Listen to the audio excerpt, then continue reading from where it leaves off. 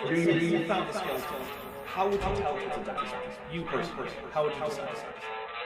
Well, interesting question. I don't know. I'd have to do some research on that.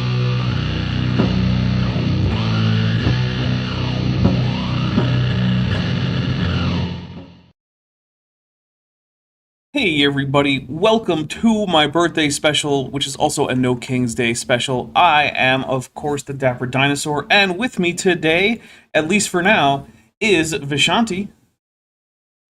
Vishanti, how you doing? Well, I'm here, unlike literally anyone else. So, what's up? To be fair, I did tell people that I would be going for a while and that they could drop in or out as they pleased. And I hear a lot of people are busy today for some reason. I don't know. Yeah, I'll be busy later. Yeah, probably with whatever they were doing. Yep. The Sealoof, who's been a member for 28 months, is at the tetrapod level, says, "Happy B-Day, Daps, with a Godzilla, and I will take a sip of this delicious hard Mountain Dew, Baja Blast." Cool. Baba Ali also says, "Happy birthday." So, in case anyone was worried, this is not just going to be me complaining about kings. We have other things in the works. Specifically, I have found a video by Christina Altman. Vishanti, do you know who that is? I don't think so. She is the zookeeper at Answers in Genesis. Oh. They have a modest size zoo section at the Ark Encounter, full of all sorts of various animals. There actually are some pretty cool animals in there. They have a bunch of equids and equid hybrids. They've got some various monkeys. They've got I'm sorry. They've got a fair few animals in there. And from what I can see, they seem to be reasonably well kept for a small zoo. And so I think she does, as far as I can tell, I'm not an investigator of zoos or anything. Near as I can tell, though, she's doing a pretty decent job keeping the animals. So, you know, no shade on that. However, she's a zookeeper, not a biologist or a geologist or anything of the sort, right? Okay. Yet they'll trot her out to talk about evolutionary biology and biogeography. Of course. Yeah, because why not, right? And so actually she was the person who was featured in the first time that the whole pink tutu thing ever came up on the channel. So if you go back into my archives and you watch the Noah Zookeeper series, you can in fact see me not in my human suit and yet still wearing a pink tutu. Okay. Yes, it went vertically right in front of my hips, in case you're wondering how a dinosaur wears a tutu. Okay, thank you for answering it, because I was just going to ask. Yeah, I could see that you're like, I wonder how a dinosaur would wear a tutu. Is it like this? I think, or is it like I this? Assumed that that's what it would look like, but thank you for confirming. Oh, yeah, you're welcome. Goop23, who's been a member for 35 months, is at the tetrapod level, says, "Just went to a strawberry festival in a farm town." Well, that sounds nice. Yeah. I like strawberries. Hello, Goop Doo, fellow Bubba Bingo enjoyer. Yes. And I don't know if we have a set bingo thing for this. So, I don't know. If we have a generic bingo card, I'm sure that could work. Like a generic... Sorry. For some reason, I have something in my throat today. A generic Young Earth Creationist bingo card. That could work. And so... Doc Dino is here. Welcome, Doc. Hey! Hello. Sorry for being a minute late. My computer don't be sorry. Issues. Look, that's kind of been happening today, so don't worry about it too much. Let me just add you to the list of people that we have on the show, because basically, under the who is coming in here, we are not adding people unless they actually show up. But also, I want to say, you've been doing some paleontology work lately. Isn't that accurate? I'm sorry? You've been doing some field paleontology lately. I've been trying to do a bit of it, but I'm having a few issues. Yeah, so that is one of the reasons I wanted to say, hey guys, Doc Dino here, he's one of the few people who is directly associated with this, the channel, who is actually out there digging up actual dinosaurs. Now, I have some insider information that we're not really going to be able to tell you right now about exactly what's going on there. But if it's what Doc thinks it is, and he has some pretty good reasons for thinking that what he's digging up is what he thinks it is. This could be a pretty big deal. I might even say like headlines, maybe. Fingers crossed someday, but So you got to get a few things done first and get it out of the ground. yes, well, unfortunately, one of the problems there is that we, in fact, you run into some car troubles, and so there is, in fact, a GoFundMe for you if people want to help you get your car back in working order, so you can go out on those unmaintained dirt roads, because that's what most of it is. So I'm going to put it in the chat here, and if people want to, they can go over and toss a few bucks that way. I'm also going to add it to the description. And that really is much appreciated, Dapper. Thank you. You're welcome. And so there you go. We have a few super chats. Meat Permits 10 for $5 says, "No King's Day, better exclude Joshua Norton, Emperor of the United States and Protector of Mexico. AIG is a rucksack of roosters, and we will take a drink for that. Thank you very much."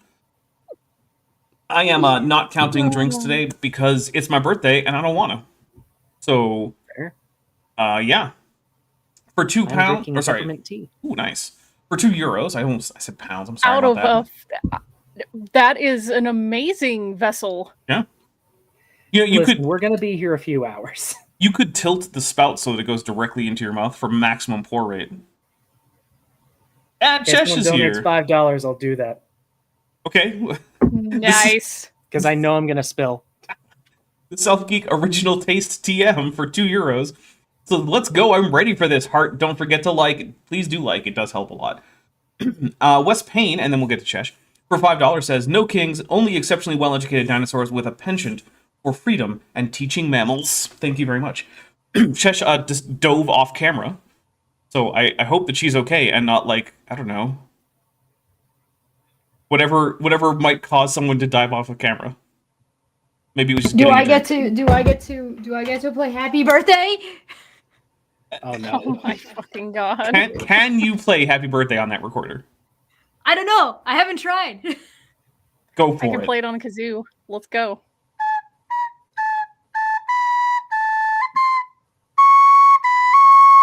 No. There we go.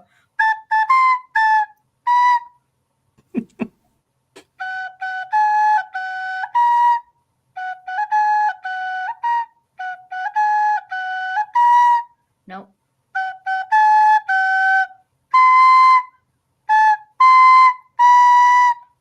There you go. What did I do? Yay. Ah.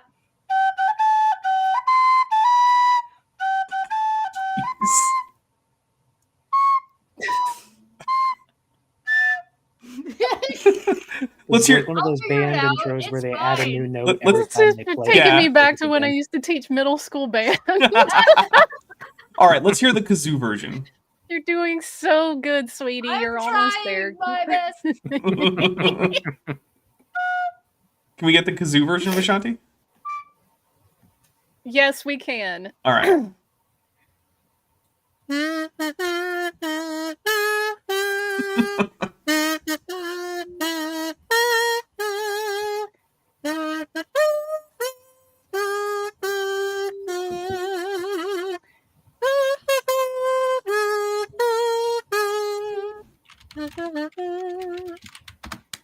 Awesome. And I'm adding, let's see, Chesh's links here. So, by the way, in case you guys want to go check out any of these other people's channels, they're all linked in the description. And as more people come in, I will add their links to the description. So, Chesh, how are you? Are you, have you recovered from the fact that one of your XOs died? No, Oh. not really. I'm tired. I didn't Well, sleep. at least you didn't give her up to torture by Romulans, which you almost did. I did consider that option. Yeah, you did. It was a little confusing to me. It's like, what if Have her feel like I'm do missing this? some What the- context here. Yeah, I saw your face and I was like, I'm gonna ride that for a hot minute. in case you guys Never. don't... Oh, sorry. Jillian said, Can you imagine tuning in for the first time to this and getting someone fumbling through "Happy Birthday" on the recorder? I was doing my best. You You are doing your I've best, never even done it before. and you were getting there. You're like Yeah. In case figuring it out, man. in case anyone doesn't know what we were just referring to, in Star Trek Endurance, our Star Trek Adventures actual play, which we had an episode of last night, the XO got transporter cloned, and one of the clones was dying, and didn't really have an opportunity for a medical evacuation because there was also a colony evacuation going on. So one of Chesh's proposed solutions was just to say, "What if I just give her to the Romulans?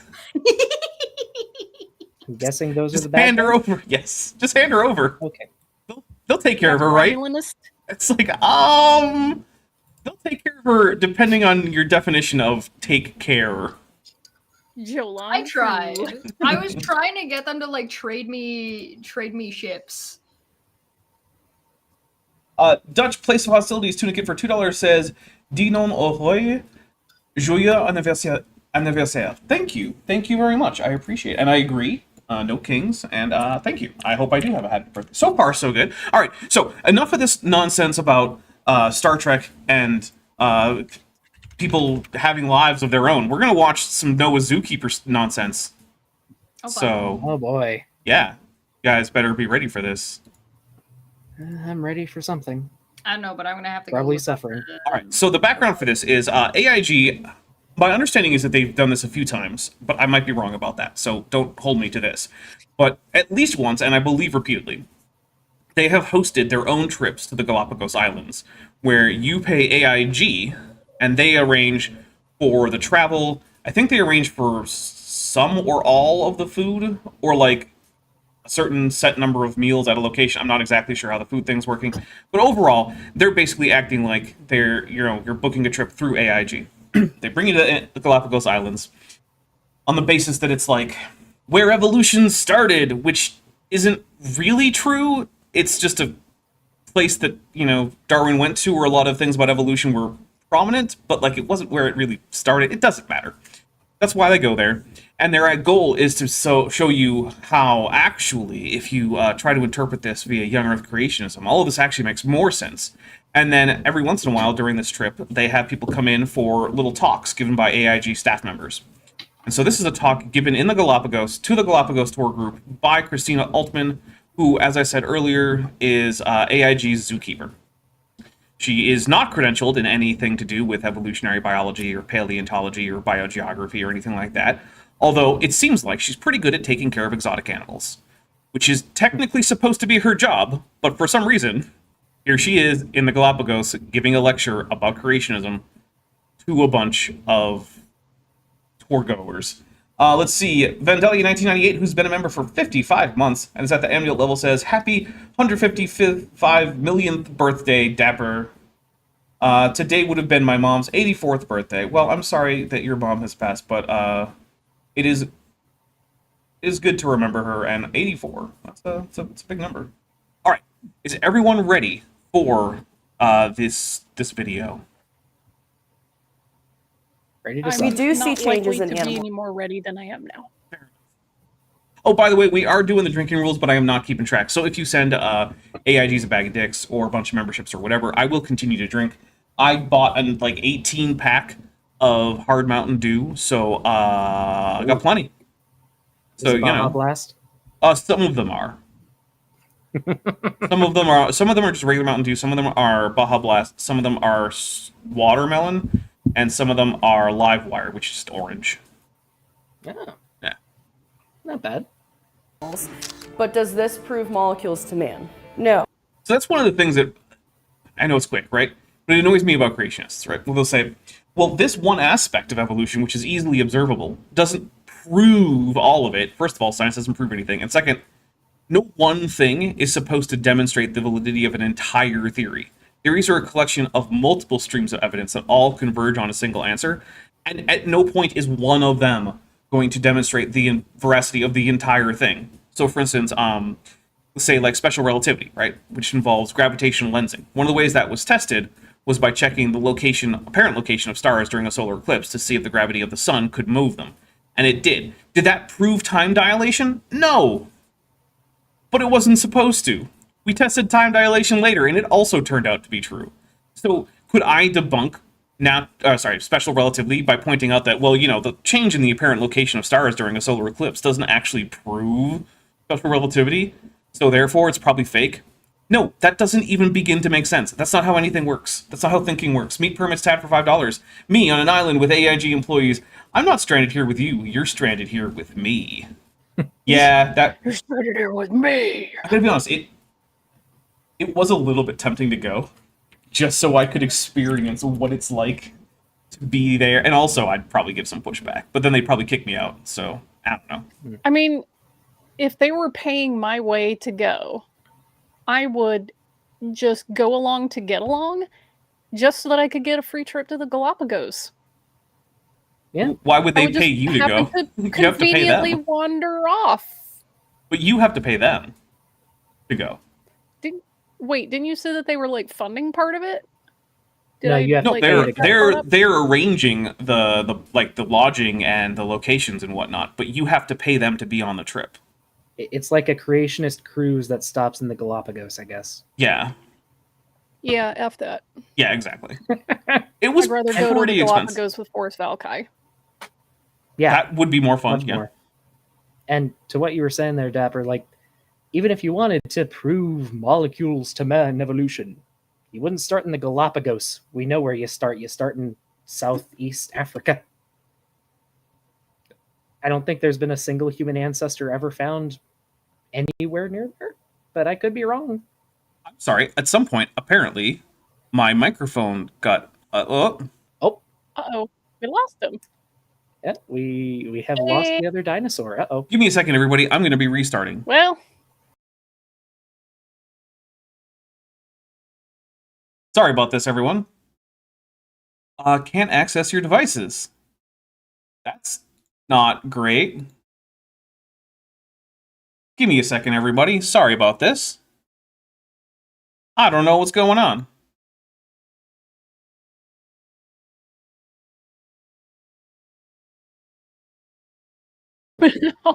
Oh, shoot. Oh, no. Now they're Hello. gone for sure. Oh, they. I was This trying is to show great. for you. Yeah, I no, guess we were off stream. you were. Sorry about that. I don't entirely know what happened there, but they can't see you yet because I'm still trying to get everything set back up. But yeah, I have no idea what just happened. We do see changes in Here we animals. go. But does this prove Okay. molecules to man? No, because the tanagers are still tanagers and the beaks are still beaks. There's no new information being added here. I have read multiple scientific papers of secular scientists. Let's see. secular scientist. You mean scientist? Scientists, yes, that's what that means. I could argue that the Vatican astronomers, some of them might be religious scientists, but that's about the only place I can really find a place where I could reasonably say you might have a religious scientist. Wes Payne for $2 says, start a Vish creation cruise fund. There we go. We'll set up a fund to get you to go on a creation cruise. I would rather shit in my hands and clap. I mean, you can still do that on the cruise. It's true. Nobody's really stopped. Yeah. I mean, they might, after the fact, like, detain you somewhere in, like, cruise brig or something. I don't know. I don't know how cruises work. Cruise brig. I mean, They have to The have a place amount for of people detaining who people get- who are, like, dangerous. Because I'm sure it I happens. like amount of the people just the concept of a cruise on brig. cruises who get like violent diarrhea and things like that, it's not a secret. No, yeah. And then you're just stuck there for a week. Yeah. I've had people like, hey, Dapper, how come you don't want to go on this cruise? I'm like, I spent enough time on the ocean. I don't ever need to be on the ocean ever again in my entire life. That's just not a thing I need to do. But hear me out. Okay. What about one of those glass bottom canoes to a tropical reef? Okay, if I can fly to the reef and then the quote unquote on the ocean that I'm doing is like inside of land on a glass bottom boat, okay, yeah, sure. But I don't ever need If to it's in be a on the open lagoon, ocean. maybe. Yeah, I don't ever need to be on the open ocean again. Yeah, fair. Yep, I got my fill of that. All right, here we go. Writing about what they think the biblical worldview is, and they all say that the Bible says God created the animals as is. That is not what the Bible teaches. You know, it's weird because every single special creation advocate believed that that is what the Bible taught, until they realized that kind of made the whole Noah's Ark thing implausible. So you might say, oh, well, that's not what the Bible teaches. But the whole history of Christianity seems to disagree with you about that. Now, I can't speak as to like what people in like, I don't know, Judaism thought about special creation and whatnot in relation to Genesis. I don't know, Vishanti, do you have a lot of information about what they said about how creation worked in terms of animals and biology? I don't spend any time looking up what they thought about special creation. Yeah, so I don't know. Maybe there was a different take there. I don't know. I haven't looked into it. I mean, in Victorian era England, there were a lot of interesting ideas going around by scientists / church members like William Buckland, and who's the guy that nobody liked? Name started with an O. Owen? Owen, yeah. Owen believed in like a weird successive creation kind of thing. But where he that's thought still every day was special a creation. metaphor for different stages of life. Yeah, but that's still special creation where God makes individual species as they are. That's true. Kent, the bacteria kind Halstead says, can Ceratosaurus swim? So, in terms of the paleontology, I don't think we have evidence either way. However, the vast majority of animals can swim to some degree. So the answer is probably. Have you ever heard of Bacher's hypothesis about Ceratosaurus? I don't think so. So Bob Bacher, very famous paleontologist, he has this little pet hypothesis that Ceratosaurus was a semi-aquatic ambush predator, like the theropod equivalent to an alligator. Okay, Bob. What are you doing? What are you doing? He has reasons why he thinks it, but it's just kind of funny. They're not good reasons. Yeah. Also, let's remember the paleo environment that Ceratosaurus is found in isn't exactly something you would call a swamp or a lagoony area. I think that depends on the specific quarry. Like, I think most of those Ceratosaurus quarries are from ponds or lake deposits, actually. Specifically. How are you? Happy birthday, Dapper Thank you. Dinosaur. Thank you very much. I am. Go ahead. Sorry, no, I am well, but I wanted to start right off the bat and get something out of the way, get it off my chest. Okay. So to speak, because I feel like I owe a public apology to you, my friend, and to members of your community and to members of my community for the fact that due to my let's say temporal incompetence, you were supposed to appear on my 20,000 subs live stream celebration last week, but because I have no idea how time zones work, despite us being in the same time zone effectively right now. Yes, and I own that, and I am sorry. I hope that everyone can forgive me for your tragic absence. Yeah.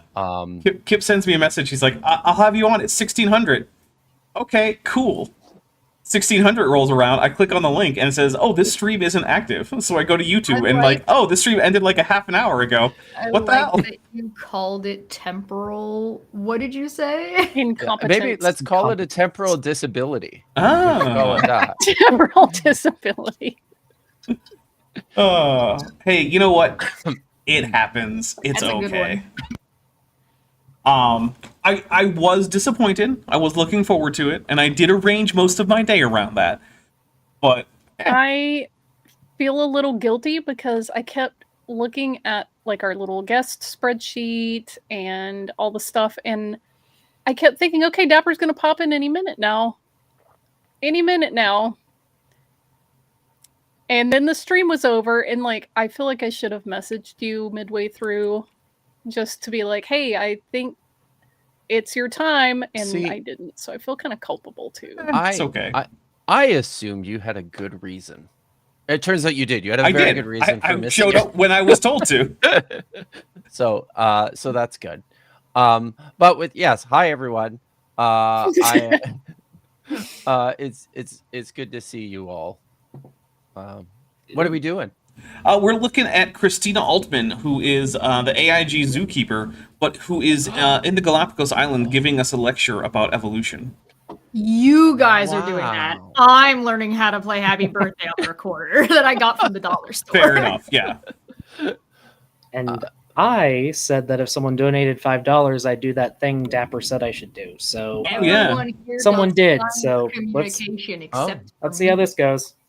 You have a I don't know, volcano you wanna watch, make that it counts. big Dapper, or am I gonna What be are we small? drinking, It's- Doc Dino?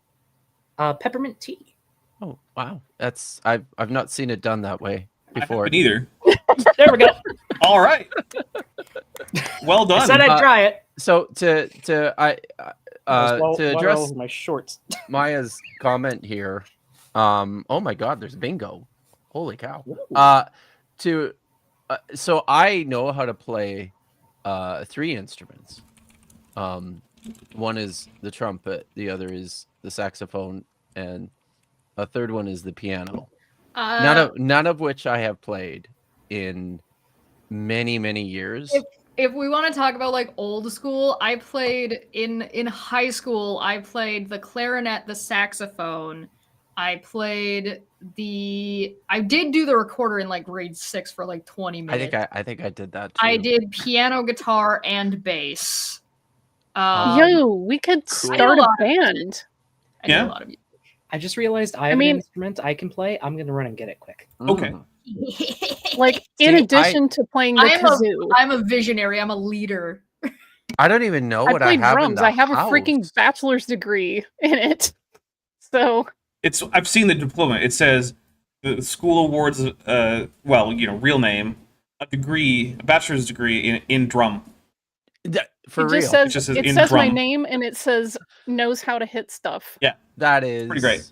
ONB Alpine Octopi and Mountain Sharks at Club Himalaya, who's been a member for 22 months and has one of the longest names in this chat, says, stop counting birthdays after 29 million. Oh, like I'm 150 million-ish. That's roughly. All right, we're going to hit play and we're going to hear some more from Christina Altman, because this is actually still just like the intro. This is the teaser trailer section. Oh my god. Okay. Yes, change occurs, and that coincides with what the Bible tells us about animals. But it does not prove that Wait, life what? spontaneously. What? What? It does what? Change occurs and that coincides with what it tells us in the Bible? Yes, that's she her say claim. that? Yep, that's her claim. Where? Yeah, that's a good question. Apparently in Genesis. Oh, is it because when you put spotted sticks in front of striped animals, they give birth to spotted animals? Is that it? I think you have that mixed up. Magic? I'm pretty sure it's stripy sticks in front of any animals I make don't them know, have whatever. stripy What the fuck offspring. do I know? So This is our biblical expert here. Is that guys. it? Maybe that's it. Maybe that is it. Surprisingly enough, I never really hear Answers in Genesis talk about that particular story. Weird, isn't it? It's weird. That's very true. It is weird. All right, we're just going to take a drink for the Bible tells us that animals change and adapt, which, no, it doesn't. It sure doesn't. Not really. It doesn't say they don't, but that's Hey. not the same thing either. Guys, I learned about a new animal today. Is it the binturong? No, I learned about a new animal today over on Bree stream called the Olm. Oh, Olms are they're It's adorable. Cool. Yeah. It's I've very never heard of cool. them. You don't know about Oh. Olms? Oh, you have to see Nope. an Olm. OLM. I know. How do They're you spell it? OLM. They're salamanders. You'll love them. Yeah, they're amazing. OLM? OLM. Yep, Olm. OLM. Not Ohm, as in. Oh, it's like a OHM. flattened. Yeah. What's that salamander the kids love? I don't know. I didn't know there was one. Axolotl. Oh, there you No, go. Baba Ali. I said not Ohm. Ohm. Olm. OLM. Here, I'll Anyway, type it. I have returned and I do have my instrument. Ooh, what And is I it? say happy birthday. Sure, go for it. Okay, first, how do you say on in French? On. Or it depends. Rock hammer on Ordovician limestone. Okay.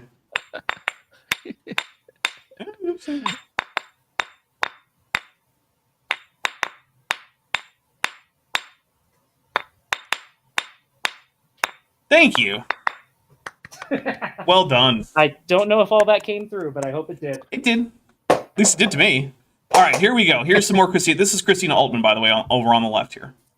And then someone who is probably working really hard for that paycheck made a little eye graphic for some reason. I don't understand it. Looks great. It does actually. It is actually pretty good looking. They rose from non-life, and a molecule evolved eventually into the. I'm pretty sure those are stock assets. Yeah, this is stock stuff. This is stock footage. No one at AIG made this. Okay. Okay. Organisms we see today. The Galapagos is often considered kind of the holy land for scientists, especially the holy land. By the way, they can't the holy land. No, they can can't. I'm taking a drink. Jeez. I had to step away for a second, but I heard that salamander, dog dino, it's Axolotl. I wasn't gonna go there, but you know. I apologize. All right. Well, I prefer the Spanish pronunciation because it's easier for English speakers. Ajolote? Ajolote. Yeah, but that's looks even less like how it's spelled. Well, that's the way it's spelled in Spanish. Well, yeah. It is odd that the Spanish pronunciation is probably easier for English speakers, and yet we insist on writing it like it's a Nahuatl word. Hey, Doesn't surprise me with English. Before we continue with the video, can you tell me about Christina Altman? I can. She is the zookeeper at Answers in Genesis. Is that it? Is that all? That's we know about it. her? That's much the it. only All of relevant it. thing, at least. Like, I'm sure she has like a family and was born somewhere. And Does she have? I'm sure she was born somewhere. expertise? does she have? No, not at all. She has expertise in zookeeping. Maybe she has a Bachelor of Science from Liberty University. Maybe, as far as I can tell, all of her which you- training was in the care and keeping of exotic animals, and none of it was in science. Did she work with the Tiger King? I don't think so. Hmm. At least I But don't I remember her from the Tiger King show, any of the seasons. Do you think the Tiger King could get a job? And we know the Tiger King could totally get a job at Dinosaur Adventureland.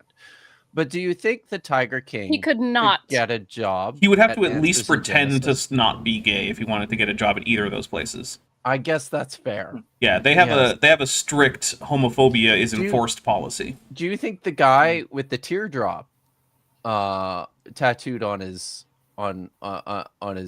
just below his eye from the Tiger King could get a job at AIG? AIG probably not. DAL maybe. Hmm. DAL Okay. is way more into taking in like ex-cons or people who seem like they might be ex-cons. In part because it's really hard to get by in America if you're an ex-con. And someone saying, hey, you can live and eat for free indefinitely here if you just come and, work on my compound, which I'm sure he doesn't call it a compound. But, for someone who just got out of prison, who has more or less no job prospects, who will have a hard time getting anything that isn't just minimum wage, it's not the worst deal. At least it doesn't sound like it. But then Doesn't what that sound like means it, nope. is That's now true. Kent Hovind has complete control over your livelihood, including your housing status. That is less than ideal. Yeah. There's also why when people who aren't ex-cons show up, he eventually gets them to sell any property they have that is not tied to DAL and give it to DAL as the money as a donation. Because this is your forever home. You're never going to leave here. We're going to take care of you. And then, of course, he kicks people out routinely who then don't have anything because they donated it all to him. And they did donate it. They voluntarily did that. He didn't, hold a gun to them. But what that means then is that, well, now he has control over all of their finances, which is just, again, another cult behavior where, yes, Kent Hovind is, in fact, a cult leader. He doesn't like to admit it. He pretends he's not. But he does They all all do. of... Yeah. And when I say cult, I don't just mean a new religious movement. Because, quite frankly, he doesn't have a new religious movement. All he has is... Seventh-day Adventism. Well, yeah, basically, he's a Baptist who has some Seventh-day Adventist theology mixed in there with his, creation nonsense. Yeah. But then he treats it like a cult of personality. In terms of actual, religious doctrine, nothing's new there. He hasn't invented a damn new thing about religious doctrine, as far as I can tell. It's all just the same Job old was stuff. Chinese. Maybe that's not doctrine. Yeah, it's probably not doctrine, but he does think it's true. But I don't. Because, yeah, in order to say that it's doctrine, it has to be something like, oh, you have to believe this in order to be part of our religious group. And I don't think he has that position. That people have to believe that Job was Chinese, or they're not, like, real Christians, or they're not the right kind of Christians. I don't think he'd say that. For those who watched my stream last night, in which I had to translate a really frustrating amount of the New Testament, the word for that is heterodidaskalo. Other teachings.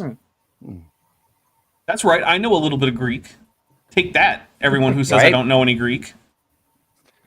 I And, don't really know any Greek. I just kind of intuit my way through it. And my That one's first an easy guess one. was Right. Was, yeah. my first guess Mhm. was counter teaching. It was good. I liked it. Thanks. The hetero is the same And you- section, it's the same morpheme as in, like, heterosexual. Other, different. And you threw that down before Dr. Josh did. Yeah, Who has a Bachelor of Science degree. So from Liberty University. from Liberty University. Yeah. Yes. All right, I'm going to hit play. Oh, well, Oh. I was just going to say, meanwhile, I've had to learn an unfortunate amount of Greek and Latin for some unknown reason. Wow. There are But known also- reasons. Maybe. But also, shout out to my friend Base Theory, who called Kent out to his face on his culty policies in a debate. Yeah, it he was did. glorious. Beautiful. Good. Yeah. Kent does Hey, not Dapper. like having it pointed out. Yeah, Remember that time you asked Kent Hovind what a dinosaur was, I do. and he couldn't answer? Yeah, I do remember that. I also remember that I was careful about how I asked it, so he wouldn't think that's what I was asking, because he would just say yes if he thought that's what I was asking. Yeah.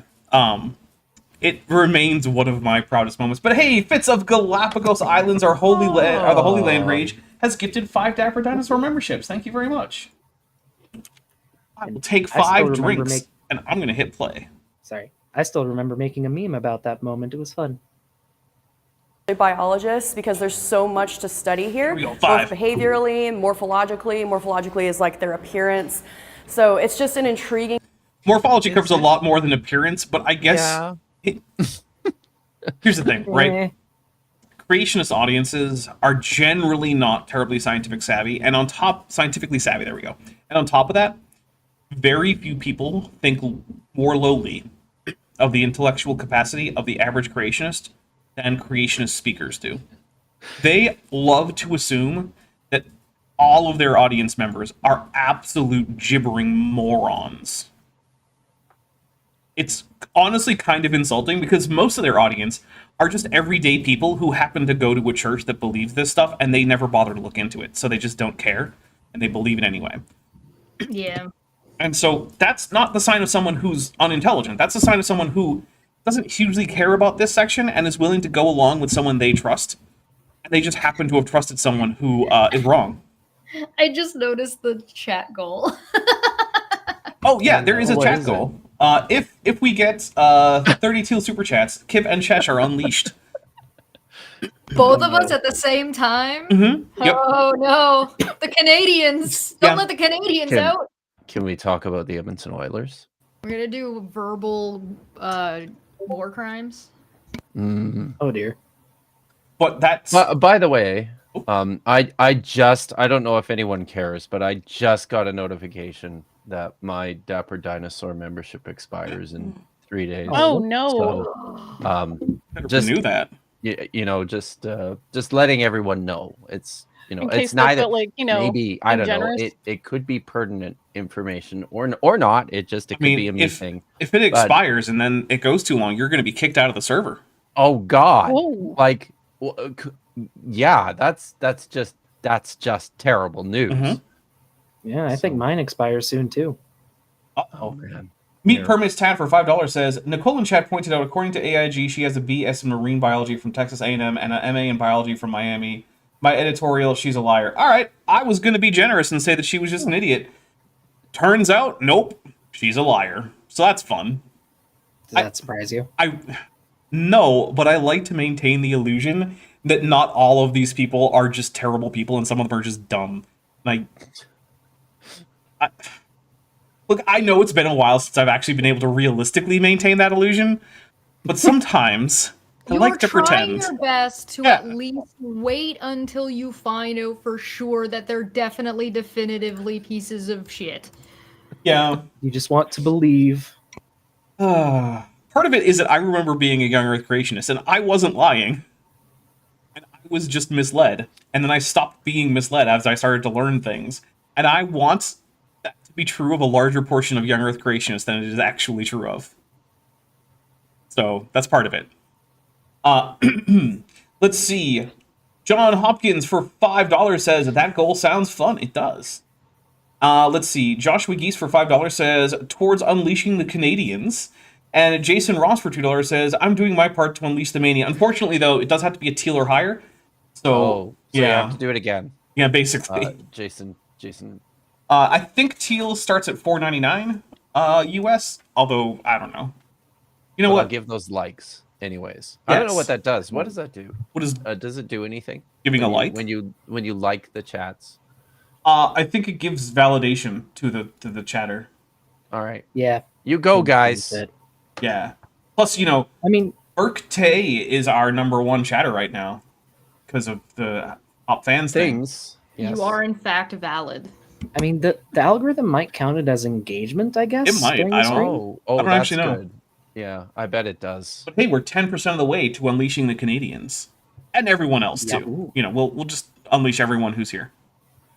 Pillowpunk for $5 says, I remember thinking being conservative meant caring what's written in the Constitution.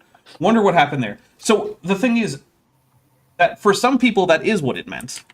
And those people are people like Mitt Romney, whom you might disagree with, or in some cases like Ron Paul, although he's not in Congress anymore, but like he was one of these people, right? Who actually did have an ideology and an actual like philosophical idea behind their conservative stances that did involve things like originalism and stuff like that. But populists took over. The populists had long since taken over the actual on-the-ground politics in conservative politics. But then, in recent years, they started to take over even the idea that there was going to be some kind of, like philosophical background for this beyond just populism. And so, people who are actually philosophically like tied to or conservative ideals, like the constitutional originalism and stuff like that, yeah, they've largely been squeezed out of any prominent role in terms of like There's conservatism. currently somebody in the United States that's running for office, and they are actually a Democrat that is spouting Christianity and talking about Christian values and how like the current American Republican Party is like flying and like how Donald Trump flies in the face of like traditional family values and Christian values and Which like he absolutely the does. Oh yeah, no, I mean he's a right. rapist. He does exist though. I forget his name. It's legal. It's Generally- public record. Generally It's legally speaking, validated. Christianity, like if you list the things that you're not supposed to do in Christianity, rape is on the list generally. You're not supposed to do that. Yeah. And then he did do that. So Jason Ross for $5 says, this is probably not great for my budget, but I can afford it. Hey, first, thank you very much. But second, if anyone is out there and you cannot afford a 2 super chat, please don't. Please don't. Things are tough right now for a lot of people, and I do not want to be a burden on top of whatever else it is that you're dealing with. So please only donate if you can afford it. We got for $10, Renee Resurfacing Fossil Trees Reborn says, things I find interesting. The Canadians being well known for swearing feels very counter to the assumed reputation of the nation, but very accurate to my personal experience. Can I answer that question? I mean, it wasn't a question, but you can respond to the statement. Thanks. So, 2 things. One has to do with honesty, and the other one has to do with the difference between nice and polite. There you go. Look it up. Right. Yeah. All right, and Juliana Delicato, a prominent Jewish historian who's been a member for 20 months, is at the Tetchball level, says, came for content, stayed for the kerning trauma. Thank you. Thank you for giving me psychic damage. Why does my audience hate me like this? This is why I can't be a nuisance streamer, because my audience would absolutely encourage me to do the absolute worst stuff. I would be in prison immediately. And Olivia Williams, who's been a member for 37 months and is at the Touchball level, says, happy birthday with a Gador, and we'll take a drink for the Gador. And again, I'm not counting the drinks because I don't want to, and you can't stop me from not counting the drinks because it's my birthday. All right, here we go. In place with really unique species that have adapted and been designed for a really unique environment. So because of that, So it's hold often on. called the Oh, okay. Have they adapted Or or been have they designed. been designed? Yeah, Like It's a good pick a question. lane, Right. lady. If they adapted to the where are we environment, they going weren't here? They designed were for it. created to adapt. Checkmate, You atheist. stole what I was going to say. Damn it. Yeah, that's exactly what she's going to go for. But the problem is, that's still a problem, right? Because either they were designed for the environment, or they were just designed to adapt broadly, in which case, even if the adaptability was designed, it still then isn't true that they were designed for this particular environment. They were designed to adapt to whatever. Does it, by implication, also suggest that the environmental design is shit? Like, Yes, but their excuse for that is that the world that God actually designed is the antediluvian world, and right. that the deluge, the Noah's flood, that actually ruined everything. So while it is true that the current environmental design is shit, that's only shit compared to the actual design of God. Because God, despite apparently being omnipotent, didn't know about that he was going to do a flood, and so he couldn't have designed the post-flood world to be as cool as the pre-flood world. I like the faith that you guys have in that everybody's gonna make sure that we hit that goal. Right. Well, Hey. I mean, also, and hey, we all know it's still all our petty humans' fault 4,000 years later for all of that. Yeah, that is actually a weird thing that Joel Duff brought up earlier, is like, creationists love to blame everything wrong with the world on humans via sin, but then when it comes to like, but could humans possibly have like a major causal effect on climate change? No, nope. Humans only can affect the entire cosmos by eating the wrong fruit. But if you think, way, Jose. if you think they can appreciably contribute to the warming of the climate, no. The only way that humans can affect the creation is through like metaphysical contamination via sin. Sure. Okay. I guess. Goop23 for $2 says Adapter Dinosaur. And Meat Permits Tat, who's been a member for 4 months and is at the tetrapod level, says, you just want to see your inside jokes elsewhere. I do, actually. That is the case. Oh, God. It does always warm my heart. It's like a sickness. So, yeah. And I'm a spreader. Yes. Everyone should get down with that sickness. Terrador's final form for 200 Argentinian peso says, the medical uniforms at my uni had, ye have done it unto me, embroidered in reference to Matthew 25:34 through 40. If politicians from anywhere want to take the Bible as a base, they should that should be their starting point. And you know what? That is actually one of the ethical messages in the Bible that I can get behind. Like, hey, if you treat everyone, if the way that you treat other people you think of as the way that you would treat the person you think is like the most important person in history, the person who's, you know, supposed to be the source of your salvation, I would think that would lead you to treating people well, because I feel like, you know, Christians shouldn't want to be a dick to Jesus. So like, well, That's to the Pharisees. it turns out I was wrong about that. No, I know. We're learning. We're entering a new era in which many Christians are not as they're more prone to think that Jesus was just a pussy. Yeah, see, that's been a real thing that's been happening. There have been Yeah. pastors reporting that people are complaining when they teach just directly The what Jesus Bible? said, and they're like, Yeah. "That's some weak liberal shit." Like, it's just the Yeah. Bible. That's Jesus right here. It's in red letters. I saw that one cop going around in Florida being like, oh, we're going to shoot you, like in the graveyard, shoot you if you protest wrong in Florida. And I retweeted it and said, treat others the way you want to be treated. Oh boy. And I've been being a little bit savage recently. I also said that, hey, if you in the future who are like, who have been supporting ICE and who have been doing like ICE apologetics, because I had an ICE apologist show up in my chat. I said, once all this comes out, you're not gonna be able to live with yourself, and you shouldn't. All right. Listen, I've been a Jess little is, bit like, like on the mega not the based. nicest.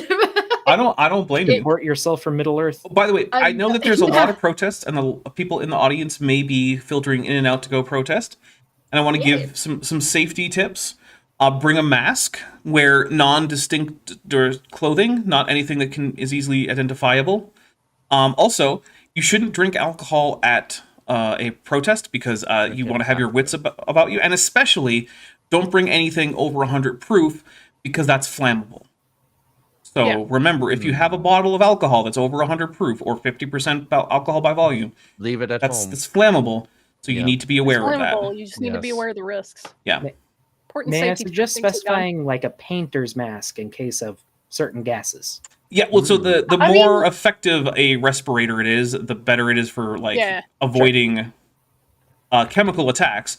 But also, you might not want to be identifiable on cameras by your face, Of course. Yeah, 'cause which means some even a people bandana. read Lord of the Rings and or watched Lord of the Rings and saw the evil surveillance orb and went, "Hey, I think I'm going to name my company after the evil surveillance orb." Yeah, they did. Wait, really? Yeah, Palantir is an actual like data aggregation and data broker company. You should look at the recent news reports on their, upcoming hopeful government contracts to It's definitely No, the not author use of the this evil play should be surveillance fired. orb. We need a better writer. yeah.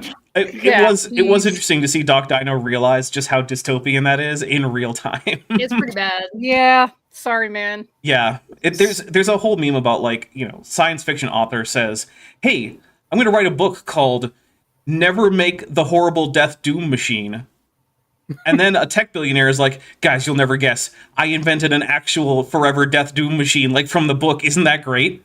And everyone's like, "No, the whole point was don't do that." And then a tech billionaire's like, "Nah, man, I did it anyway." Oh, okay, Did you see thanks. the post about Ray Bradbury?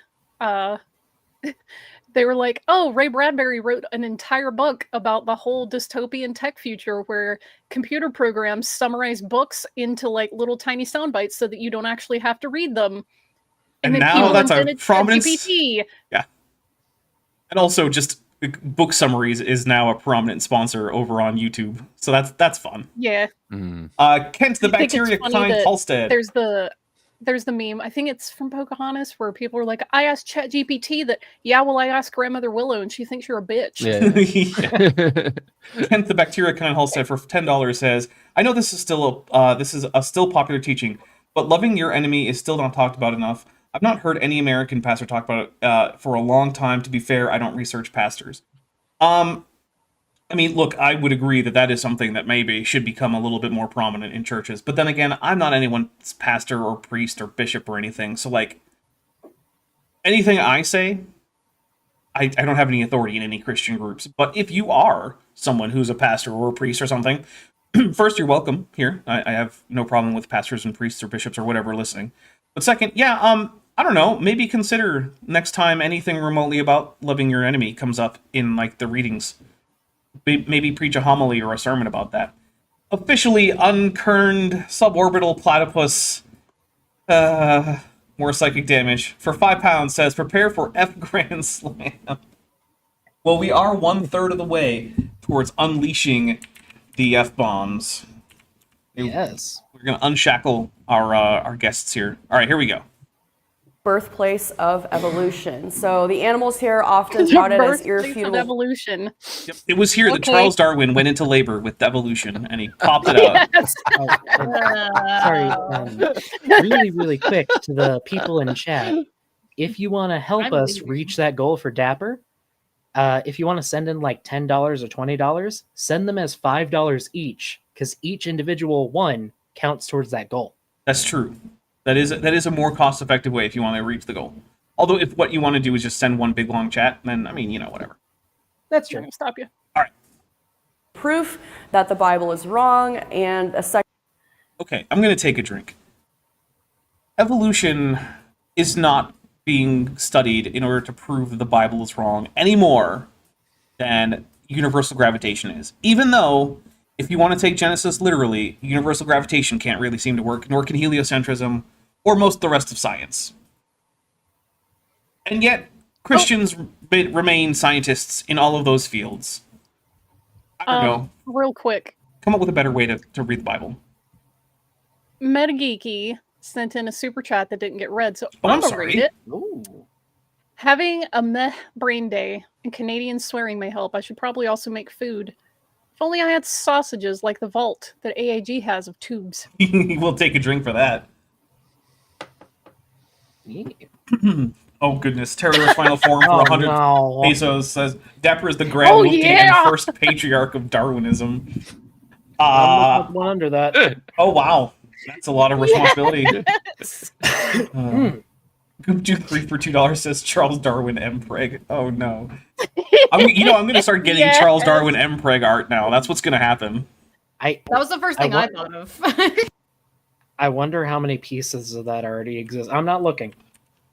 Rule 34. Yeah, I'm it's not out looking. there. It's out there. Oh, the internet is a place. Yep. The thing is, I don't know why anyone was surprised about this. Like, there used to be an entire international trade network for pornographic pottery going from Greek city-states to Etruscan cities. Etruscans were just buying up Yes. pornographic They Greek loved pottery. it. Yeah. Yeah. Like, and then it's like, oh, hey, what if we just let everyone communicate at the speed of light with everyone else on Earth? It's like, do you think that's not going to What be did the main you use think for was it? gonna happen? Exactly. I mean, would you like to go Yeah. farther back than that, Dapper? Because apparently there are Egyptian hieroglyphs showing pharaohs doing certain things. Right, mean, but they had a the whole big god. deal with the Etruscan pottery is that they saw a market opportunity and seized on it. They're like, or I should say the Greek pottery. They're like, huh, those guys out, in In Etrusca, yeah. they sure love themselves some pictures of dicks and boobs. Yep. I We mean, humans. We should but also- cater to that market. Also, I would just like to remind Dino that the Egyptian god Min is always pictured with a raging boner. I'm not surprised at all. Yes, but for religious reasons, not commercial. For ones. religious reasons. I mean, Holy boner.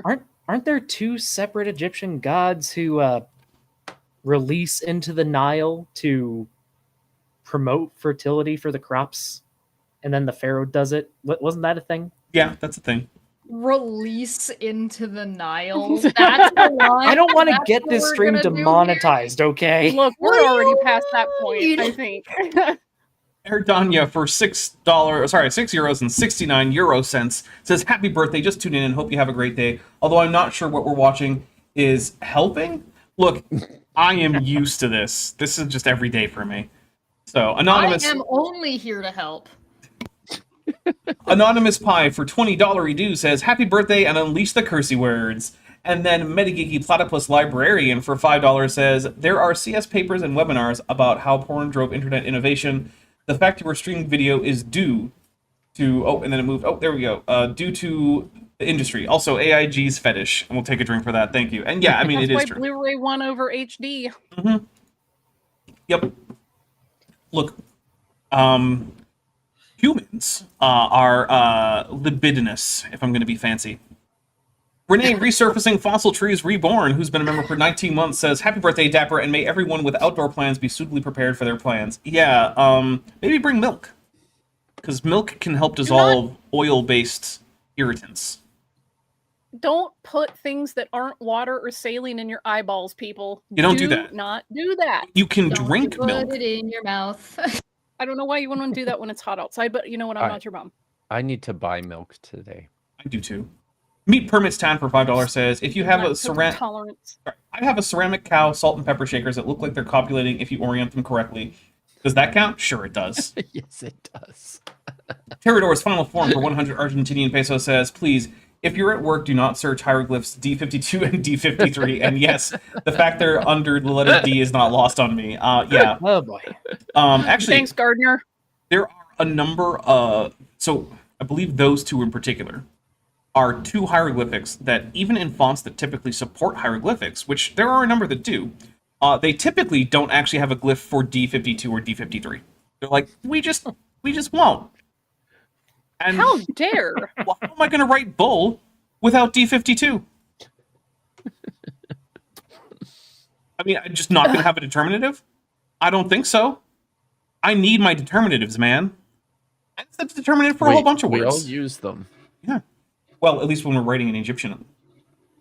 Yeah, in the chat, J.R. Pence says, "Come for the corn, wait for the wheat." Ivy. All right, here we go. Let's get some more Christina. She would be very appalled by this conversation, by the way. Yeah. Oh, That's good. yeah. Secular worldview is more accurate. This especially comes into play with a lot of biblical teachings or misunderstandings in the secular community that the Bible teaches that God created the animals as is. Carrie, let's hear it. Well, first, Carrie Bronson for $5 says, "I'm doing my part to make up for the demonization. No, I didn't mean demonetization." Thank you very much.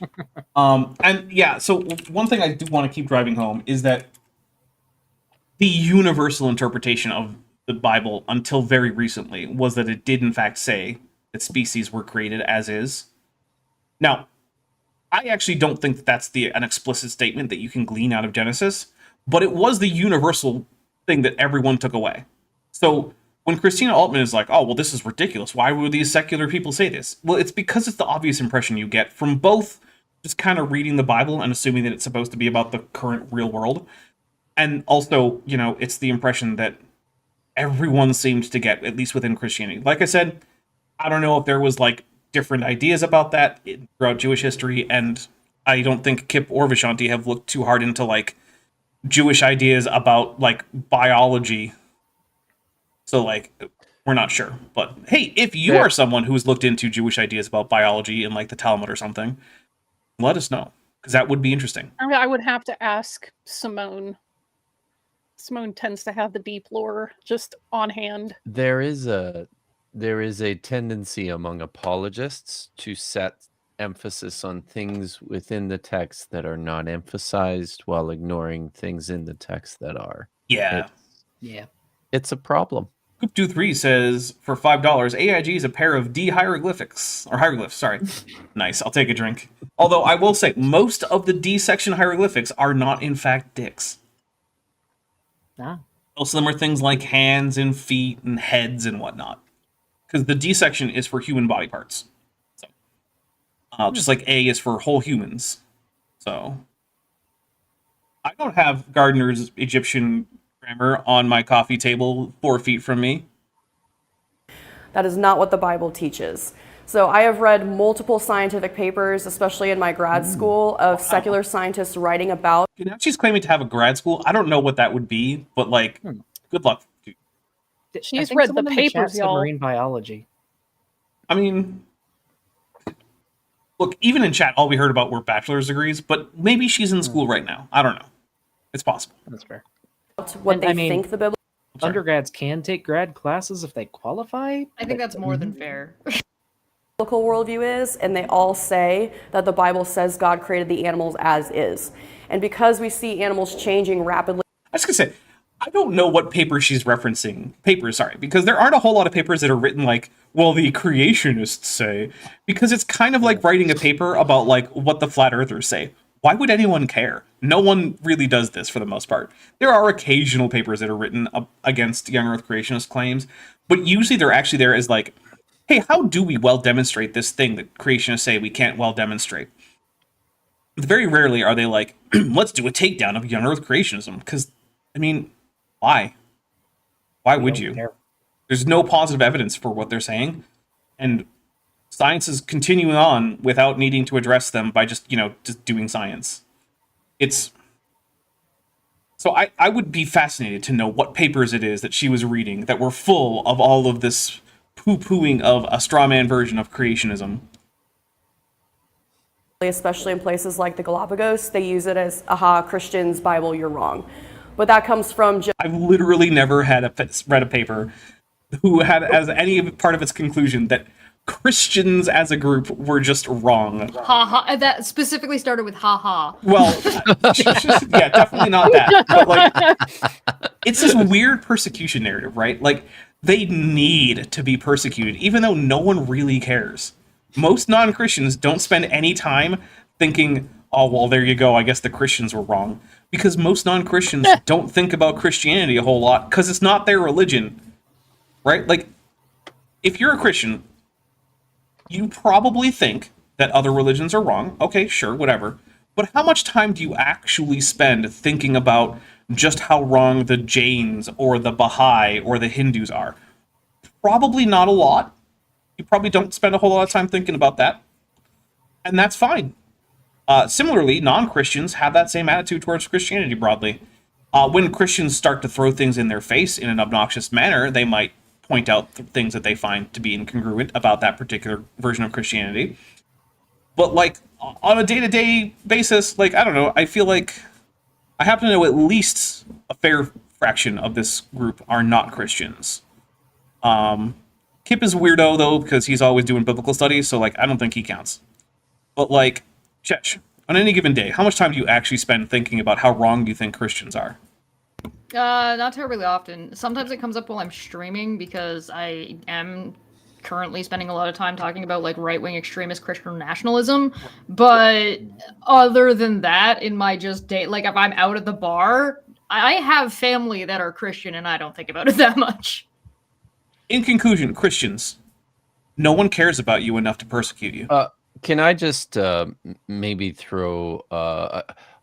I spend like I'll just use this as an example. I did a stream yesterday in which Vish and I spent a lot of time talking about how wrong a Christian was, but then balance that out by also talking about how fucking awesome, badass, There's our one. and right another Christian was. Yeah, sometimes that happens too. Turns out, Christians can be both right and wrong in various times about various things. Sean, the 21st... Christian. No, that's just being human. That's all that is. Sean, the 21st century viewer of this channel for $10 says, just got back from my first ever protest. Unleash the Canadians, 86 plus rump. I think I know what that's supposed to mean. Oh my goodness, I ran out of memory on the browser because for some reason, YouTube is like that. Oh no, did we crash again? No. Also, the reason I say Schrodinger's Christian is because at any point, if a Christian somewhere doesn't like something another Christian says, they'll just say, you're not a Christian. Oh, yeah, you're not a true Christian. Remember? Yeah. So all Christians are just Schrodinger's Christian. Which is something that the awesome Christian never did yesterday. For 200 Argentinian pesos, Terrador's final form says, obviously all animals were created in their current form, T. regis, because that's the plural of T-Rex. Yes, yeah, it is.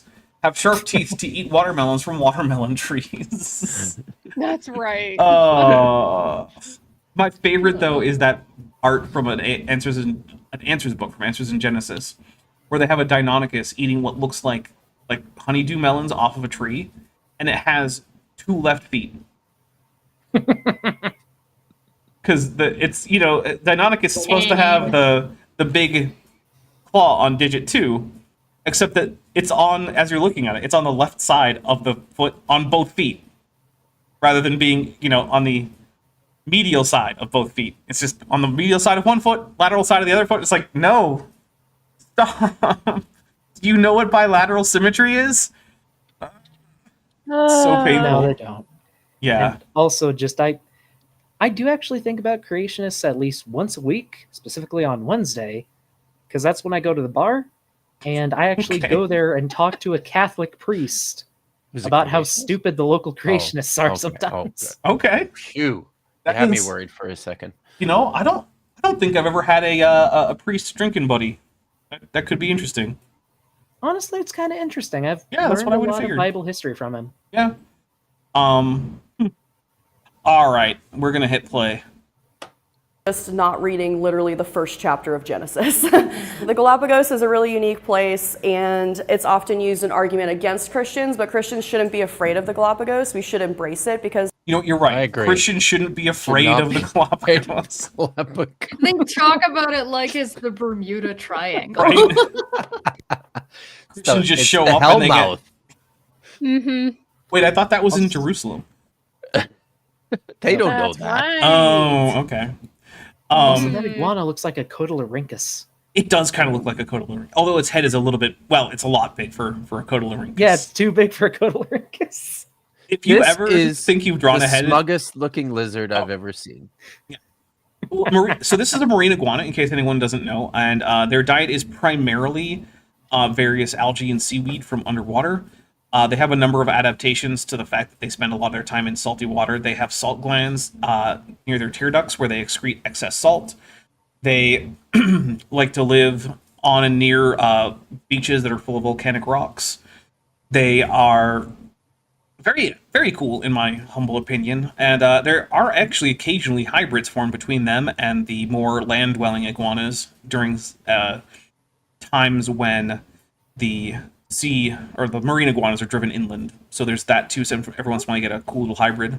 But yeah, they are iguanas, which makes them related to the green iguana that you're probably usually thinking of when you hear the word iguana. But they're also related to a number of other things like the desert iguana, the chuckwalla, which iguanids themselves are then related to other groups like varanids, as well as the Mexican beaded lizard and the Gila monster, which are the largest and only venomous non-snake lizards in North America.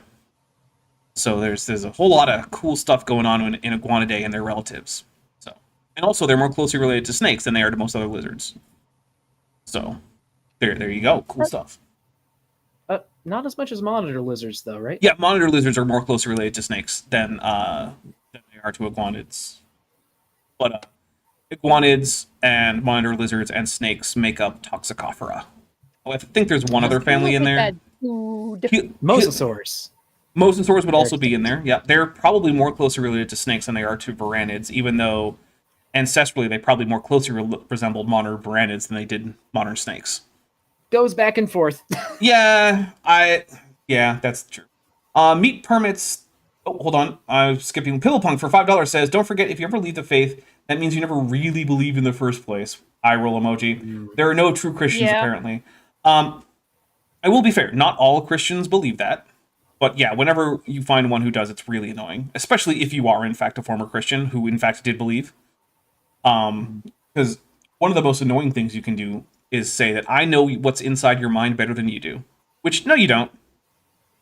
No, you don't. Even if the Bible says you do. Meat Permits Tad says, "My mom is an Episcopal priest. We go drinking when I see her. Does that count as priest drinking buddy?" Yes. Kip, she has a PhD from UTS, by the way. That is awesome. For those who don't know, UTS is Union Theological Seminary in New York City. And I feel like I'm quickly approaching a sponsorship deal with with UTS for the amount of promotion that I do free of charge. I hope you're watching, UTS PR team. But I just have to say, so Union was founded by the Presbyterian Church of America. In the 1880s, they had a very prominent professor there by the name of Charles Augustus Briggs, who actually Charles Augustus Briggs was one of the founding members of the Society of Biblical Literature. Sounds like a Sherlock Holmes villain. What? It sounds like a Sherlock Holmes villain. It does, doesn't it? But it's great. It's fun to say Charles Augustus Briggs, you guys. So he was a founding member of the SBL. He was also brought up on charges of heresy by the Presbyterian Church of America because he was teaching what's called the German science, which is critical biblical scholarship, and he was excommunicated by the Presbyterian Church of America, and Union Theological Seminary had to make a choice. They had to choose: are we going to fire the excommunicated professor from the church who has founded our seminary, are we going to turn around and give those guys the finger? And Union made the right choice. They kept Charles Augustus Briggs in his chair, and they effectively said goodbye and thanks for all the fish to the Presbyterian Church of America. So Nice. And Professor David Carr teaches at Union Theological Seminary.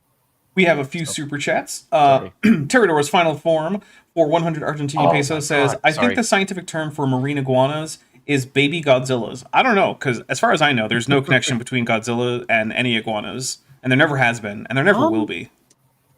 He kind of has an iguana-like face and the ridges down his back. Sometimes they can get frayed like nope. that. Shh. Mm-mm. Uh, Doc, I'm just saying, Come on, look what at are you that dude. he's a very cool lizard, but nothing to do with Godzilla, except the color is kind of similar. And yeah, I guess there are ridges in both cases. But okay, I'm sorry. Are you joking? Or are you being serious? I can't tell. don't worry about it, Is this Doc. like is this a Godzilla fan thing? It is a Godzilla fan thing. Okay, I'm not which- a Godzilla fan. By the way, we... How dare?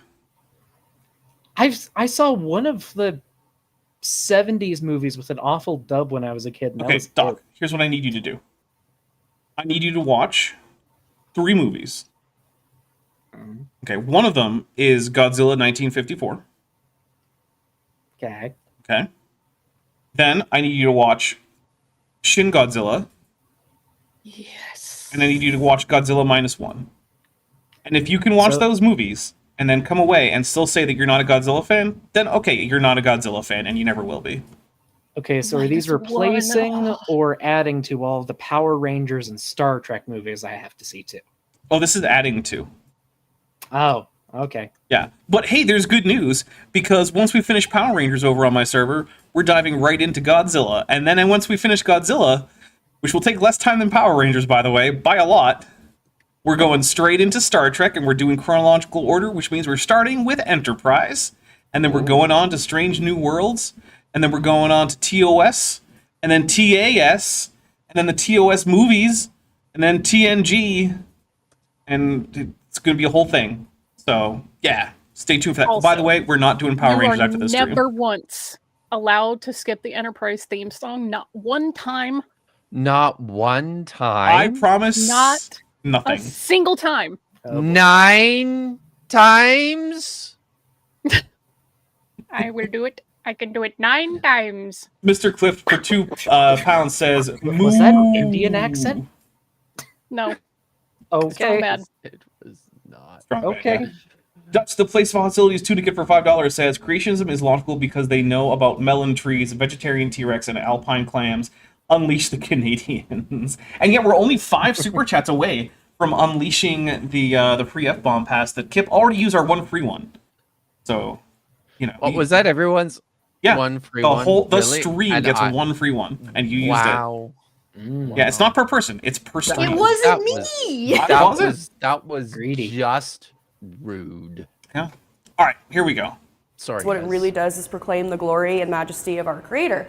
We do see changes in animals. So, does the changes we yes, see in we these animals in know. the Galapagos contradict Scripture? I don't care. Thanks. I couldn't possibly. This is always, and I get it, right? Because this is a part of their like theological framework that they're going to compare everything to Scripture. But the thing is, it's a scientific question, and if the Bible says nope, that's not how it is, but science says yes, it is, I'm going to go with science because science is the one that I can test and that has evidence that is actually objective and repeatable. And when people in science get things wrong, that can be corrected. Whereas when people get their interpretation of the Bible wrong, they just seem to start a new church. And then now there's a whole group of people who have that wrong interpretation. Now, that, to be fair, that impulse to just get it wrong and then start your own whole new church about that is much more prominent in a certain section of Christianity, namely Protestants, than it is in other groups. You know, other groups of Christians tend to do this whole thing where, like, they discuss whether or not this interpretation seems reasonable, and then if it doesn't, then that person either gets kind of kicked out or they change their mind. So the whole "we'll start a new church on this" is indeed mostly a Protestant thing. But yeah, that's what tends to happen in at least America, because America's a very Protestant place when it comes to Christianity. So Yeah. yeah. Let's see. Terrador's final form for 200 Argentinian pesos says, by the way, Dino, make sure to search for Godzilla 1954. Godzilla 1984 is good, but maybe a bit political. So look, I like 84, but if I want to take someone from not knowing anything about Godzilla to being a Godzilla fan, 84 is not one of the ones I'm going to start with. Also, just a reminder that all art is political. Yeah, there is that too. Yeah. Like, if you think 54 isn't political, then I don't know what movie you were watching. Because And it's I will say- extremely Man, political. it's like those people that they watched like the original Star Wars trilogy and were complaining, about this, that, and the other, and someone goes, "Hey, this is an allegory for Vietnam. George Lucas literally said that." And he goes, "But that would mean that the Empire is the United States." Mm-hmm. Ah. Yeah, thanks, champ. I'm glad you figured Wow. that one out. Or the Wow. new thing about Andor, that everybody freaking loves Andor, and it's like people get it when it's in TV with little pew pew lasers, but for some reason in real life they're like, "I don't know what's going on. This is something that's never happened." Like you, yeah. Good sci-fi Yeah. is a warning. Mhm. Well, and to that last super chat, once my car is fixed, I am happy to rent movies and stuff. Just I'm really working on saving money until that's done. So We You can, can if also you want find to friends speed that up have my those movie services already. education, yeah, we can That's find the way ways to for you do to them on things like Discord. we can find ways for you to watch true. these things for free. Which, by the way, there is a link if you want to help Doc Dino get his car back together. It is in the description. And we did, in fact, get a $10 donation to it, so thank you, Stella. Oh, good. yes, we did earlier. I drank tea for it and spilled it over myself. Yeah. I will do it Um, again for more $10. Terrador's final form for 100 Argentinian peso says, we should make a drink trigger for each time a joke goes over Dapper's head. Yeah, probably. The first thing to do when we're asking this question is to look at scripture, right? Because Oh, what Second a plan. No! I'm That's like the last thing you should do, because it doesn't fucking matter. I did it to myself. Damn it. Now I have to super chat to myself. Alright, here we go. Oh dear. Here's my stupid $10 super chat. I apologize for screwing up. Ooh. We're also 2 super chats away from hitting the goal, and then the Canadians can swear more. Alright, so by the way, by buying myself a $10 super chat, that basically just means I threw $3 in the toilet. I just want everyone to know that. Because that's what Hey, that we hit is. the goal! And we did There hit we the go. goal. So Dapper Dinosaur We count yours. for $10 says, I apologize for screwing up. And then Sean, the 21st century viewer of this channel for $10 says, I'm still mad that they took Star Trek and made it woke. It's still my favorite line from the You I missed don't know one. what words mean. You missed crowd. one dinosaur. Oh, I did. Erdania Kip took the F-bomb, Justice, and F-bombs for Chesh, which it did work out. Now they are unleashed. So, Gotcha. So we're unleashed now. And I You don't know are. if you guys noticed We while are. you guys were doing your thing, but I spilled peanut butter all over myself. Like I got a waffle and it just melted, and now it just looks like I pissed my pants. I'm not gonna fucking do anything about Hey, it. we're in the same boat. Yeah. I think your new display name should be Kip Untethered F Bombs. Not untethered empathy. Untethered F Bombs. by the way, we have a new super This- chat goal. If we can get 50 teal or higher super chats in the next 3 hours, I'll go put on my human suit. Oh, Ooh. wow. Mhm. That's a lot of work. It is, and it I'm aware. requires like spatial compression and gas exchange, and it's a whole thing. Yeah. So, all right, well, let's read 2 Corinthians 10:5 from the NIV, though. We demolish arguments and every pretension that sets itself up against the knowledge of God, and we take captive every thought to make it obedient to Christ. What the fuck does this have to do with animals? So what she's going to Changing. go with is that taking captive of everything and setting up, make it obedient to Christ. What that means, even though that's not what it says, is that you compare it to what's in the Bible. And we can tell that's not what it says because when 2 Corinthians was written, there was no such thing as a Bible that you could compare things to. There were sets of scriptures that were variously thought to have varying amounts of authority, But there was definitely no Bible. aren't we still talking about how the Bible doesn't teach that animals were created like in this static form and that they were actually No, she's making a broader statement about just anything that you ever think you know, you should compare it to the Bible because the Bible's going to be right. Even though, you know, it's very obviously wrong about many things if you take it the way they do. Thanks. I don't know. I just like that this starts with fucking we demolish arguments, and it's like, sure you do. Yeah. Literally, their own arguments. You got there. Be a shame. Do you know this is what Michael Jones this is fun. This is what Michael Jones tattooed on his left arm, I believe, in Greek, which is a language he does not fucking read. Did he at least get the Wait a tattoo sec. right?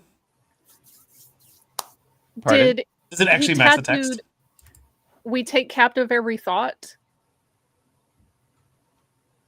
No, I think we demolish arguments, I believe is what he tattooed Wow, that's pretentious. on his right. Oh wow. Okay. Yeah. Is he right-handed or left? He's got Hebrew text tattooed on his Of course he left does. on the other arm, on the other forearm, which he also doesn't fucking read. Here's my advice for everyone. Don't get a tattoo in a language you can't read because you won't know what it says, and it could be anything. It could be.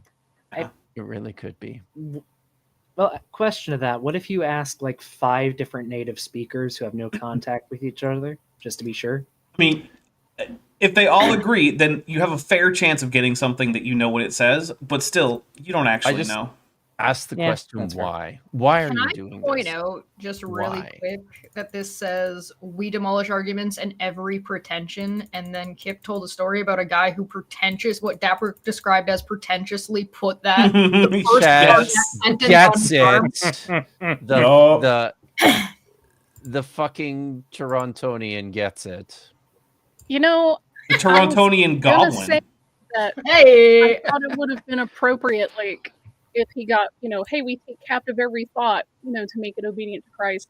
If that's what he got tattooed on his non-dominant hand, because frequently that's the hand that guys will use.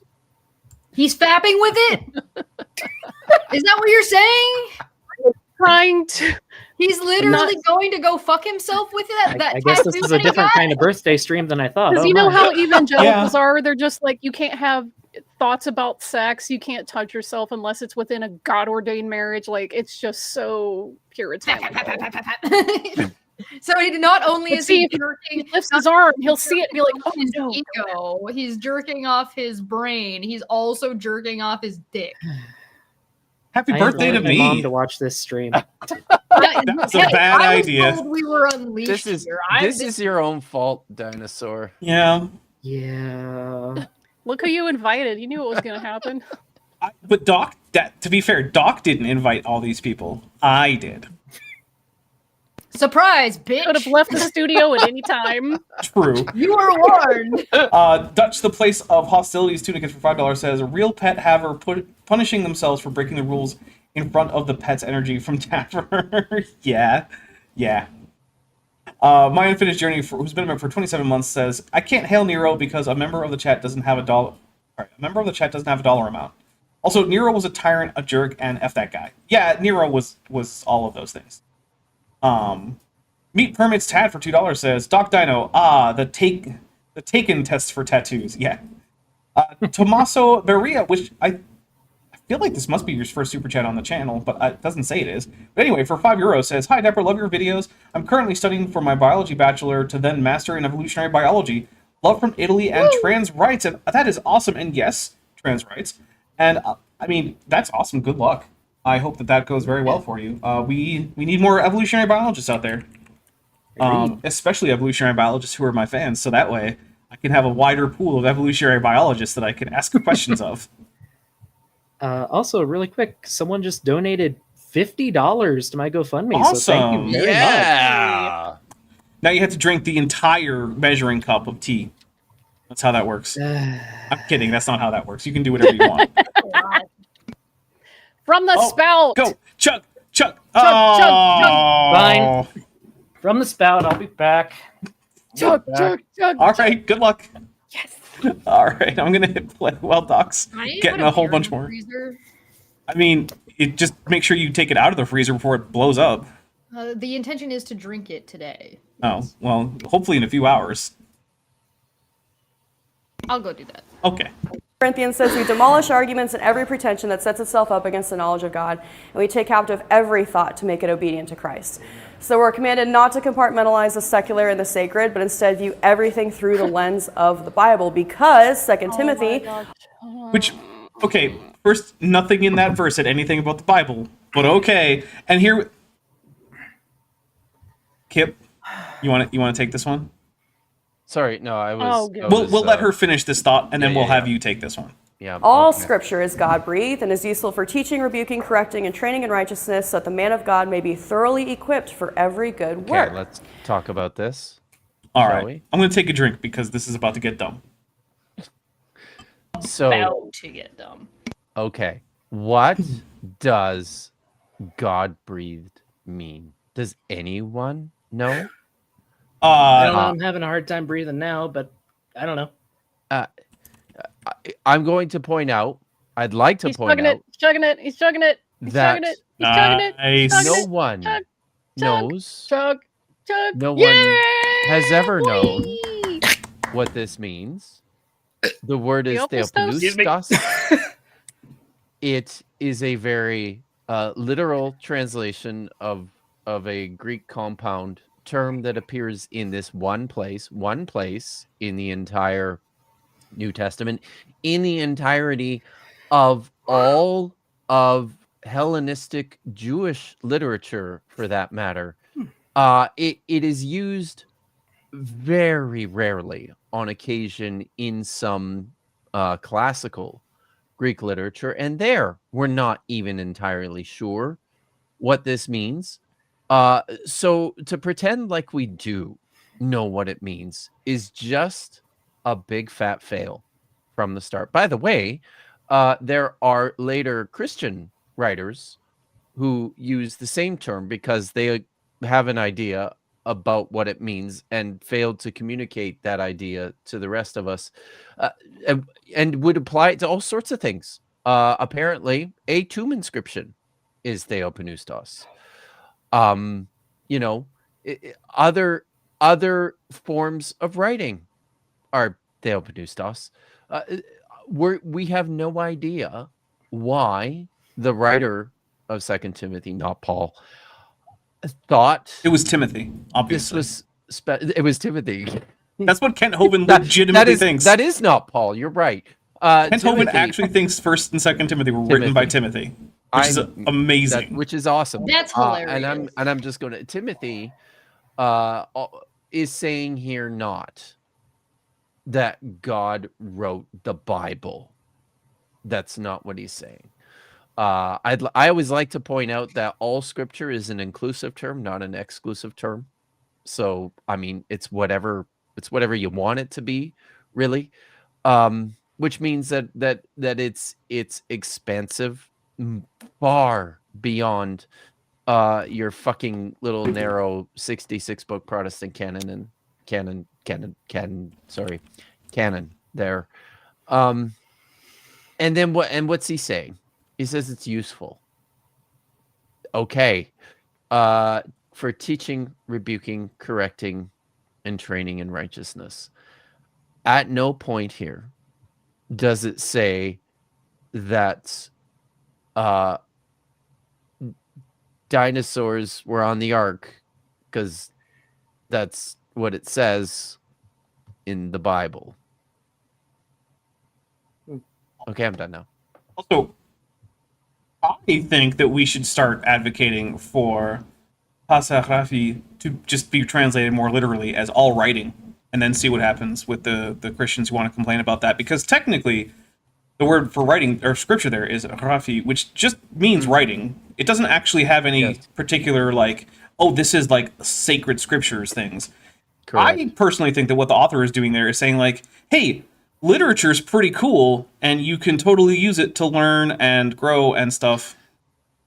And So- probably the context is indicating that it's supposed to be like literature about, sacred topics.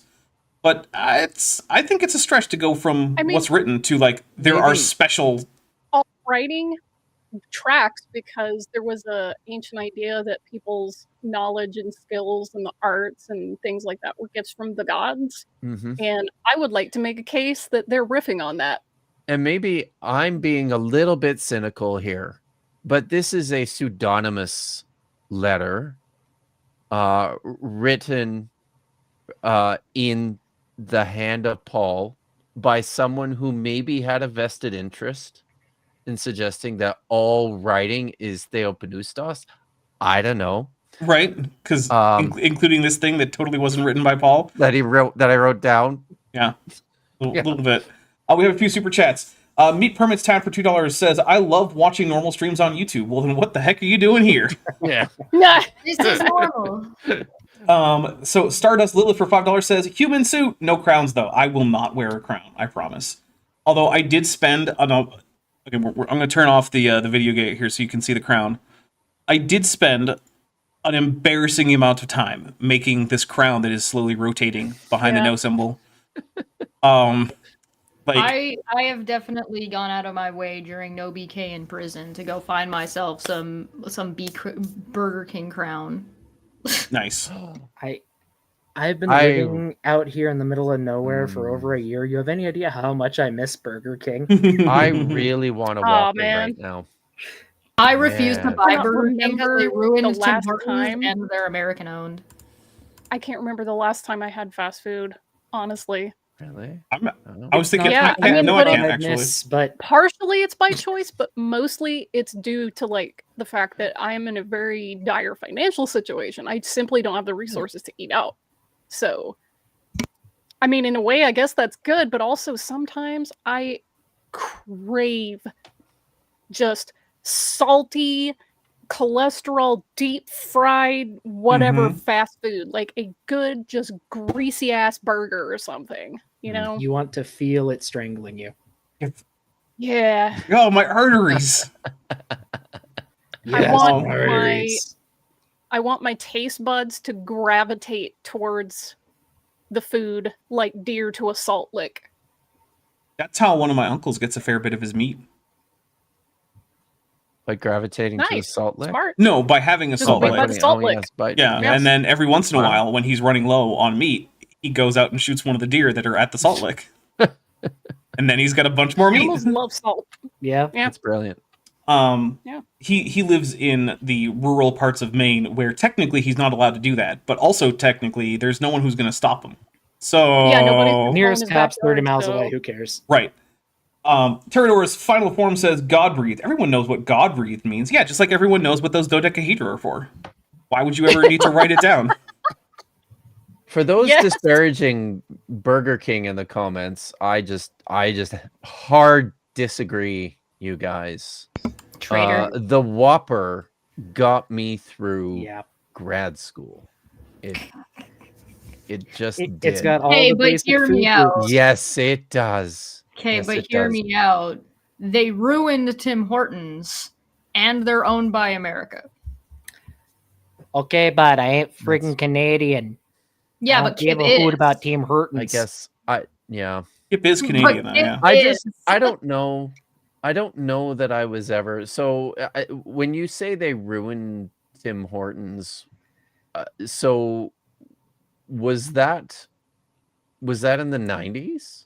No, it no, was that much was more when it recent. was in the 2000s. It was So, when see, Burger listen. King bought Tim Hortons. Listen, Stop. Tim Hortons Andrew was knows. already dead to me when they thought it was a fucking good idea to shamelessly wrap themselves in a Canadian flag and pretend that this faux patriotism was somehow going to affect my decisions to buy their shitty coffee. That was after Burger King bought them. No, that was the Fascinating. 90s. Think That was Canadians. the So, back 90s to when that American happened. fast food for a second. Hold on, no, Andrew- back That to was the super chats. 90s. We have a super chat from Strawberry Vein.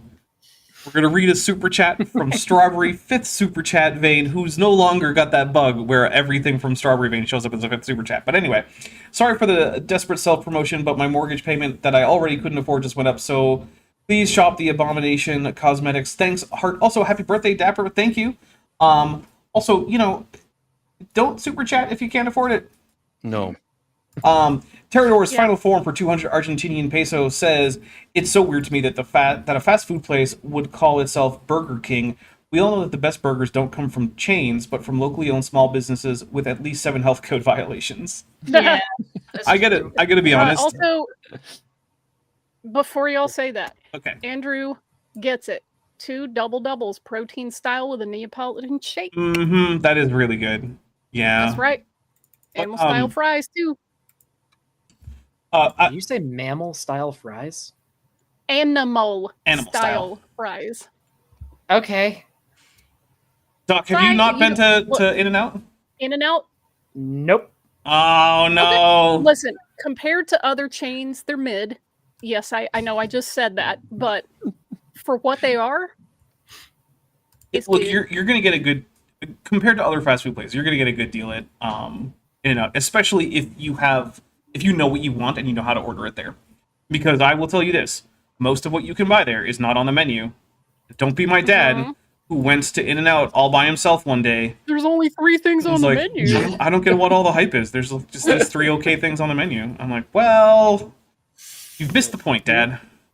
My It's dad one of the also- places that Before we get to another actually has topic, a secret menu. Yeah. Real quick, someone else donated $15 to me. Thank and you. I want to say thank you very much. Awesome. I've just chugged almost 2 liters of water. If I drink don't any do it more, I will again. puke, but Yeah. thank you. That's the danger of having consumption-based goals for things like this. Let's see.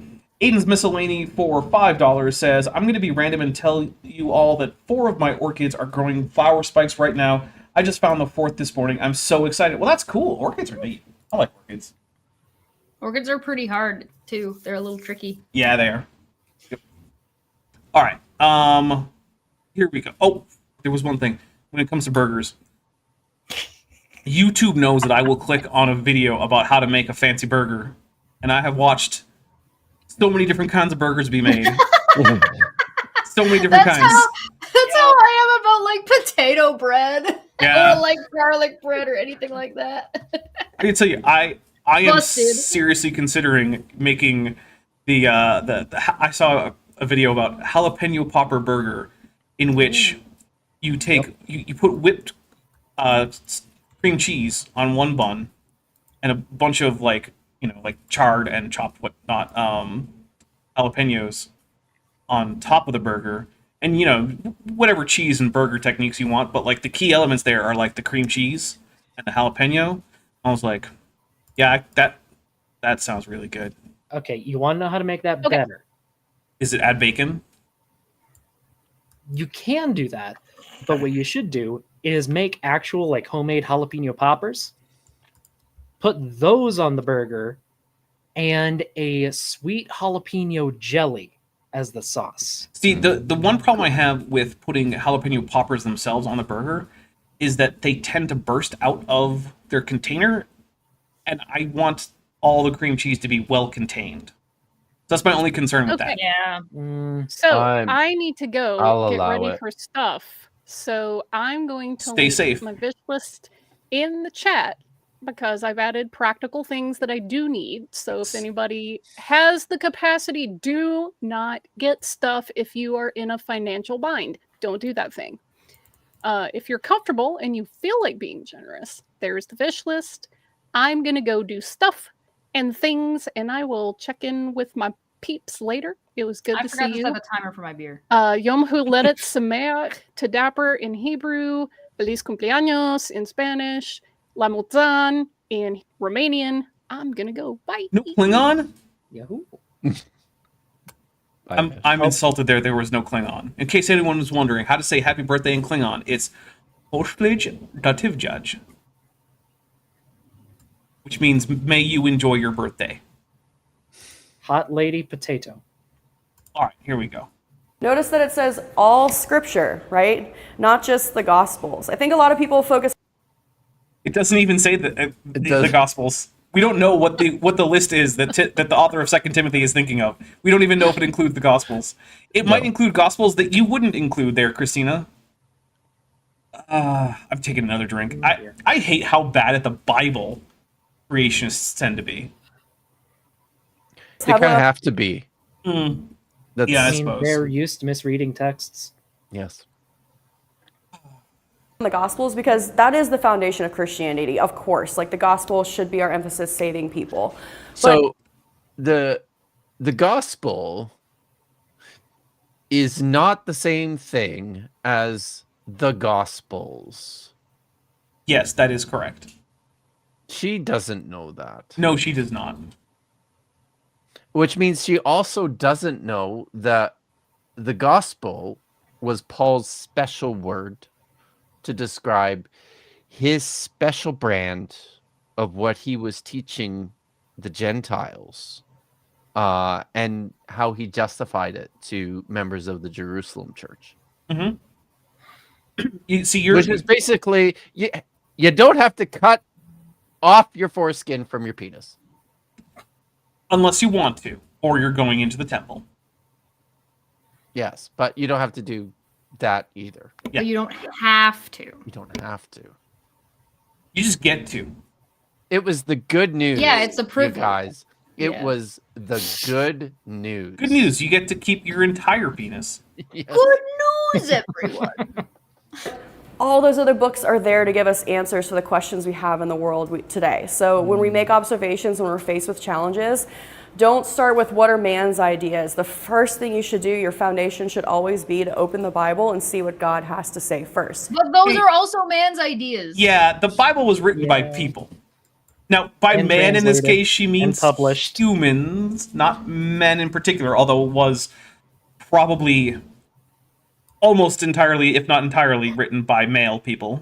So, What- what I've noticed that creationists and many conservative apologists like to do with this term theopneustos is to understand it very weirdly, literally, where it means God breathed. Mhm. So they just imagine that this is what God is doing, that he's like, and when he's blowing the air out, all the scripture is just coming out. The God- words are coming out like the breath does, which is fucking blows into Paul's ear, and bizarre. he's like, I have to write the epistle to the whatever. Timothy's ear. Get it right, Dapper. He's blowing into Timothy's ear. It's true, yeah. I forgot. Timothy is the author of 1st and 2nd Timothy, even though the books state that it's definitely not Timothy. But what if it is Timothy, though? Well, I'm kind of liking this this theory of I'm imagining this guy at the church in Ephesus called Timothy, who's just really frustrated with all those ladies who keep getting up in his face. So he's like, you know what? I'm going to sit down and write a letter and pretend it came from Paul. So, and I'm going to address it to myself. Oh. Goop23 for Blackjack and $2 says Odan Jobi Omedeto, which I'm going to assume is happy birthday, and say thank you, because I don't actually know any. Well, okay, I guess I can't say I don't know any Japanese, but I know very, very, very little Japanese. Almost none.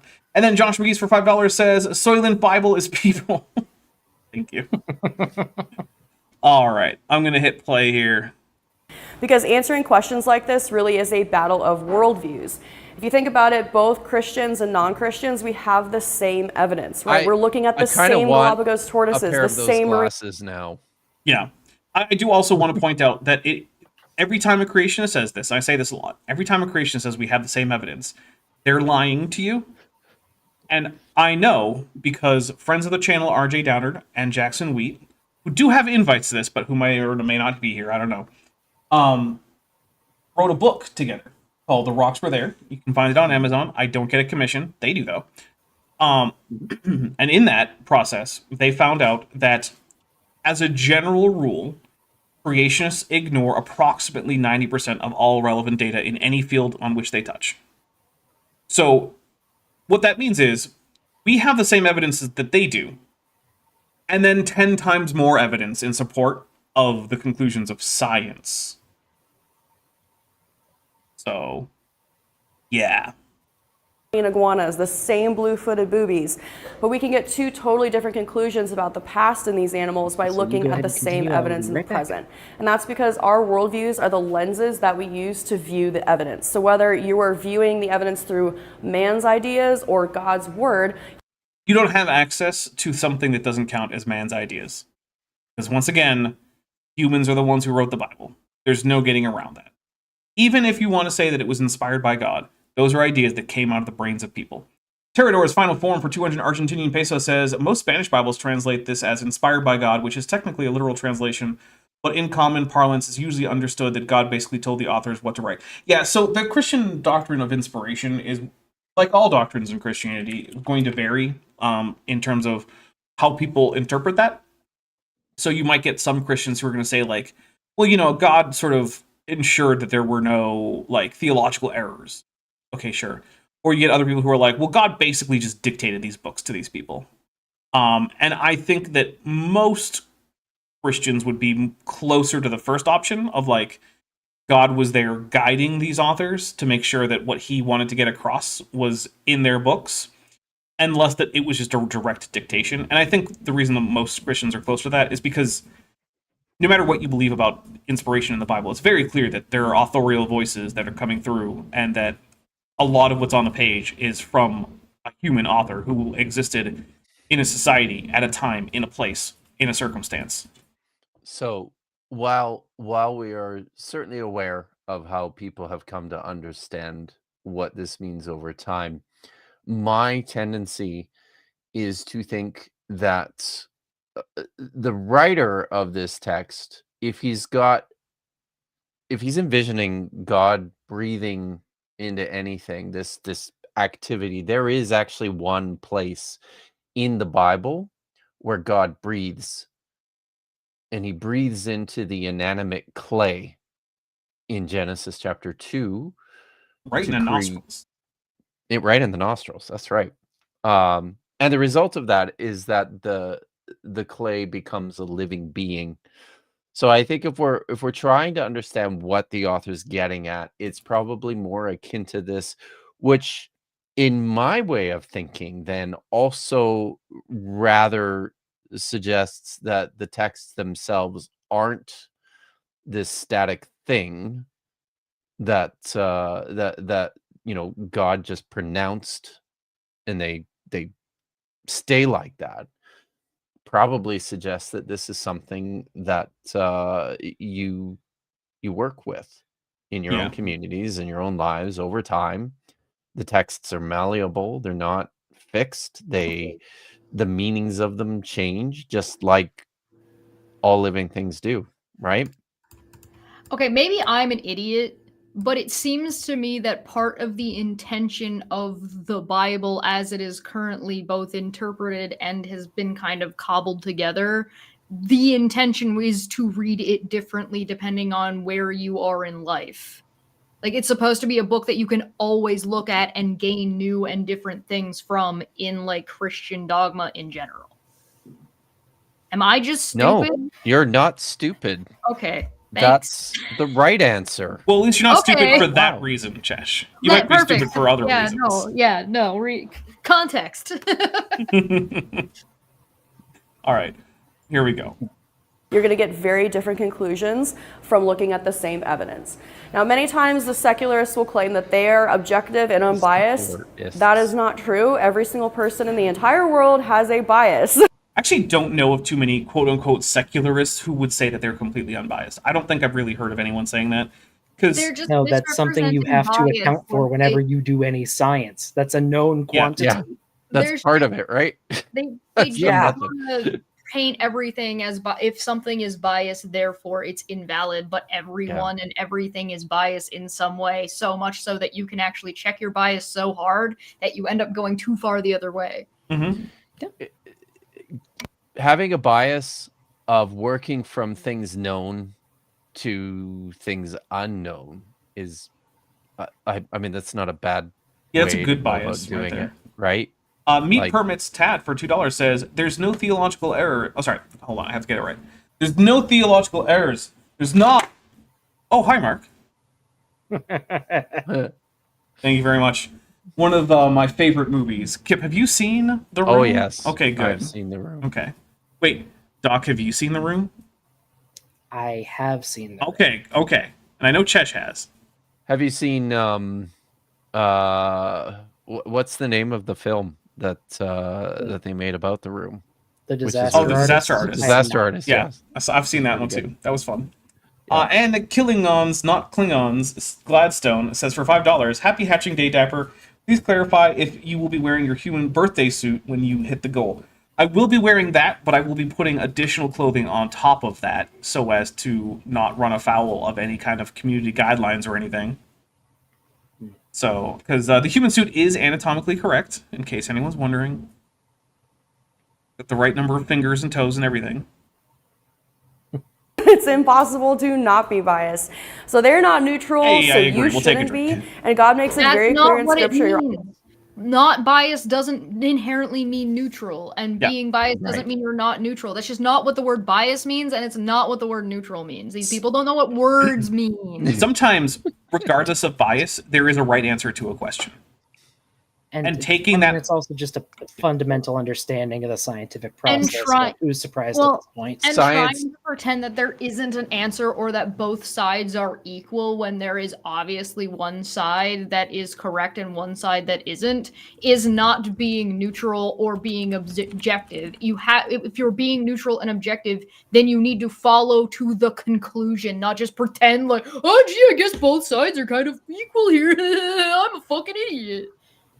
Science asks- is- Oh, sorry. I was just going to say science is pretty fucking biased towards the right answers. Yeah. Yeah. It's biased towards evidence, empiricism, and getting things right. Erdanya asks, is the human suit fully functional? Yes, and it is indeed programmed in multiple techniques. Don't have to worry about that. Wink. Hey, I'm not the one who likes to ask every alien species she meets how they bone. Wink. Oh my. Either for me or against me, there is no middle ground, right? You often get the accusation, well, do you believe in science or religion? But this is a logical fallacy. It's the fallacy of bifurcation, which incorrectly implies that the two are mutually exclusive. You can absolutely be a That's also scientist true. and a Christian. Dr. Rivera's right there. I'm right Dr. Rivera is one of the AIG pet PhDs. She's not a scientist. I have a feeling though that she defines Christian differently than most people would. So, it's weird because while AIG has some pretty strong stances on a lot of things about like what they mean by biblical authority, inerrancy, what hermeneutic frameworks are okay, they seem to be very staunchly not taking positions on a lot of other things like what should your church polity look like? What about once saved, always saved versus losing your salvation? Like basically most of the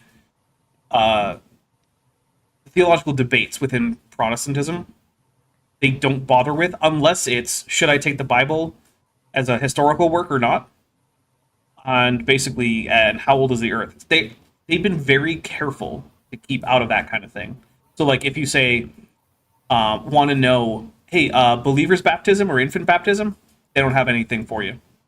If you want to know, like, I think they do insist on the Trinity in their like statement of faith that you have to sign to join the ministry. But yeah, they're pretty careful to not take too many stances on anything that's not creationism, and the things that creationism requires you to believe in order to believe in it. Well, So I don't know. except for some social issues. Well, there's that too. They've definitely gone hard in on the culture wars as like far right extremists. So, Some might even say that's actually the point. It is definitely the point. It's the main point that they have is Yeah. the far right social boundary maintenance there. Yeah, I don't actually know what Christina would say counts as a Christian. I'm sure she would insist on acceptance of the Trinity. I'm not sure how she feels about like differences in like soteriology, like if she wants to do, like if she would insist on understanding soteriology in terms of like penal substitution or Christus Victor or any of the other like soteriological frameworks that Christianity has. I don't know if she would take a stance on that at all. So I don't actually know. They're also not super clear on whether or not they count non-Protestants as Christians. Like, I don't hear a lot from AIG saying that either way that like, oh, Catholics are or are not Christian or anything. And of course, Protestants always ignore every part of Christianity that's neither Protestant nor Catholic. So like, if you ask them about like, well, like, what about the Oriental Orthodox Church or the Church of the East? They'll be like, the what now? I don't know. That sounds made up. Is that Catholic? That's going to be their response there. Which, by the way, neither of those are made up, nor are they Catholic. Yeah. Also, hey, Kip, you know where the patriarch of the Church of the East lives? It's Constantinople, isn't it? No, you're thinking of the ecumenical patriarch of the Eastern Orthodox Church. Right. Okay, help me out. The Church of the East is it's one of the quote-unquote Nestorian churches that existed outside the empire. Oh. Well, in the Persian Empire. It was outside the Roman Empire. Right. Okay. Yeah. His see is Seleucia Ctesiphon, if that helps. Thanks. No. Modesto. The answer is he lives in Modesto, California. Really? Yeah. No way. After a genocide of Christian groups by Iraqis after the U.S. conquered Saddam Hussein, who was terrible, but who was keeping sectarian violence to a minimum. And then after he left, there were a number of genocidal campaigns to ethnically cleanse Iraq of Christians, and that is why the patriarch of the Church of the East, whose traditional see is Seleucia Ctesiphon, now lives in Modesto, California. So that's fun. Amazing. Yeah. Wow. Thanks, USA, for just opening up the Middle East to a number of genocides. Always fun. Yep. Terrador's final form for 200 Argentinian pesos says, I remember this woman on TikTok who claimed that Christ comes from the Latin Christa, which is a feminine word, and also one of the names of the clitoris, meaning Jesus was a woman or trans or something. Nice. Well, first, that is not the etymology of Christ. It is, in fact, It's the burning Greek purple, word. y'all. Well, no, it's not that either.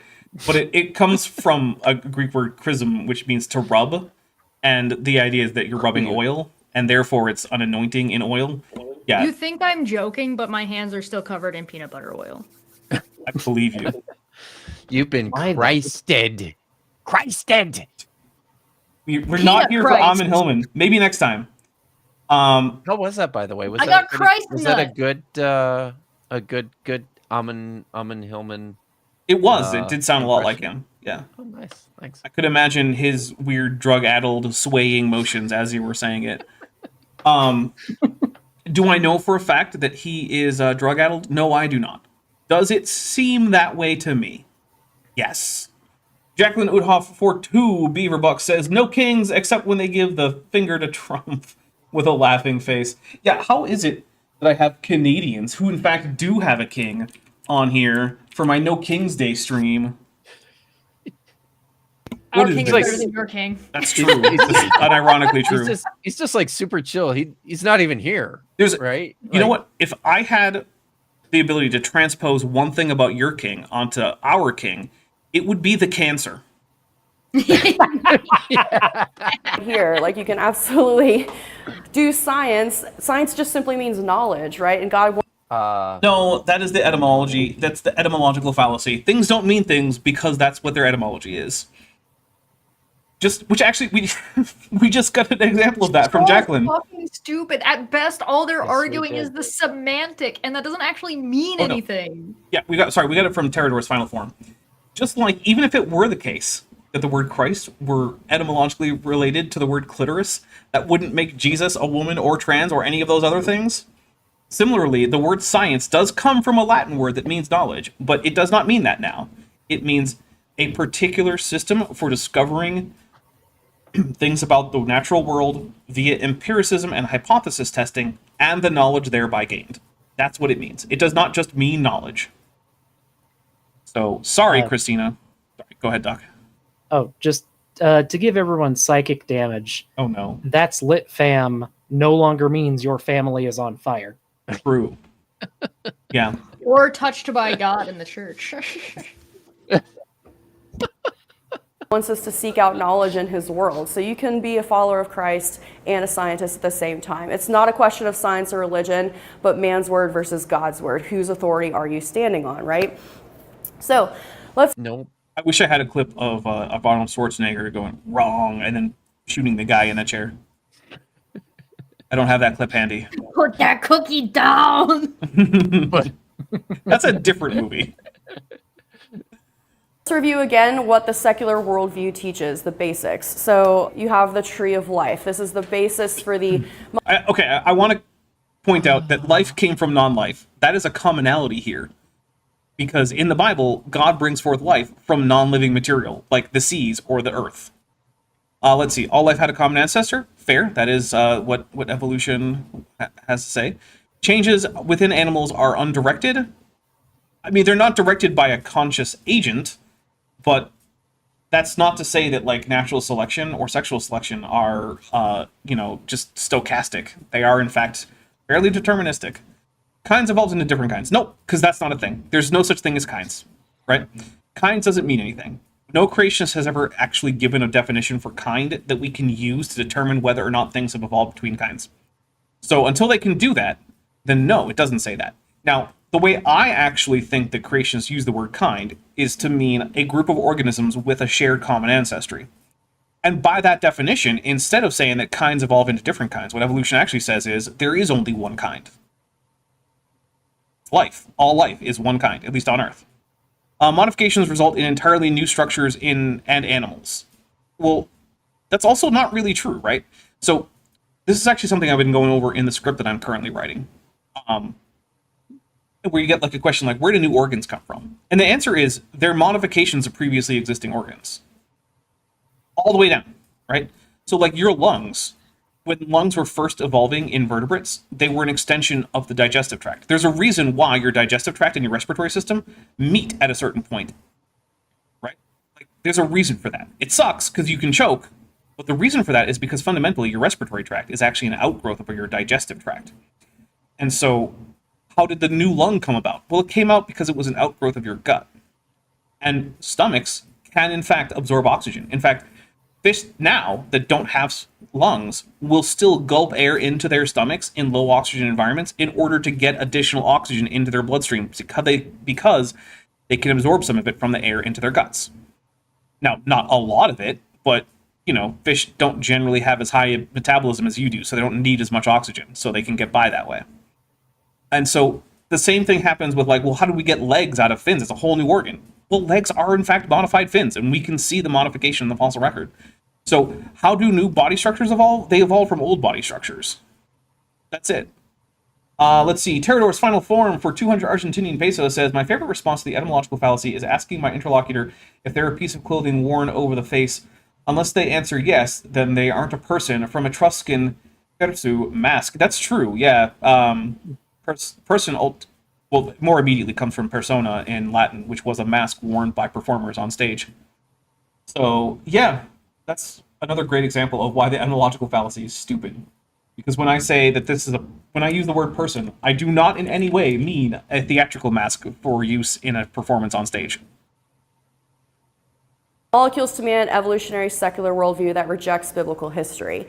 So, the tree of life, molecules to man evolution, says that life came from non-life, that it spontaneously arose. The age currently is about 3.7 billion years ago. That fluctuates I usually round to 3.5, but I will accept 3.7. That's fine. on and off. Okay, this is another thing, which says that fluctuates on and off.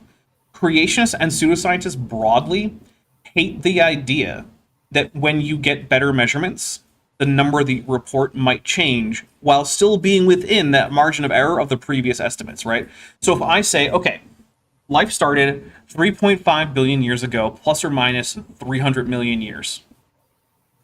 Okay, well, If I then later come in and say, actually, life started 3.7 million years ago, plus or minus 8 million years, those are not contradictory.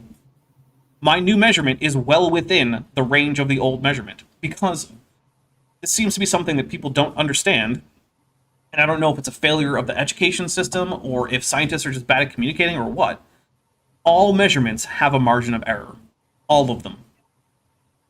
And if you're doing science, you report that. Now, if you're like measuring a table to see if it's going to fit in your living room and you don't give a margin of error analysis for your measurement of like the space that you want the table to fit in, okay, sure, whatever. I don't think it's going to matter that much.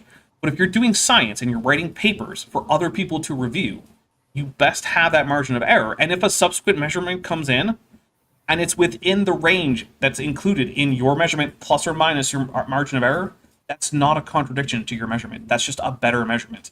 So creationists love to complain about the fact that at one point, the age of the universe was estimated at 20 billion years, and now it's estimated like 13.8. I'm like, see, they're just changing the story. No, they're just getting better measurements. That's it. That's a Sorry, go ahead, Kev.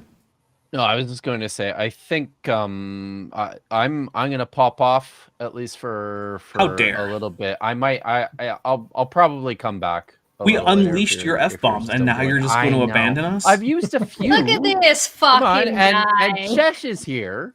It's true. She is here to carry the torch.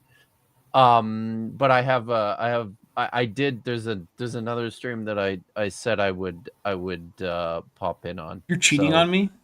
I am, and I don't feel Wow. bad at all. Wow. Like not even a little bit. Like just not even a teensy tiny. This little is bit. this hurts. But well, but listen, I might come back. So I might let you back. if y'all ouch. Yeah. Ouch. Okay. I see how it is. So On my birthday. yeah, I know. But what can I say? It's Except you're welcome. I did not control the day that yes, I'm abandoning you guys. Yeah, we've been abandoned. Oh dear. Is it abandoned? Yeah, That's it, right? abandoned. Yeah, Abandoning. This is Okay. very sad. It's yeah. very That's a sad. JM Truthism, in case anyone's wondering. JM Truth is a now mostly retired from the argument flat earther, No. Look, and when his partner, who was making a film with him, took all of his filming equipment and loaded them into her van, and then just kind of drove off, stranding him in the middle of nowhere. His response was to tweet out, "Help! I've been abandoned." Because JM Truth can't actually write. Very funny. that's yeah. so good. Also, he has numerous times misspelled his own names in the credits to his own films. That's even worse. What It's an absolute clown. yeah. There is. He's a clown. All right, Awesome. get out of All right. here. I might deign to allow you back in later. All right. I'll see you later. Right. You're gonna 100% totally let me back in. But now I can't. Out of curiosity, how much longer are you wanting to go for, Dapper? I mean, I'm going until I am. Forever. Yeah, forever. Forever. Okay. I will stop when He feels like I it. feel like it, or when we run out of video. That's never gonna happen. That's never gonna happen. It could happen. What if I'm up for the next 40 hours doing this stream? Let's go. We got a few super chats here. Terrador's final form says, "My oh no, I already read that one." And Klingons not Kingons. Gladstone says for $5, fix my title. It feels like it has been a while since we've had a drink, so let's just say AIG is a bag of male comments. Oh, I'll take a drink for that. Let's go. Well, Interestingly, both the clitoris and the penis are in fact outgrowths of the embryonic genital tubercle, and so they are in fact homologous structures. Sorry, Doc. I feel like you're trying to get out of here. well, I haven't eaten yet today, so I was gonna go get some lunch, if that's Well, okay, and then be back. You coward. I showed up and ate an entire peanut butter that I dribbled all over myself. Looked like I shit the front of my pants. Then I got up, washed it off, and it looked like I pissed my pants. And I've been here the whole time. And I have peanut butter oil all over my body. Well, yeah, but I'm craving nachos and I'm out of hot sauce. Unbelievable. Well, bye, Doc. Remember, everybody, Doc's fundraiser for car repair so that he can keep digging up dinosaurs, So you can go buy including more some hot pretty, dogs. well, that too, but including some pretty interesting dinosaurs that you're going to want to hear about. That is linked in the Hopefully description. eventually. So if you want to donate to that, then please do. How much do we have on there right now? $75. So thank you very much, everybody. All right, I'm going to hit play. Doc, feel free to get out of here if you need to. All right, I'll be back in, I don't know, like 15, 20 minutes probably. Chesh is by far my most loyal friend here. And I treat her like shit. I'm gonna get my beer. Complete mystery how this could have occurred. This violates the law of biogenesis, which says life There is no law of biogenesis. That's just not a thing. Louis Pasteur proved that cells come from other cells, or well, proved in the colloquial sense. But that does not mean that is in the modern sense of modern cells. That is not a law of nature for all times and in all places.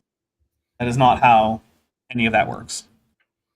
Let's be real. I worked with Steve. I'm an incredibly patient person. True. And to be fair, I haven't treated you nearly as badly as he did. In part because I just never promised you a cut of any of my profits. We have put the expectation in the literal dirt. Yep. That's how low we are. Yep. Into the dirt. Oh, YouTube causing me to run out of memory. Thanks, YouTube. My favorite thing. Yahoo! Yeah. Very annoying. Alright, here we go. can't arise from non-life, but this is what they believe. This is how life started. It just spontaneously arose. They also believe all life has a common ancestor. So not just all animals, all life. And you can see on this tree here, it doesn't matter whether it's a mushroom, a palm tree, a bird, a person, an ape. I hate that the mushroom and the palm tree are shown as being closer together than either is to the animals. Mushrooms are much more closely related to animals than they are to plants. I hate that they brought up mushrooms at all. What do you have against mushrooms? You remember when we looked up how many genders mushrooms have? Technically none, but they have dozens of mating groups. So there's like, yeah, they if you Google search like how many genders do mushrooms have, it comes up with like 200 and something or another. Yeah, and this came up while I varies. was talking about like people being stupid bigots, and I was like, don't let them know we're all fungus.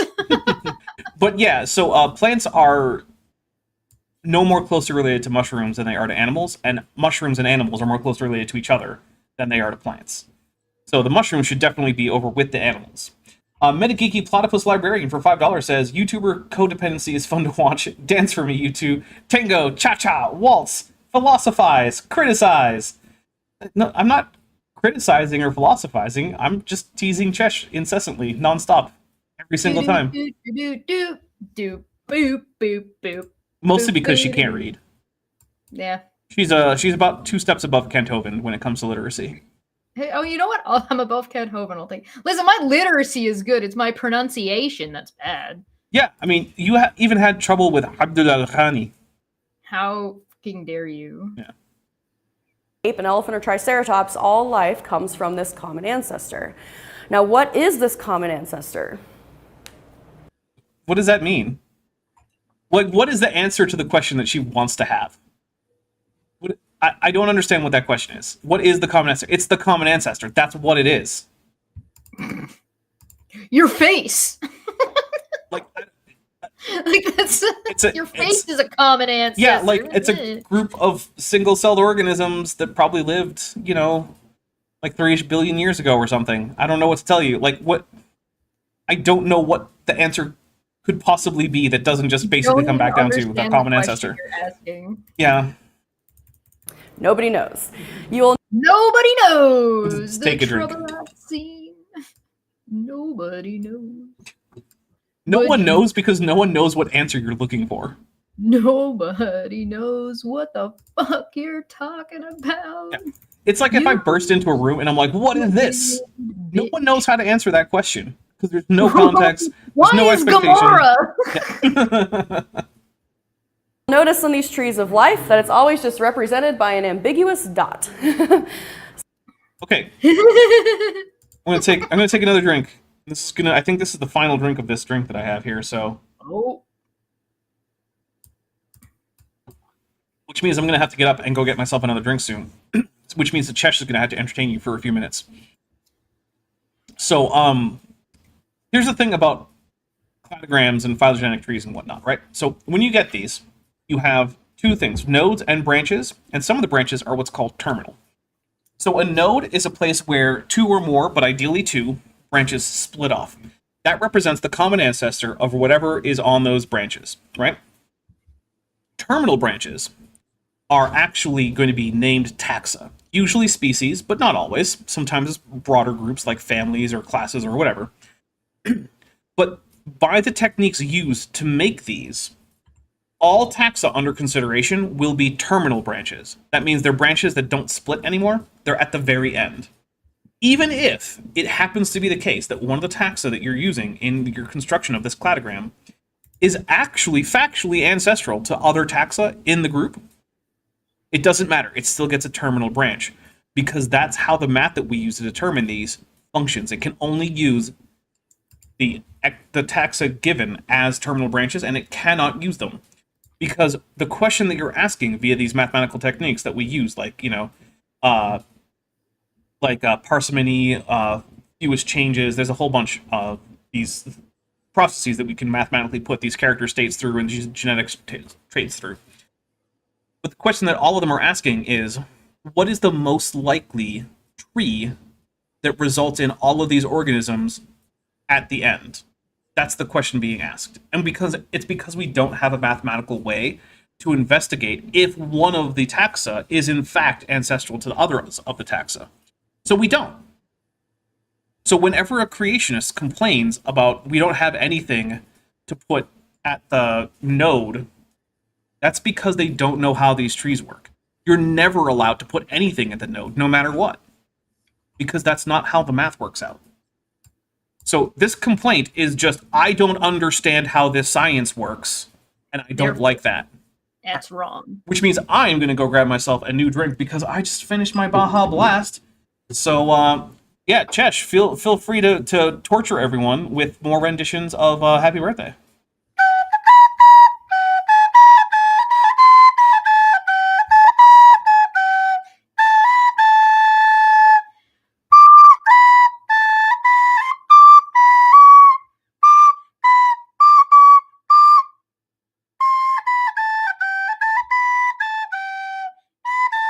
I just made that up right now. You better be proud of me. I didn't know what that was until I just did it right this very second. I wrote that song. Hi, I do stuff. You guys want to see something funny? I can show you something funny. You guys want to see something funny? I'll show you a secret. You guys want to see us? It's not Happy Birthday, unsubscribe. I'll show you a secret. I got sent something. So I was going to show this on my stream on Monday, but you guys can see it early.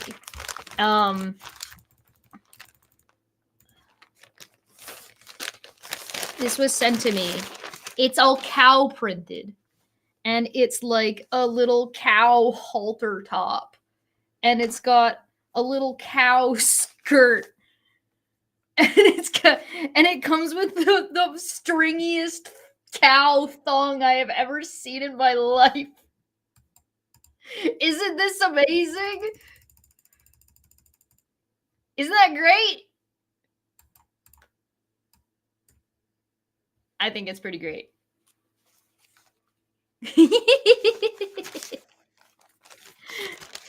Yahoo!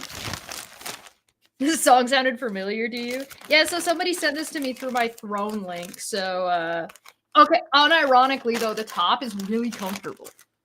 Like, it's actually really comfy. Uh-oh. Shh. He's back. Don't tell him. Don't tell him what I showed you. I'll get in trouble.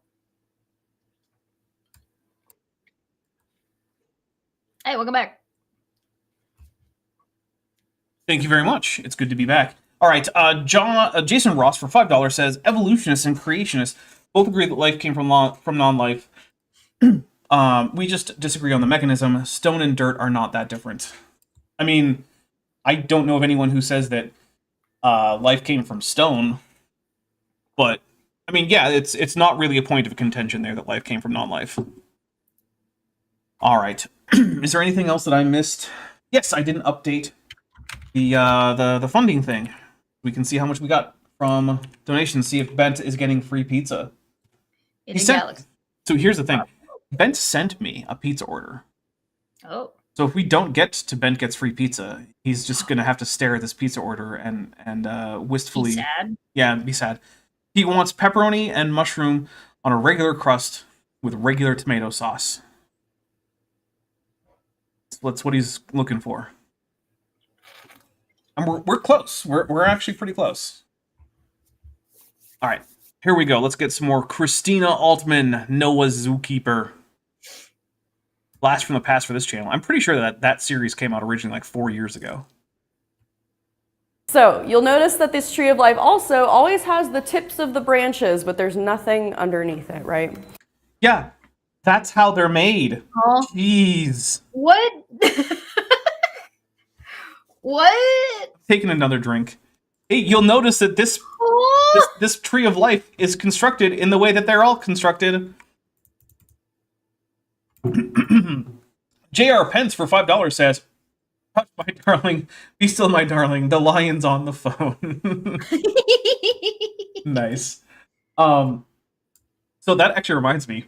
I there's a guy in my credits from my Patreon called Mike Pence, and or Michael Pence, and every time I'm like, I don't think that this is the former vice president of the United States. But what if? But it could be.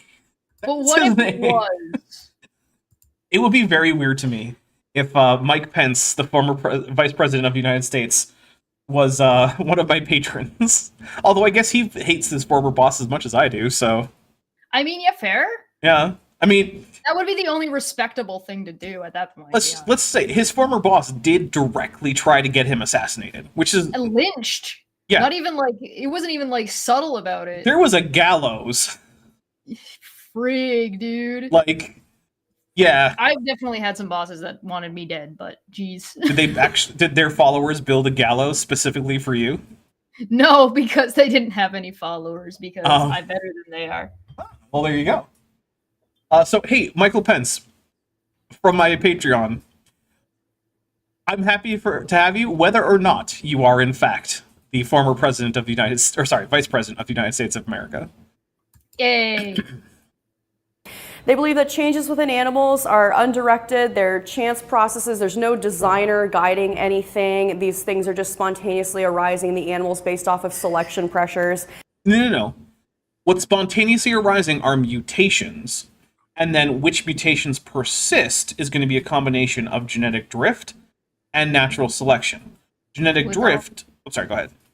I was going to say, with all the sexual tension and repression, I can tell you what's spontaneously rising. Are we still talking about Michael Pence? Maybe. Okay. Why do you let me come here? I don't know anymore. I don't know. And now you're supposed to be showing up like once a month. Now you can't get rid of me. Now it's So too screwed. late. You're so screwed. What were you thinking? Well, actually, it was mostly your idea. Well, yeah, you definitely jumped on it super fast. That's true. I did not put up a big resistance, if you will. Which, in case you guys don't know, yeah, Tisdale Tuesdays, that's here to stay until basically we run out of Lawrence Tisdale material, and that's going to be a while, because I found 7 of these talks that he gave at that same church, and I'll bet I can find even more stuff than that. So... Chesh is now doomed herself to an eternal existence of responding to Lawrence Tisdale. It is my fault. Yep. I'm the one who brought it up. Yep. One day she's just like, "Hey, Dapper, what if you tortured me once a month for the rest of my life?" And I was like, "Yeah, let's do that." I had an idea, and then Dapper just ran with it real fast, and I really wasn't ready for it. Yep. So be careful when you send me things to respond to. Don't send Dapper anything ever. No, do. I have a wish list on Amazon. Feel free to buy me something from it. I don't care. Maybe not the rice though. You don't have to buy me the rice if you don't want to. I'm okay. I don't need any rice. I What? don't need any rice, he says. Huh? Look, I have plenty of rice right now. I've still got like, I don't know, like 18 pounds of dry rice. That kinds are evolving into totally different kinds. So in order Nope, it's not even a Kinds thing. are evolving in a totally different kind. Thanks. to go from a molecule to a man, you're going to need a The common ancestor of all life isn't a freaking molecule, Christina. I'm taking a drink. Jeez. The common ancestor of all cellular life was itself cellular life. It wasn't a molecule. Sure, it was made of molecules, but so was everybody else. Wasn't a singular molecule. Yeah. Probably, allegedly. No, We definitely. And if you want to say, well, it was a collection of molecules, so are you. So's your face. Also, literally true. Don't trust molecules. They make up everything. Not everything, it's fair, but, you know. tremendous gain of information over time, right? And that modifications result in entirely new structures in animals. Again, in order to By the way, she just used the word information, which is another word, like kinds, that creationists do not. Abuse. Well, they absolutely do abuse it. What they do not do is give it a definition that is useful, that you can actually use to determine whether one organism has more information than another, or whether new information has arisen.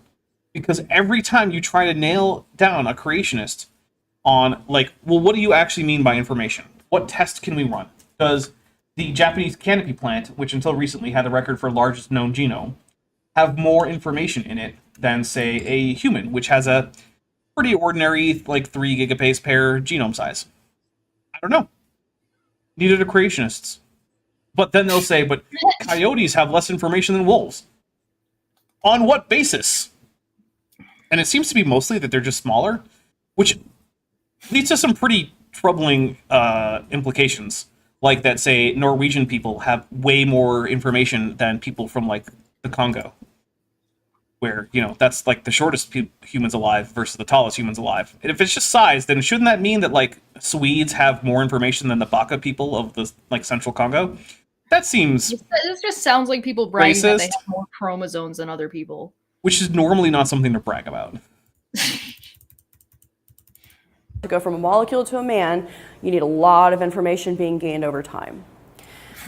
But there are 2 serious foundational problems with this worldview. Now, I get a lot of guests talking to me at Answers in Genesis saying, we come to your exhibits, we see your shows, we watch your videos, you have all this amazing... I only watch the videos. I've never been to their shows or gone to their exhibits. I'm not opposed to it, but it's a lot of money for what? That's the thing, right? Like, it's expensive to go to the Ark Encounter. Yeah. And, like, what do I get for that? Because there's another thing. No offense to Kansas, but, like, it's not on the top of my, like, holiday destinations. No offense to Kansas, but it's Kansas. Yeah. evidence and information, but I can never remember this when I'm talking to people. The good news is you don't have to remember all of that, because there's really only 2 serious problems with this worldview, and without answers to these 2 questions, everything falls apart. In my grad school classes, when I was having discussion about evolution with peers, all I had to do was keep bringing up these 2 points over and over and over again, and I was never, ever able to get answers to these questions. I bet that they're actually very easy to answer questions, or they're questions that don't even make sense as questions. That's my guess right there. Firstly, life can't arise from non-life. This is called the law of biogenesis for you sciencey people in here. It's just not true. There you go. There's an answer. What law? Yeah, there is no such law. That's not a thing. That sounds like you just fucking made that up. Mm-hmm. Well, she didn't, but creationists sort of did. Sort of. Yeah.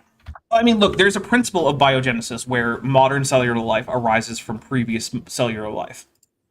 But that's not a law in the same sense of like the law of universal gravitation, which works at all times and all places. Because there was a time before modern cells, and where cells did not have to come from modern cells because they weren't modern cells in the first place. Cells didn't have to come from modern cells because they came from old cells. Mm-hmm. Old tiny cells. Kent, the bacteria kind Halstead for $5 says, there's no entropy in evolution. Earth isn't a closed system. It's powered by the sun, which, well, first, there is entropy. But the second law does not strictly apply to Earth because it is, in fact, Well, it's not a closed system, but it's mostly a closed system. What it's definitely not is an isolated system. Do you want to hear the dumbest thing you've heard all day? Oh, wait, first, Goop23 for $2 says the Ark Encounter is in Kentucky. Yeah, I did mix up Kentucky and Kansas. I'm sorry, Kansas. But I also I mean, feel the same way about also- Kentucky. It's in Kentucky. I think. Oh wait, I was gonna say I think my dad went to college in Kentucky. No, it was Tennessee. Poor Kentucky is getting raffle stomped right now. Do you want to hear the dumbest thing you've ever heard today, at least, and maybe have heard or will hear for a little while? That's a pretty tall challenge, but let's see what you got. Charlie Kirk, when asked why he thinks that like progress and like why societies like degenerate over time, basically, he responded with the second law of thermodynamics.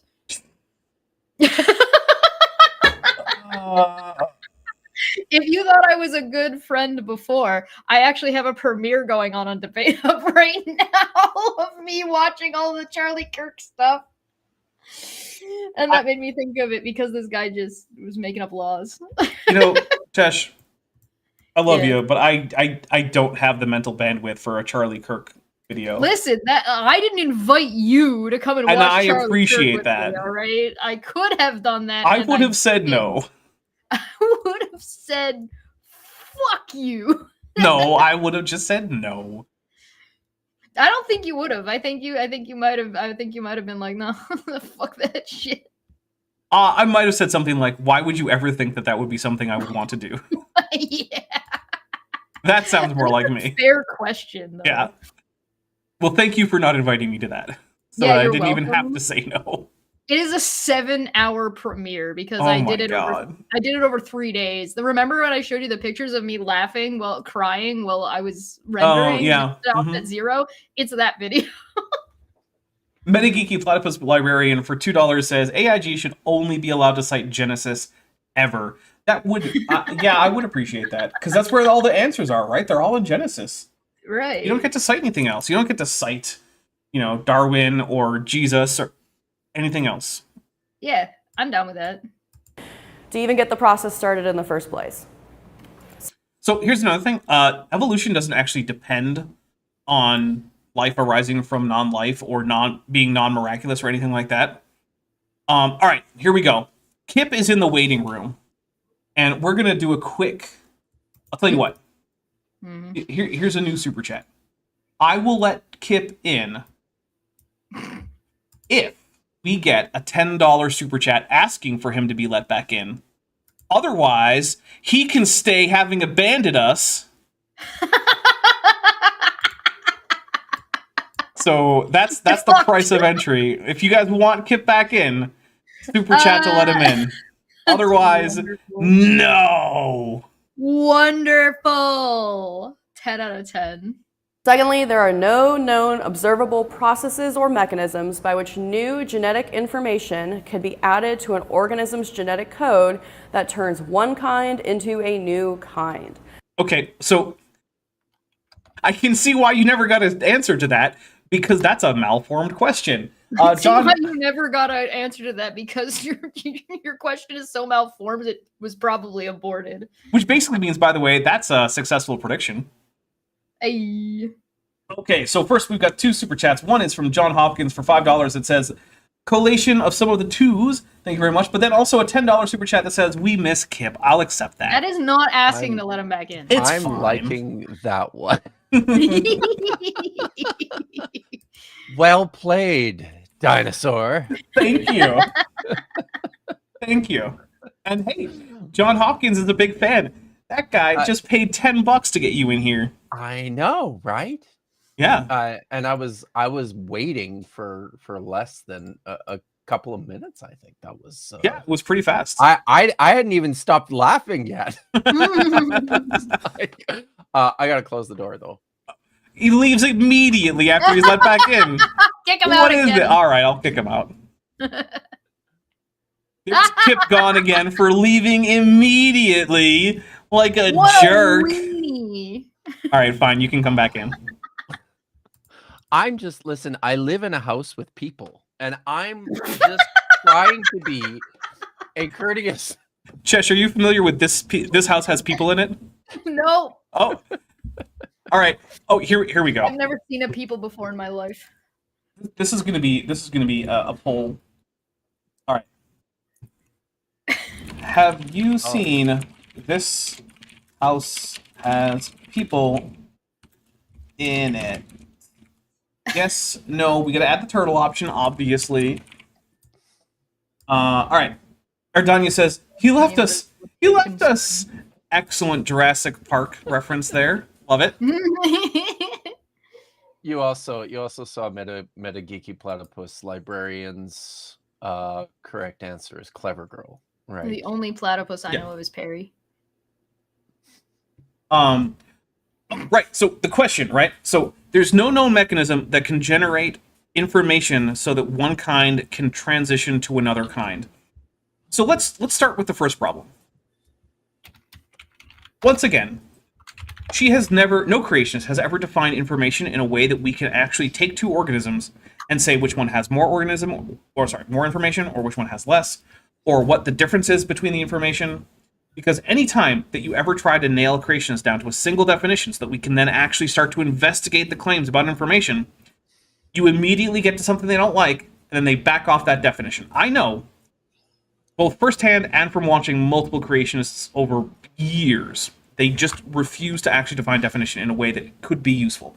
Rana, Unwelcome Nuance K, who's been a member for 11 months and is at the annual level, says, "Hi Kip, hi Chesh, and happy birthday to our favorite dinosaur," with a Godzilla and a a Ghidorah emoji, and I will take a drink for that. Thank you very much. By the way, I am on to watermelon Hard Mountain Dew. So, there you go. It tastes like melon and water. I all at the drank same this time. beer really fast. I'm gonna have to go get another one. Yeah. Oh, maybe I should grab a beer. You're gonna Mind leave you, I'm gonna again? need- no. I will stay. Goodness. I Medium just grabbed walk food, away so again. that's good. All right. Sorry, but Vish said beer, and that it's. I'm not Vishanti. Oh God, sorry. Jeff said. Kip's sexist. He thinks all women look alike. The only possible conclusion. That's it. That's gotta be it. Mhm. You've been reading too much of I the ESV. All that sexism is rubbing off on you. That's gotta be it. I still love that there was a All group of those translators for the Bible who were like, complementarians. you know what? It's not. This book you know, isn't sexist enough. We gotta need really to- work on that. We need to amp this up to 11. Yeah. What if we Right. just made the Bible as sexist as we possibly could? It's like, you could just not. That's another option. What if you didn't? Though? Yeah. Like, what if no? I think we just confirmed that Dr. Kip is actually a cat. I also nearly Macy up there in slipped the on my house. way back and almost ate shit completely on the floor. And your beer, Why are you a disaster today? by the way. Because you killed my XO! Only one of them. That's really sad. By the way, she was trying really hard to have a heroic death, and you were trying really hard to take that away. Every time. Jordan's like, no, I want to do a heroic sacrifice. And Chesh is like, no, goddammit, I'm going to save your life whether you like it or not. I'm gonna save your life by sending you to be tortured until you die. Well, you know. But I made sure you were still alive.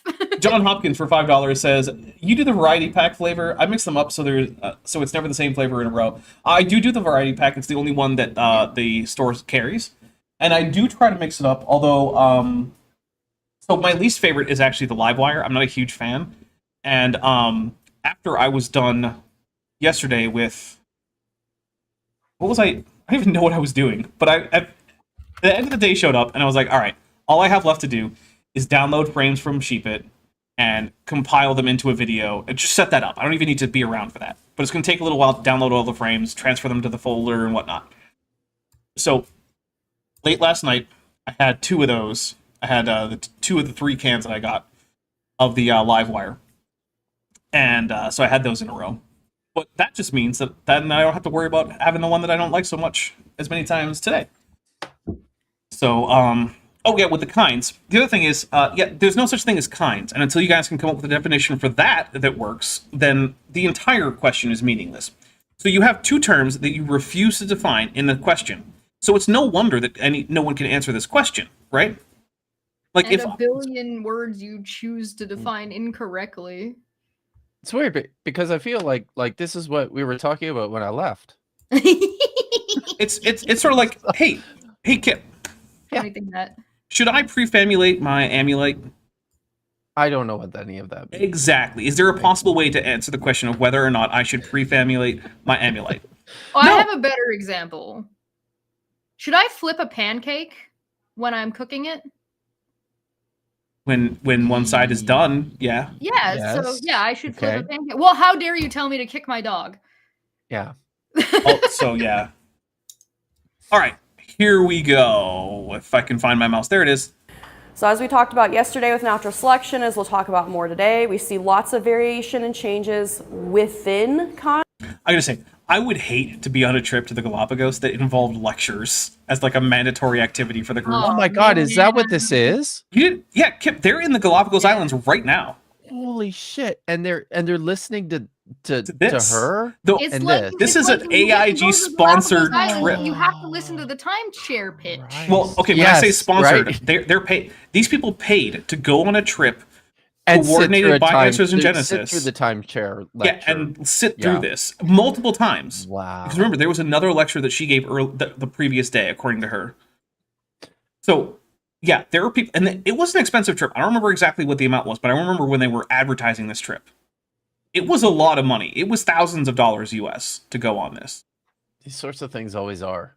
Yeah. Right. Like. And I mean, I get it. Like AIG it has to book a venue. They have to reserve hotel suites and rooms and whatnot. They have to, yeah. So like, I get that there's a lot that they need to do in order to get something like this up off the ground. But like the value proposition as a potential customer is just not there for Boy. anyone I can even imagine. Like, yeah, so I mean, I'm not going to mention any names, but Coward. he might be a now disgraced Egyptologist. I'm still not going to mention any names, but he took a tour to Egypt and charged an exorbitant amount of money. Did he get abandoned there? He didn't get abandoned It's there. unfortunate. But this sounds like it was some trip because Did he bring his mishkapet? he did. Okay. But he put together a stream before they left in which he gave advice to people on what you need to bring with you when you go to Egypt. And the list included light clothes because it's hot there, but also because you should not bring any checked luggage, just your carry-on. Because they're going to be staying in just the finest 1.5-star hotels, none of which have elevators. So you need to get used to climbing up and down the stairs. And I feel like you they pack they lightly, have elevators in Egypt, but what do I know? but none in the hotels that they were staying in. Right. The finest Um, hotels that don't and have you ha- elevators. Correct. And you have to pack very lightly because you're not going to have enough clothes to last the entire 7-day trip. So you're going to be washing those clothes in the sink in your hotel room, which means you also have to bring paracord with you so that you can string a makeshift clothesline in your hotel room to dry your clothes that you washed in the sink. Make sure you also bring carabiners because they're handy. And some things that you should leave at home are transistors What? and extra hard drives. Look, I'm not kidding. This was all included in the instructional video. And I am as confused as you are. And people paid thousands of dollars. Are for you as this. confused as me? I feel really fucking confused. Yeah. That's really, really weird. Yeah. So I don't know. Maybe Bizarre. so. I have the feeling that this trip to the Galapagos Islands was like off the charts expensive because they probably didn't make people bring paracord I and gotta stay in say, this hotels. all sounds like it's fucking ridiculous. Very nice. Yep. Oh, by the way, happy Pride, everybody. Yes. An article just came out that Hillary Cass is getting hit with a lawsuit for concealing review papers. Oh, I don't know who that is. That's the lady who wrote the Cass report that made it like England go, trans people.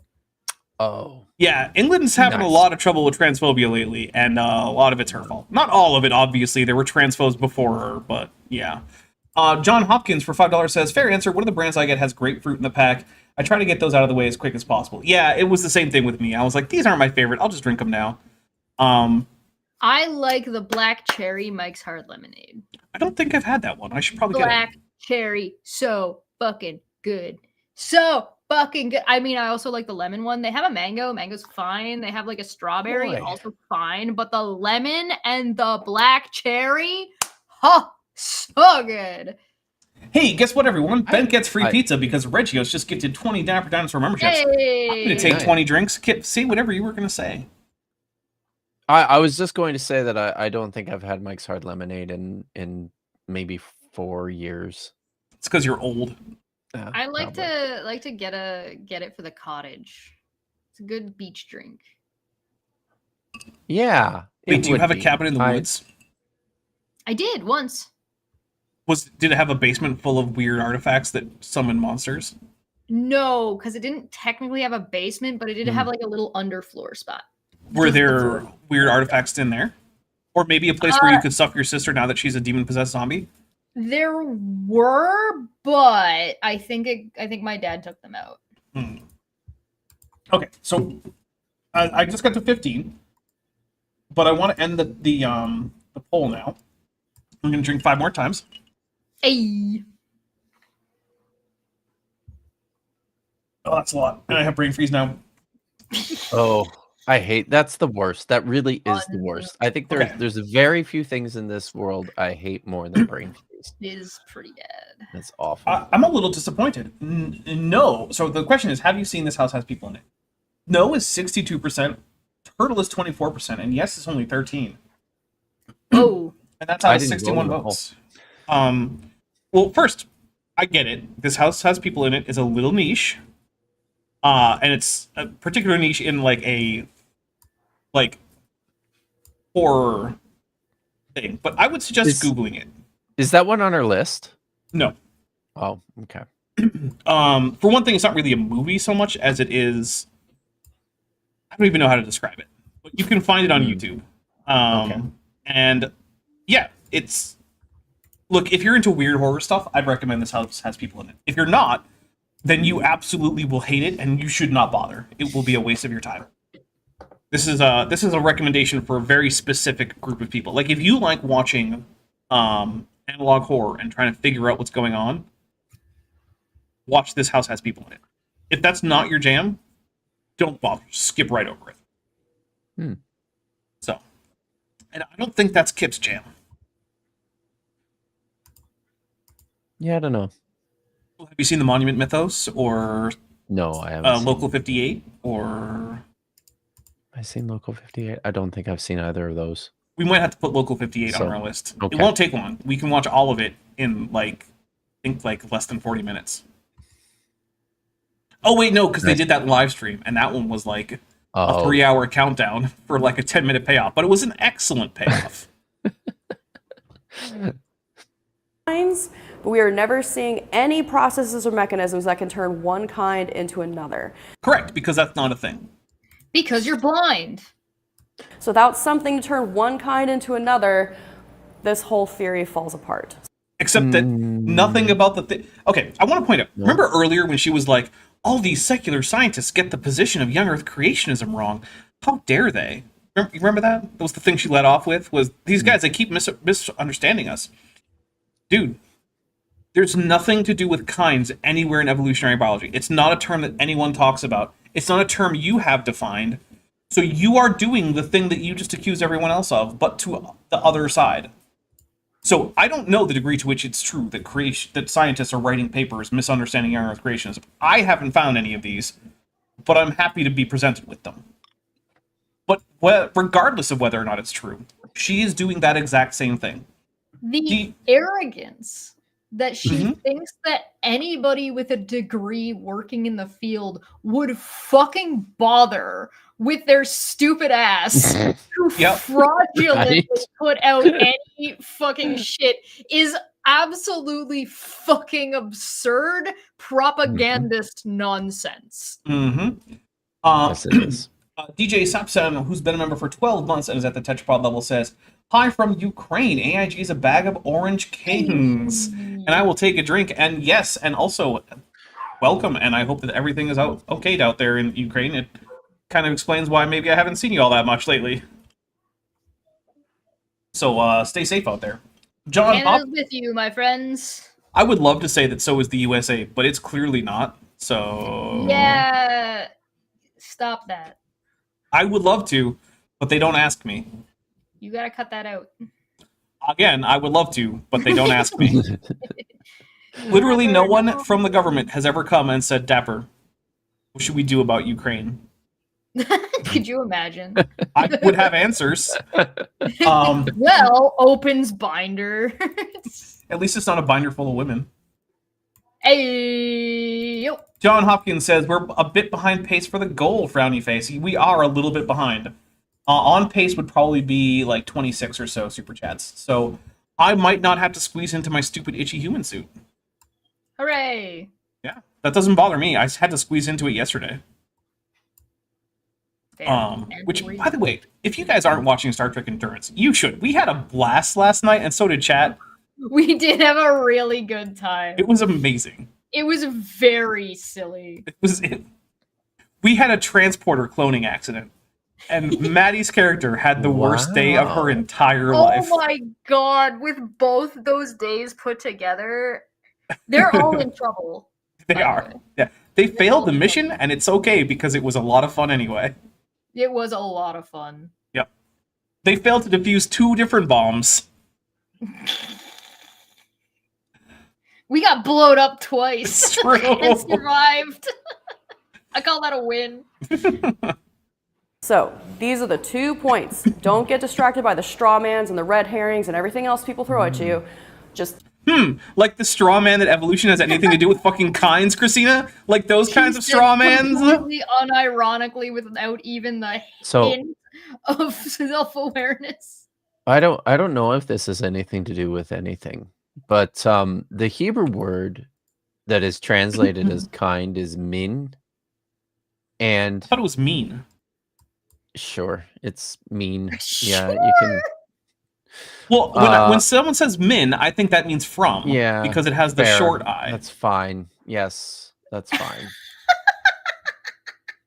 It can be main if it's in construct. So Well, you didn't say it know, was in the I didn't- construct. you're right. I'm thinking that we're going for the lexical form because that's what Yeah, you do. You that's- use the lexical That's form. fine. That's fine. Construct. So Celtic It's has a fine, construct guys. state too, you know. just I'm saying something. Okay. Sorry. Start over with the Hebrew. So the Hebrew word is mean, Mm-hmm. and it's used only once in the entire Dead Sea Scrolls, and it's not used to refer to animals at all. It's actually used to distinguish a particular order of priests from other priests. Interesting. Yeah. Now, my understanding is that it basically functions the same way in Hebrew that the word kind does in English, which is to say, Yeah. just say It's it's a group of things that are similar. a subgrouping Yeah. of things. And yes. like what exactly It's not- counts as a kind just is entirely dependent on context. Like completely. it's like the opposite of a technical term. It's as far away from a technical term as it is possible to get. Yes. Okay, Very true. we got a couple super chats here. John Hopkins for $5 says, "I have been away from streams for a bit. I will catch up on Star Trek this week." Good. It's a lot of fun. And actually, So one of the things we do is there's this mechanic in Star Trek Adventures where if you need to have a character to come in, because maybe like your main cast character doesn't have a whole lot to do in a scene, or you just need someone with expertise that no one has, you can call in what's called a supporting character. So this is where we get things like, like Reginald Barkley is a great example of a TNG supporting character, right? He's not there in every episode, but every once in a while it's useful to bring him in. And so he's in a few scenes, in a few episodes, and yeah, he can become a fun character.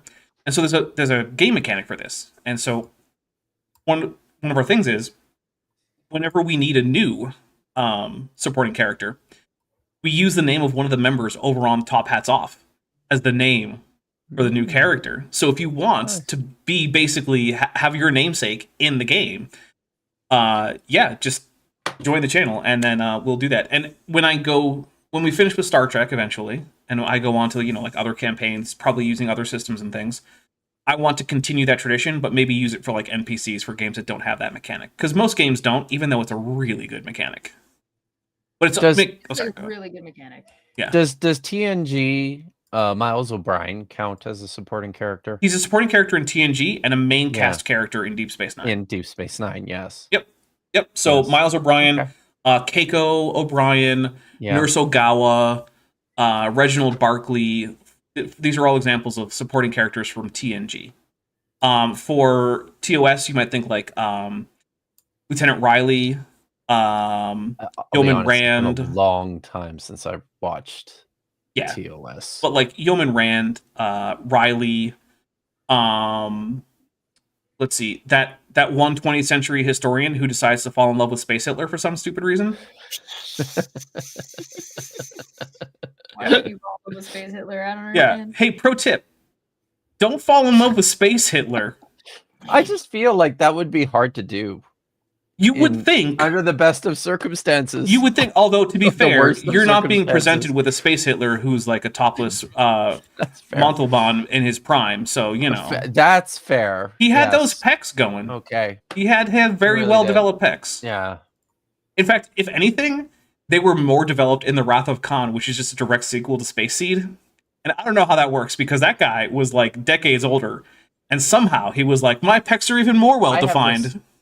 I have this do you do weird. I don't know if it's weird, but I have maybe it's a weird history of having never actually watched any of the original series until I went to, when I was in like high school, I spent summers working at a Bible camp doing maintenance and stuff, and in our off time, the boss had everything, all the original series on VHS. Nice. Oh, So we just sat around and watched them over and over again.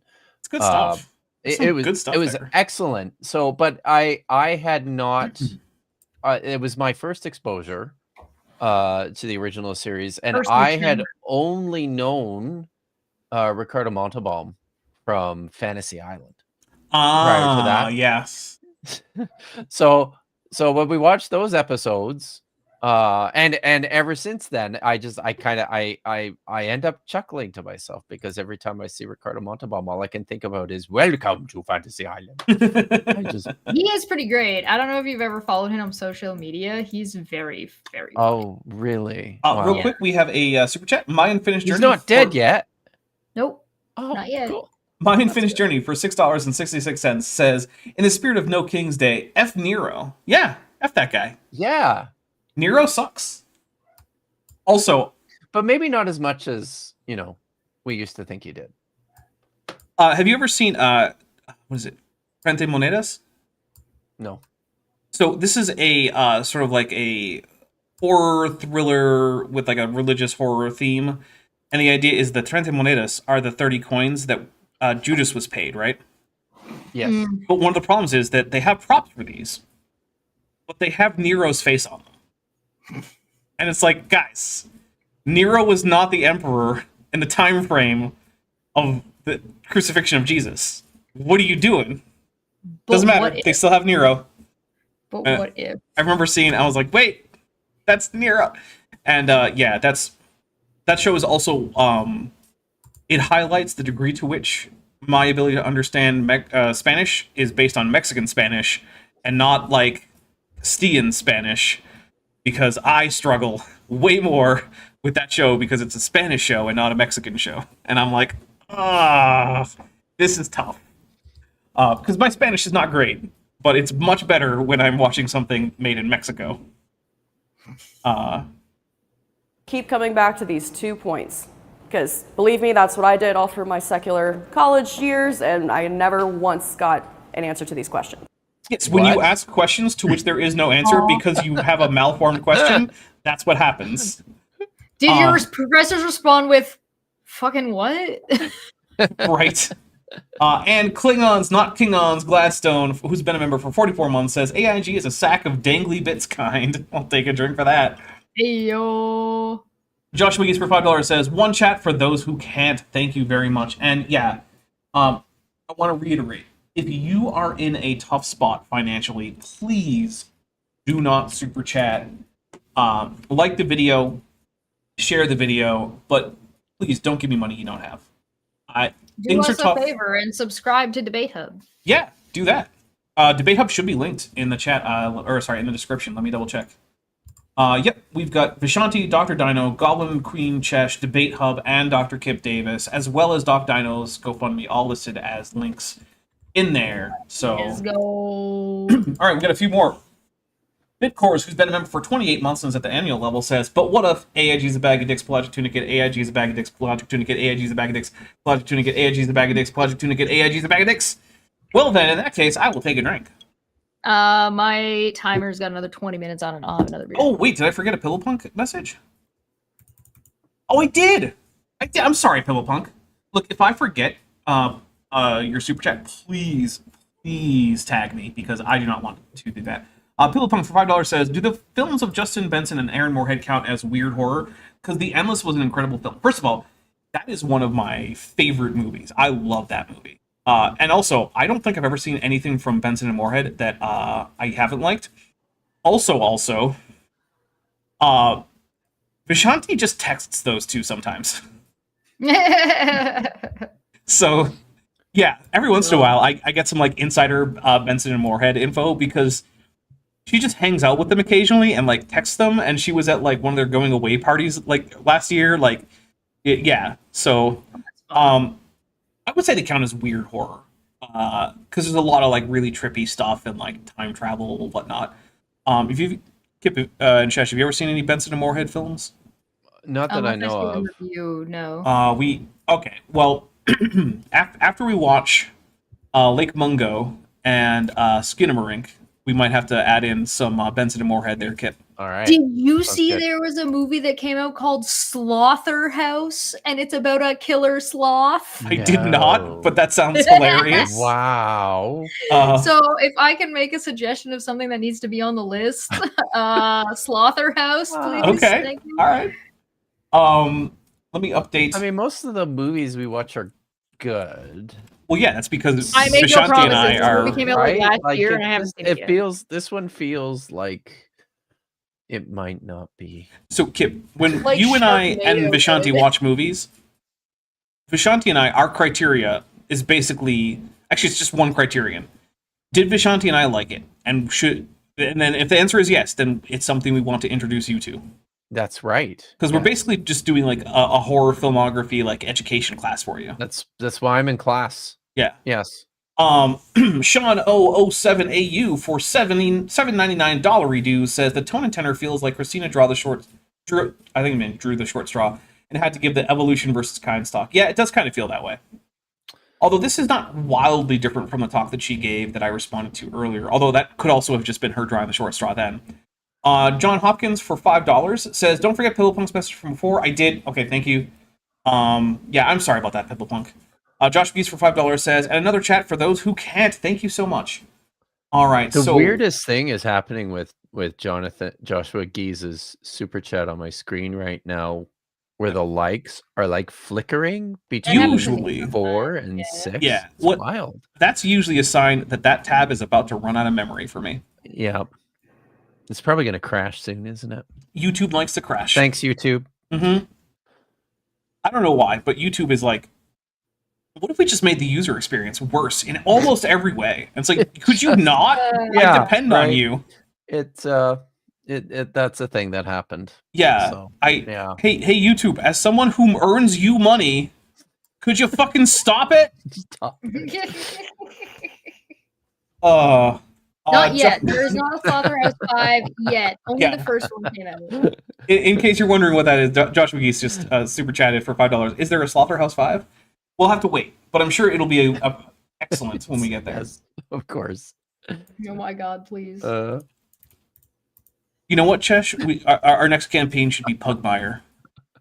The TTRPG where you're all dogs. I'm just looking at Jillian's comment. Could you fix the programming? No, but would you like to get XP? Yeah, basically. Yeah. Look, I don't mind the XP thing. It's fun if people want to compete to get the #1 slot, right? That's whatever, fine. If that's fun for you, please do. I appreciate it. I appreciate all the engagement. I appreciate the super chats, all that stuff. But what I would rather have is a better end user experience so that more people are just on the website, so that more people can discover my channel, so that ultimately, because, yeah, this is an important thing for me, more people can convert from just watchers to supporters, because I need those. Bro, stop asking for reasonable shit. I know, Nobody's right? interested. Yeah. Which every once in a while I get someone, especially creationists, who are coming in and they're like, oh, you're just asking people for money. It's like, first of all, no, I'm not just doing that. But yeah, it's called a job. That's the platform. Yeah, that's how it works.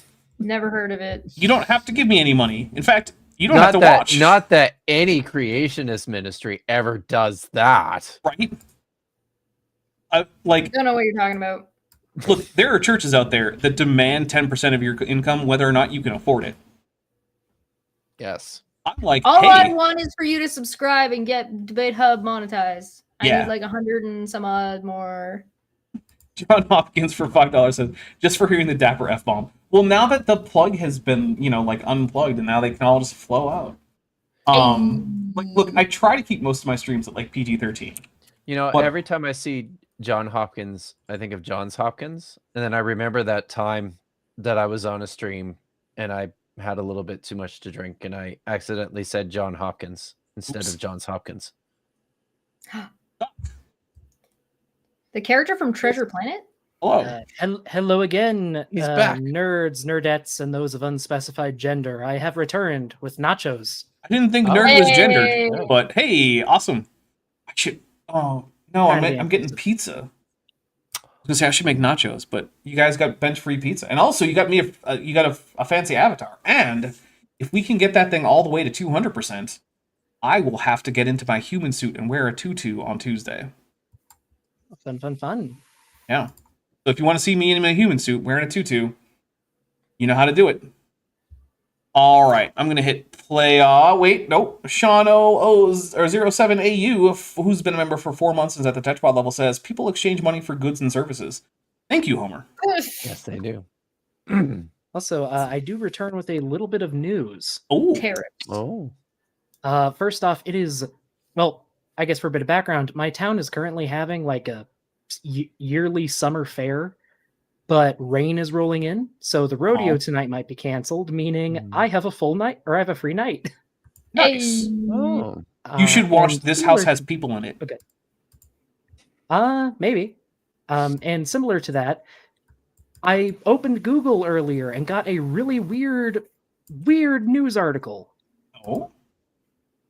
Apparently, someone published an actual paper in PLOS One suggesting that some people who live in the Karoo painted cave art of a Dictodon.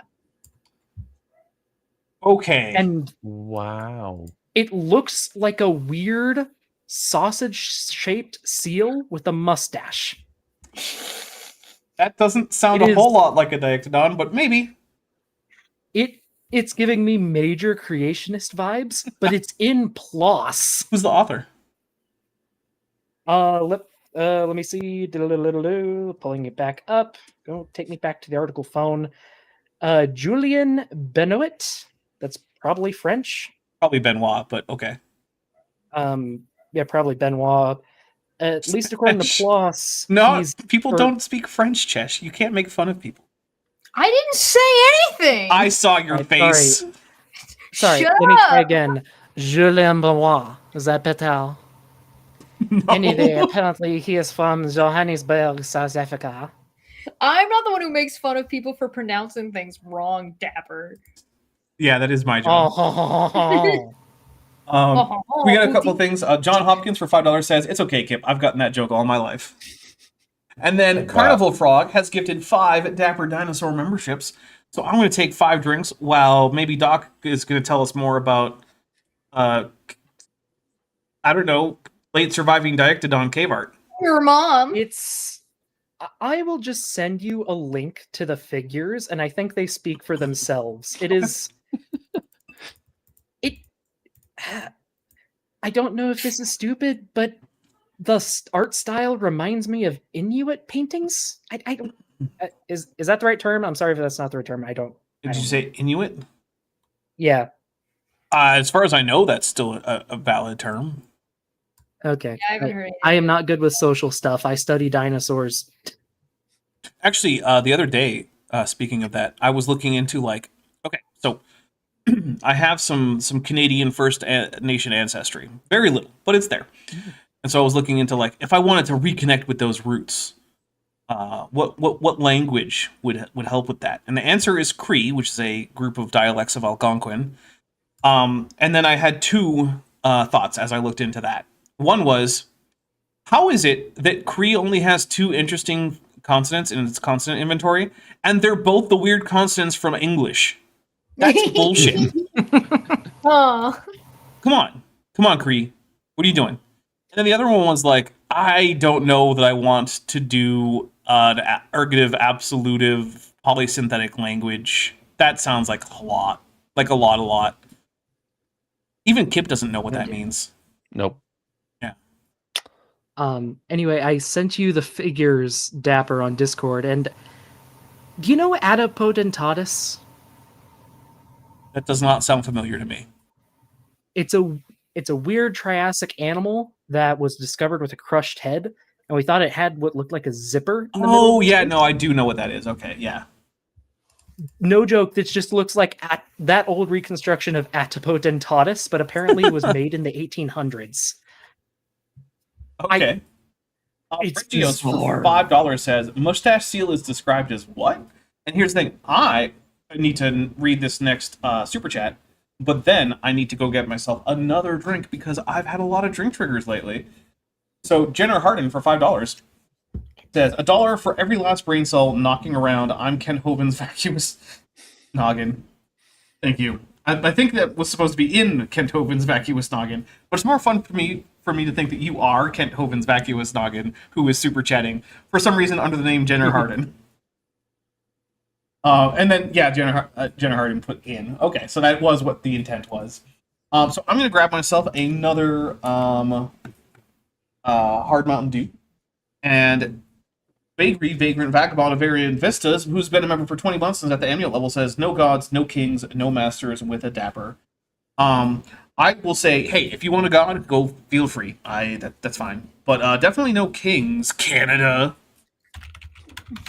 All right, you guys say fun things while I go and grab another beverage. Wait, before you go, can I show can I screen share the weird Sure, go for it. thing so people can see what I'm raving about? I would like to see that. Yes. Okay. Screen sharing now. Accept all cookies, whatever. Yeah. Okay. All right, I'll be right back. So Okay. So for context, I guess, this is an article from South Africa. South Africa, particularly the Karoo region, is famous for its Permian fossils. So the era before the dinosaurs, a lot of really weird stuff, including what used to be called mammal-like reptiles, but we now call stem mammals, that kind of thing.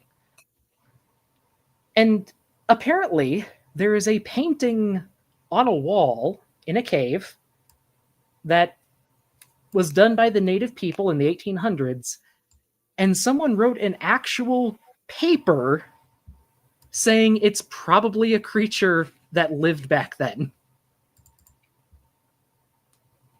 Huh. Or at least based on the skull of one. But Here, I'll just.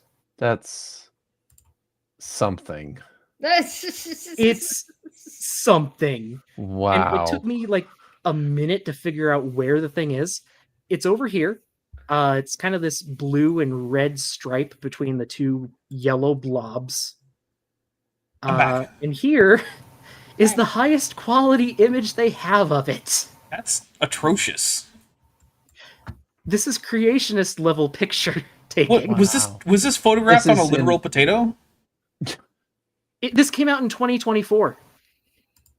This is in plus I one. hate this. I hate this so much. This is in plot 1. Ugh. Who peer But- reviewed this? Blue and red sausage thing with little stubby arms and legs and what looks like a little curly mustache coming off the top of the head. Oh, it also has red spots. By the way, for $5, Fitz of Galapagos Islands are the Holy Land Rage.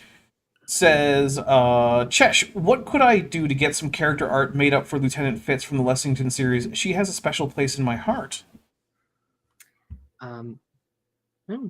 Well, there's two ways. One, we trigger you in the game, but I'm assuming you're meeting Fitz from the game that's over from Lexington, right? They said Lexington. Oh yeah, so that would probably have to be a commission, huh? Well, I mean, I can just, if you send me the details between like Discord or Blue Sky or whatever, I can just do it. And if you want to pay me, you can pay me whatever you think it's worth. Okay. Well, there you go. DM Chesh.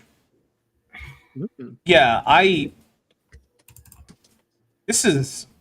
hate this. This is an actual paper. And for the record, they're calling this a diictodon Why? or something similar to it. Because I feel like it. This is what a diictodon is. Yeah. It's this little tusked gremlin thing. Hey, it's a Dicynodont, man. I'm aware. They're tusked It's little a gremlin things unless they're the size of an gremlin. Asian elephant. They're But adorable. that looks nothing like the cave painting. Correct. Yeah. The What? proposal in possible this paper is that the Later painting is Stone Age based painting. on the skull of a diictodon, which does not look like this, attached to the body of a snake with stubby legs. So I am not exaggerating. Why? so the suggestion is Your review. the Why are suggestion is you- somebody found the skull of a diictodon and said, "Hey, I'm going to make a painting of this attached to a weird long-bodied thing." That's it. If the dating is accurate, then it was made in the early 1800s, which actually kind of precedes the naming of Oh, diictodon. But okay. it's not impossible that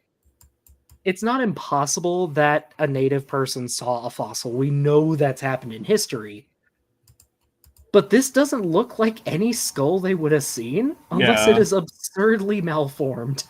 So Vagary Vagrant Vagabond of Variant Vista says, what is the schedule for Top Hats Off right now? So right now, the next planned thing for Top Hats Off is episode 8 of season 1 of Star Trek Endurance, which I believe is called Fading Sun, I think is the name of the episode. And Chesh, it looks like you're off the hook for the captain's log for that because Necro has agreed to do a log, because when I looked at the mission, it seemed like one that just about any crew member could do a log for. So I asked the rest of the crew, like, hey, does anyone want to volunteer? And he stepped up. So you don't have to get me anything, unless, of course, he fails to get me recording by, like, Wednesday, in which case I need you to get me one, like, immediately. Right. All right. I am going to switch over back to Christina. So, Thank you for indulging my pain. Oh, you're welcome. Then, sorry, one last tiny thing. So again, that is the Thank you. Painted next to what look like gazelles, but it Yeah. looks like it's painted to be the size of like a Nile crocodile. Yeah. Diictodon is smaller than most terriers. Yeah, I don't know. It's Ugh. very silly. Thank you, Duck Dino, for showing us further evidence that we are becoming idiocracy. Right. So It is pain.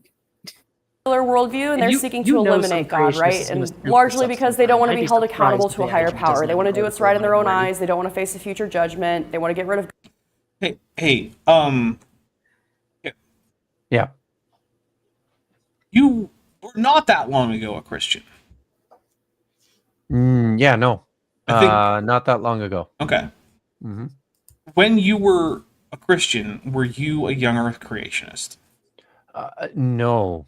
Okay. I might have been a young Earth creationist when I was like a teenager. Okay. I don't know if that counts though. Does that count? Like that counts as much as all those guys who are like, I was a hardcore atheist in high school, I don't know. right? I mean, I certainly knew people in high school who You're just declared saying, like, as themselves. long as you were in high school, it doesn't count. Well, look, Yeah, I knew people who in I high school. 100% am because I don't know. Look, I knew people in high school who claimed that, oh yeah, I'm an atheist, and what they really meant was, I want to piss off my parents. Yeah, lots of those. That's a real thing. Yeah. So, anyways, no, I was not a creationist. So, But does pretty much any your point. did your reason for being Christian before you stopped doing that, or your reason for stopping it, did either of those have anything to do with the fact that if young Earth creationism isn't true, then you don't have to worry about hell? No, Okay. no, Mhm. nope, Okay. not at all. Weird, because That's- Christina seems to think that that is what the problem is. Yeah, that's very strange. Christina seems like a fucking idiot. She does. Does. Yeah. Christina seems like somebody who hasn't actually thought this through. In fact, may or may not have thought this through less than I did as a teenager. God. If you get rid of God, you have to have an alternative explanation for life, right? Actually, you don't. No, you can you just not don't. know. Here's the thing: No. you don't need an explanation for everything. I'm taking a drink. That was incredibly dumb. Wrong. If you feel like an explanation for the existence of life is something that's important to you, and you don't think that there's a God, then yeah, sure, you do need an alternate explanation. But here's a fun thing: you don't have to care. I do not have an explanation why the grass doesn't grow in this one section of my backyard, It's probably fungus. and and it's it's just that, right? I'm just I don't Probably fungus. fucking know. That's I mean, for the way it is. It's Probably okay. fungus. for a Fine. real life example that's close to my heart, I know there's something wrong with my car. I Right, didn't know yes. what it was, Mhm. so I took it to a mechanic, and the mechanic told me it had a lot of problems. I'm not going to call the mechanic an idiot and say someone dumped sugar in my gas tank. But have you considered that actually your mechanic is just trying to make sure that you go to hell? I- Because really the problem is that you got demons in your car and you need Jesus to get rid of them. But have you considered Well- that it was actually the mechanic who was the one who put The sugar the in your sugar gas in the Also, gas yeah, tank? it's trying to Now- get more now money I out will of say you. Both, Yes. both of those are valid, but Are they? I do trust this man because I'm pretty sure he charged me less than he should have for a job he did once, and that was very nice of him. That was to lure you in. That's like the starter price. Like when they give you like, oh hey, don't worry about it. This Yeah, that sounds like This- bullshit. this 2 ounces of weed is only $5. It's fine. Yeah, they're faking it. They're Yeah. messing with you, dude. Dude, do you have any idea how much I could go for 2 ounces of weed right now? Holy shit. Brother. Lubalar says, at Dapper Dinosaur, I was a Christian until my late 30s. I lived in Australia, now New Zealand. I didn't know that young Earth was even a thing until I began questioning. And yeah, that's the thing is, outside of certain circles within Christianity, you might not even know that this is a thing that people talk about. I really only care that much because I was a young Earth creationist, and I am still personally offended that I was lied to. Olivia Williams for $6.99 Beaverbucks says, I said it before, I will say it again. If I wanted to My beer's ready. AIN, I'm not sure what you mean. I would be a Christian. I I know I would just have to believe in Jesus. I think they're saying if I wanted to sin, I would be a Christian. Oh, That's right, a because A and pretty S. common Okay, thing to yeah. say. If I wanted to sin, I would be a Christian. I know I would just have to. There are certainly versions of Christian theology where it does seem like if what you want to do is to sin, your best bet is to just be a Christian. There are versions of Christian theology where that does not work out, but then again, I don't know which version of Christian you want to be. Presumably one of the ones where you have a very easy forgiveness set of criteria, and it's once saved, always saved. I would assume that that's the kind of Christian you would want to go be. But Christians should not be relying on man's ideas for their history, right? Yeah, they should be focused on herstory. Women's ideas about history. Very good. It'd be Yeah. nice if we actually knew what a lot of that was. Yeah. I mean, you can find some journals and You can find whatnot some. from women, depending on the time frame. You can find some. Yeah, it is out there. It's not exists. not easy.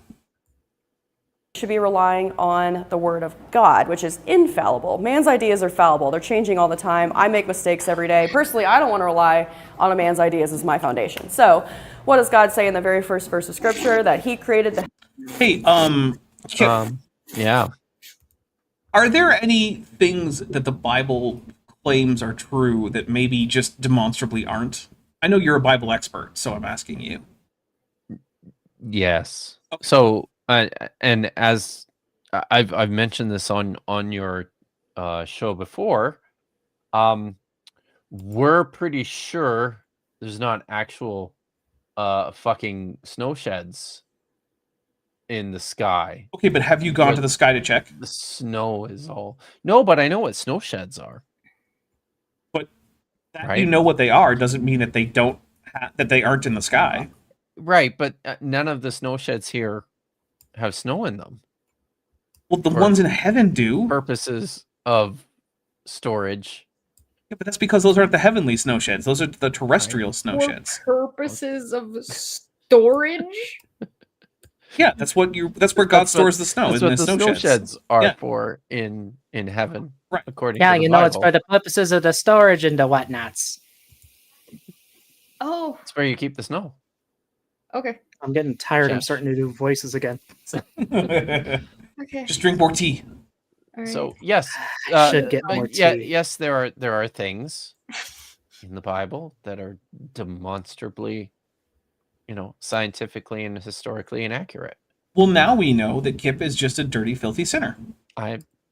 Yes, but that was not news. heavens and the earth. So Genesis 1 tells us how God created the entire universe in 6 24-hour days. She doesn't tell you how. It just says that No. it happened. Saying, and God said, it doesn't really give us much of a mechanism. If it told us how, then you could go reproduce those circumstances. It doesn't tell us how God created. It just claims that he did. Kent, the bacteria kind Halstead for $4.99 says, young earth creationists reject God's word, the word, and accept man's word, the Bible. Oh, sorry, the world is. Let me rephrase that. Young earth creationists reject God's word, the world, and accept man's word, the Bible. Yeah, well, that is a good point, right? If Genesis is Pretty even good. broadly correct, then and general creation by God is true, then the world is very much what God made and his direct revelation to humans, whereas the Bible has been at the very least filtered through human brains, unlike the world as a whole. So if we're doing the whole two books, scripture and nature, I'm gonna have to say nature takes precedence over any written text. So yeah, that's an excellent point, and it's almost like creationists don't have a very well thought through hermeneutic. So maybe, I don't know. 6,000 years ago. And God tells us that he created the animals according to their kind. So this is Which again, basically as far away from a Wow. technical term as you can possibly get. Look at all the times that mean appears in those two verses. Mm-hmm. Okay. That word that is in no way a technical term No. and is basically the opposite of a technical term. A layman term? I mean, yeah, basically, it's a word that doesn't really mean anything except in a particular context, and even then, it's pretty ambiguous, right? It's And honestly, I mean, you don't even have to know much of anything just to see that from this text, right? Yeah. Like, let the land produce living creatures according to their kinds. Livestock is a kind. Yeah. So sheep, chicken, pigs, yeah, all the same kind, I cows. guess. Cows, It's yeah. all a kind. Goats. Creatures that move along the ground. That's a lot. That's yes. Wild animals. Does a bug Are- count for are- what lives along the ground? Yes. Generally, Yes. yeah. It's yes. Which, interestingly- what kind is Codolorhynchus, Dapper? I'm curious. That is going to be a livestock. I'm going to go with that. I'm going to say it's a livestock. No, I would love to try a Codolorhynchus steak, honestly. Yeah, it might be pretty good. Here's another fun thing so Answers in Genesis, in order to get like the ark to be, even in the most vague sense, reasonably manageable for 8 people, they exclude basically all invertebrates as well as any aquatic vertebrates from being on the ark. Because they can just swim around in the floodwaters, right? Is that it? Don't drown. That's apparently what they're going with, which is not true, by the way. You can indeed drown terrestrial arthropods. But regardless of that, the problem is that, terrestrial arthropods are basically the same thing as creatures that move along the ground. That's what that means ultimately, right? Yes. So we're talking beetles, ants, worms, things like that, grasshoppers, all that stuff. And in the flood narrative, it includes explicitly creatures that move along the ground as part of the all flesh that died, except for those on the ark. So the Bible explicitly says, yes, the animals that are basically just terrestrial invertebrates were on the ark or they died. And good old literalist Answers in Genesis just brushes right past that. They don't even think about it. So I mean, that's so one do of the most things creationists I've heard of. yeah, and it's one of the things that really annoys me. It's like, well, we're taking the Bible seriously. No, you're not.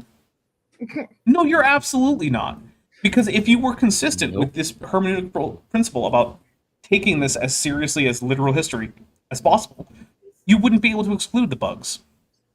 Because the Bible is very clear that they were part of the all flesh that perished among those organisms not those animals not on the ark. We got John Hopkins for $5 says, definitely not a plug, but running sheep definitely don't check the description. It's kind of fun. It's interesting to see what people are rendering. Yeah, actually, every once in a while I do get something really cool in there.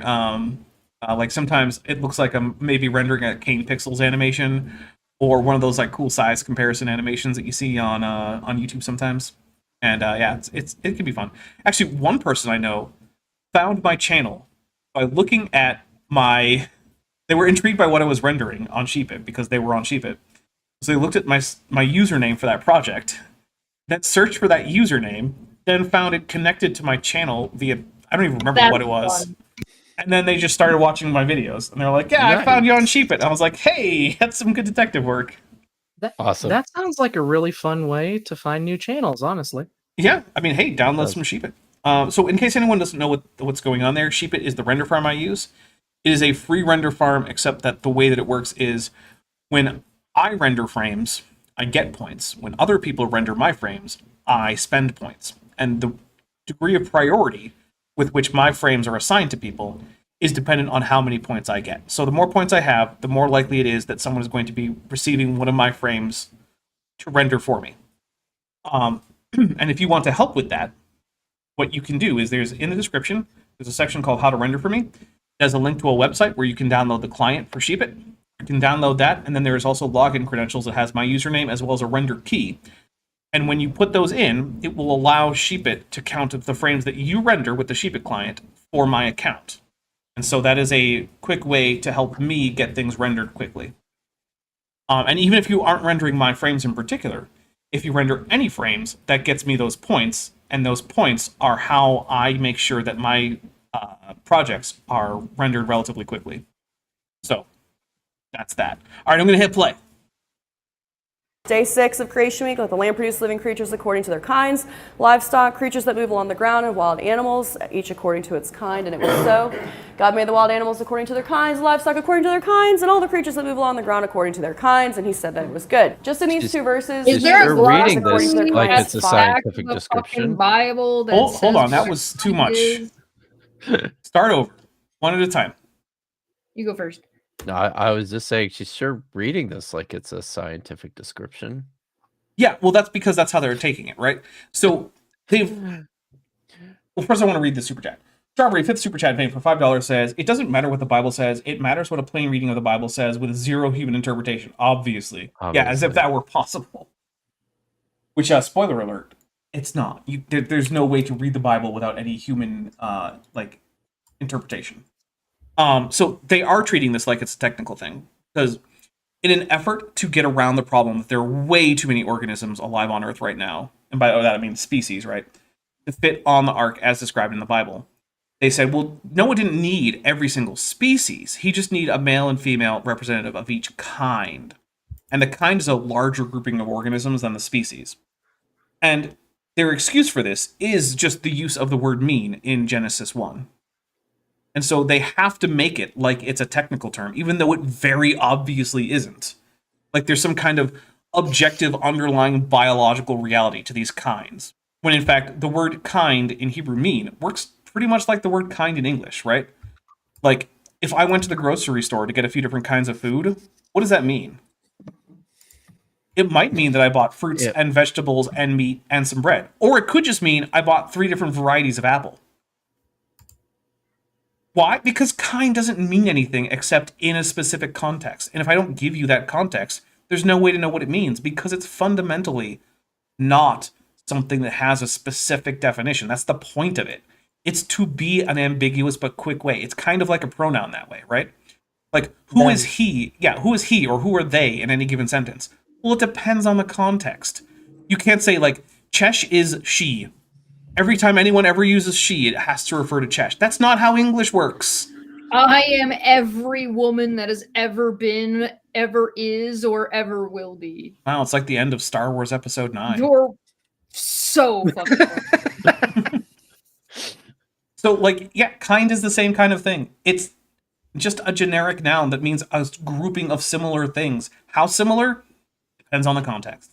And yet, because of the fact that it's very obvious that the story of Noah's Ark is impossible, even to young Earth creationists, they have to make up things that just aren't in the Bible, shove them in there, in order to make the story kind of maybe work if you don't think about it too hard. But then they make things like this where you're like, think about it really hard. Well, see, the thing is, they punish you for doing it. They don't actually want you to think about it very hard. What they want you to do is hear the fancy words from Christina Altman and then just say, well, she must know more about it than I do. I mean, she keeps a zoo. Ooh. I don't keep a zoo. How many times have you been in charge of the care of a Z-dunk? Which is what happens when a zebra stallion and a donkey have a baby. Maybe one time for a couple of minutes. I don't think that was actually true, Ash. Was that true? My sisters used to do horseback riding. And they had Z-dunks? Well, I don't know what they had. Were any of them part zebra? It's pretty obvious. I don't know. Did they have stripes? Some of them, kinda. Well, maybe. Sapphire Science NIMBY's Light for $5 says, if God created the livestock according to their kind, does that mean AIG doesn't believe in domestication? You would think so. That would follow. That would make sense. You suggest internal consistency. Shut up. Right? That's the other thing, is they don't think about it that hard. Yeah, they really don't. Before we continue, speaking of creating things, I have finally finished my nachos. It looks like you haven't even started your nachos. It looks great. I mean, I finished making my nachos. It does look a bit of a perfectionist when it comes to cooking, but the hot sauce I got is really, really spicy. Why is it spicy? I am not sure what the tune is supposed to be here. Spicy. Does anyone know what the tune is supposed to be for Erdania's most recent super chat for €2? It says Chesh is every woman's music. It's all in Chesh. It's a Whitney Houston song, I believe. Oh, Yeah. I must not be familiar with that one. Maybe. I could be wrong. It's probably not nerdy enough, is what it is. Whitney Houston's not nerdy enough. You heard it here. I mean, when you think of Whitney Houston, do you think nerd? No. Yeah, Music no, nerds, yes. maybe. maybe. 5 times, and in Genesis 1 alone, he uses that phrase 10 times. When God Wow. Whoa! That's amazing. Guys, Yeah. did you know Tens of them. if you use a term that isn't a technical term 10 times, that suddenly it becomes a technical term with a very clear definition that everyone can use just by virtue of having been used 10 times? Congratulations, the word fuck is now a technical term. Yay! I'm taking a drink. Woo! Like that. I don't even know what the argument here is. It reminds me of an argument that you find in the Quran, which is like, you know how you know the Quran is from God? Because the writing's really good. I'm like, I don't even know how that's supposed to follow. What does that mean? I don't get it. It's the same thing here. I don't even know how that's supposed to be an argument. It's not. Yeah. Of course, Okay, don't worry. When it comes to the Quran, you have to read it in Arabic in order to understand it. The problem is that like non-Muslim Arabs who read it are like, it's okay. It's like, yeah, this is a shit argument. Sorry, Quran. God repeats something, it usually means it's important, and he repeats this 10 times just in the first chapter of Genesis. So this concept of kinds. It's okay. Look, Do not pretend that Christians actually take things seriously if God or Jesus says it more than one time. You shut your stupid lying face hole. right, and there's more things, right? So on the one hand, yes, if a topic comes up multiple times in a book, then chances are the author thinks that's an important topic, right?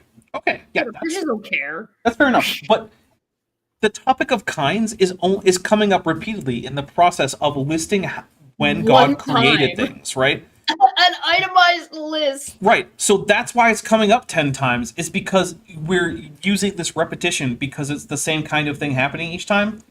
That's not the Guys, same thing bread as is the topic really coming up 10 important times. Because I handed you a grocery list that said I needed tortilla bread, I needed flat bread, I needed bread, white bread, brown bread, rye bread. Bread is very important. Yeah, that's what we're getting there. Apparently, bread is so important that it's actually like metaphysically significant somehow. Yet, no, that's not how this works. Nebulin, who's been a member for 41 months and is at the amniote level, says, "Happy birthday, Dapper. In your honor, I hope it rains all day in DC. That would be nice. That would be nice. I would very much appreciate that. Would you like me to check the weather? Yes, please. Is it raining in DC? Because I would prefer that it be raining, but I am not in charge of the rain, whether in Spain, down in Africa, or in DC. It is currently a high of 27 degrees Celsius, which is 81 degrees Fahrenheit, and it is still calls 100% participation. There is also an extreme weather advisory for a Wait, flood wash. Do you mean precipitation? Oh no! What did I Oh say? no! You said participation. Oh, my bad. See? Dapper, you caused this. Good. Good. Good news, everyone! Well, before we cause another disaster, someone asked what hot sauce. Texas go. Pete.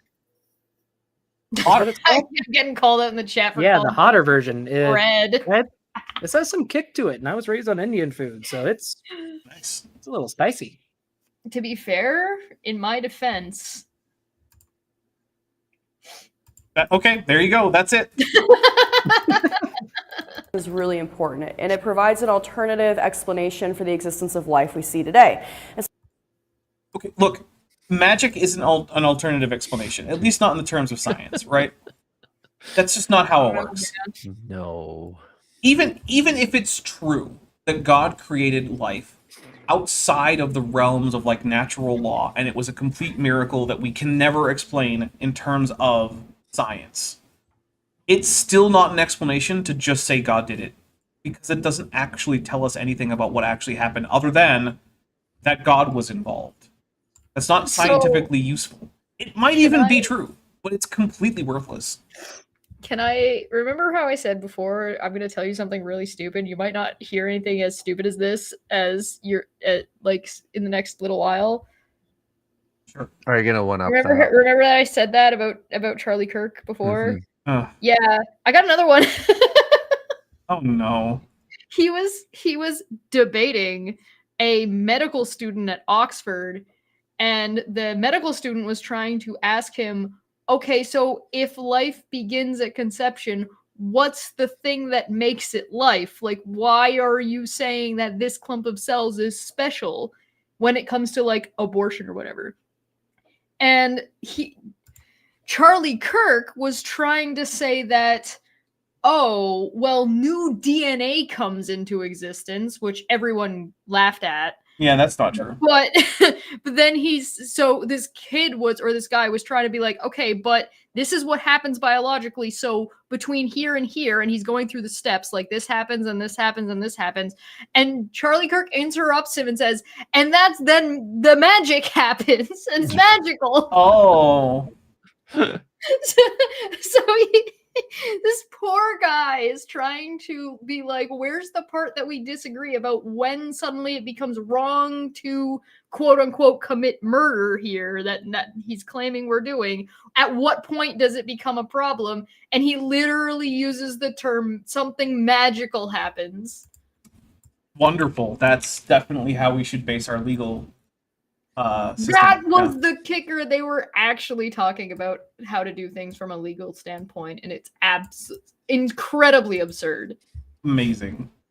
Okay, so we have a few things to read. First of all, DJ Sapsan says, remember the 3 Fs, fighting, feeding, and mating? I do remember those 3 Fs. Let's see. Shano07AU for $7.99 redo says, does God have to answer questions if you ask him the same question 3 times in a row? I don't know. Maybe. Give it a go. And if he does respond, let me know. All right. Instead of a tree, we think of it. Does he have to tell you? Even the cops don't. That's a myth. You ask someone if they're a cop, they are a cop, they do not have to say yes. Cops are allowed to lie to you. They do it routinely. They're also routinely lying in court. Anything a cop says, I'm not saying you should say that the opposite is true. What you should do, however, is completely disregard any testimony ever from a cop in any courtroom, because they lie routinely. Just pretend it didn't happen. Cops cannot give you valid information under oath because they lie habitually. I'm aware. I was just making a joke. Oh, I was given a PSA. Oh, no, valid. Fair enough. Yeah. Every once in a while I give PSA. Fuck the police. Absolutely. No one ever made a song saying fuck the firefighters. Actually, that is a song, but it was made directly as a parody of the fact that no one had ever made such a song. Okay, no one made a serious song. Correct. More like this orchard of life, where each tree represents a different created kind. And instead of having one common ancestor, there are actually multiple common ancestors to the animals we see today. So there's a big problem with this. But first, John Hopkins for $5 says, quick reminder that we're close to the goal. We are. We're only 6 away from the goal, but we have a half an hour to get there. So I don't know.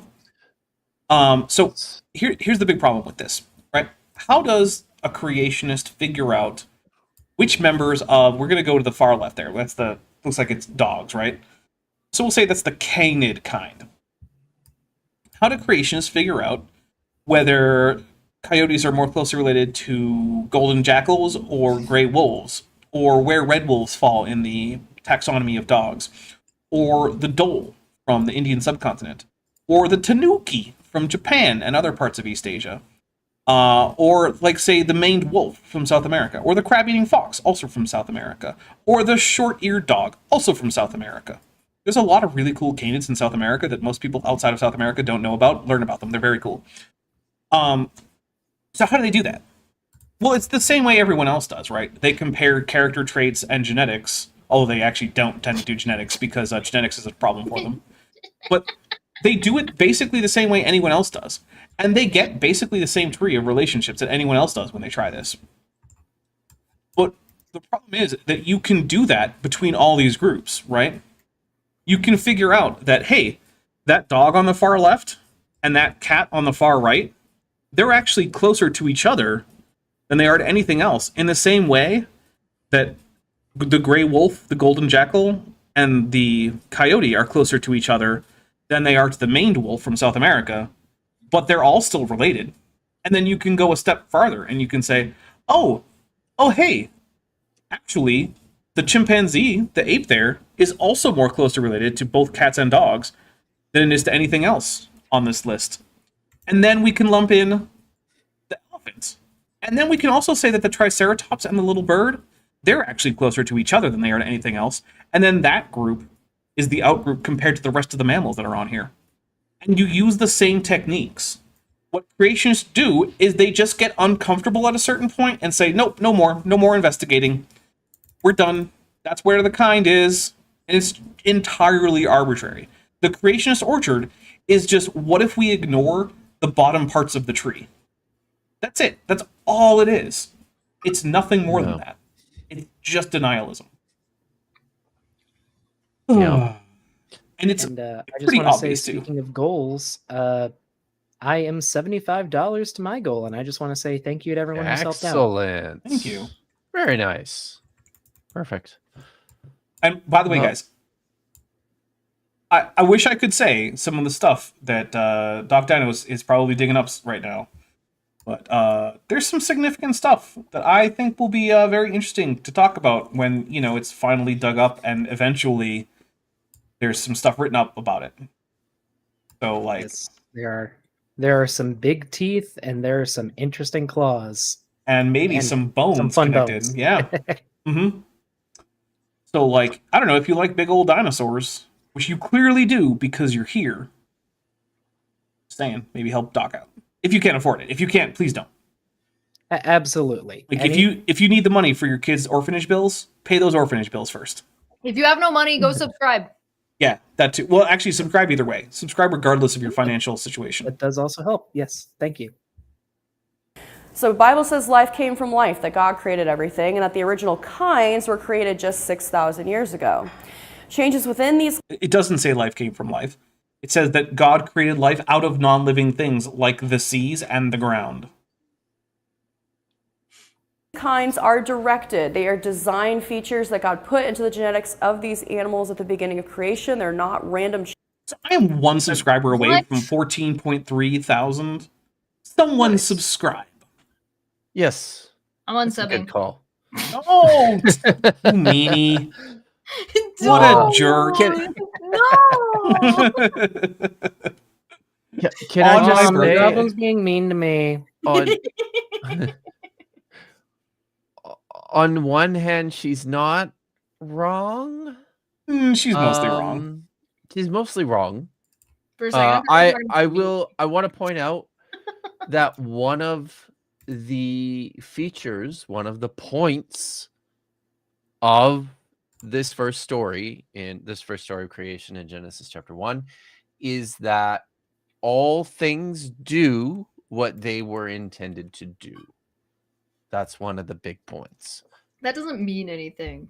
It means But- something. Well, it kind No, of it does. It means, the reason why the bird, nests over here instead of over there is because that's the way it was made to do it that way. If that were true and it did, then you would have a very big problem when trying to deal with free will. You're not supposed to think about it too hard. And I'm not The thinking author- about it hard listen, at all. but shush, sir. the author of this story probably doesn't give a fuck about it. Certainly doesn't give a fuck about free will at all. Just doesn't. Sure. Right.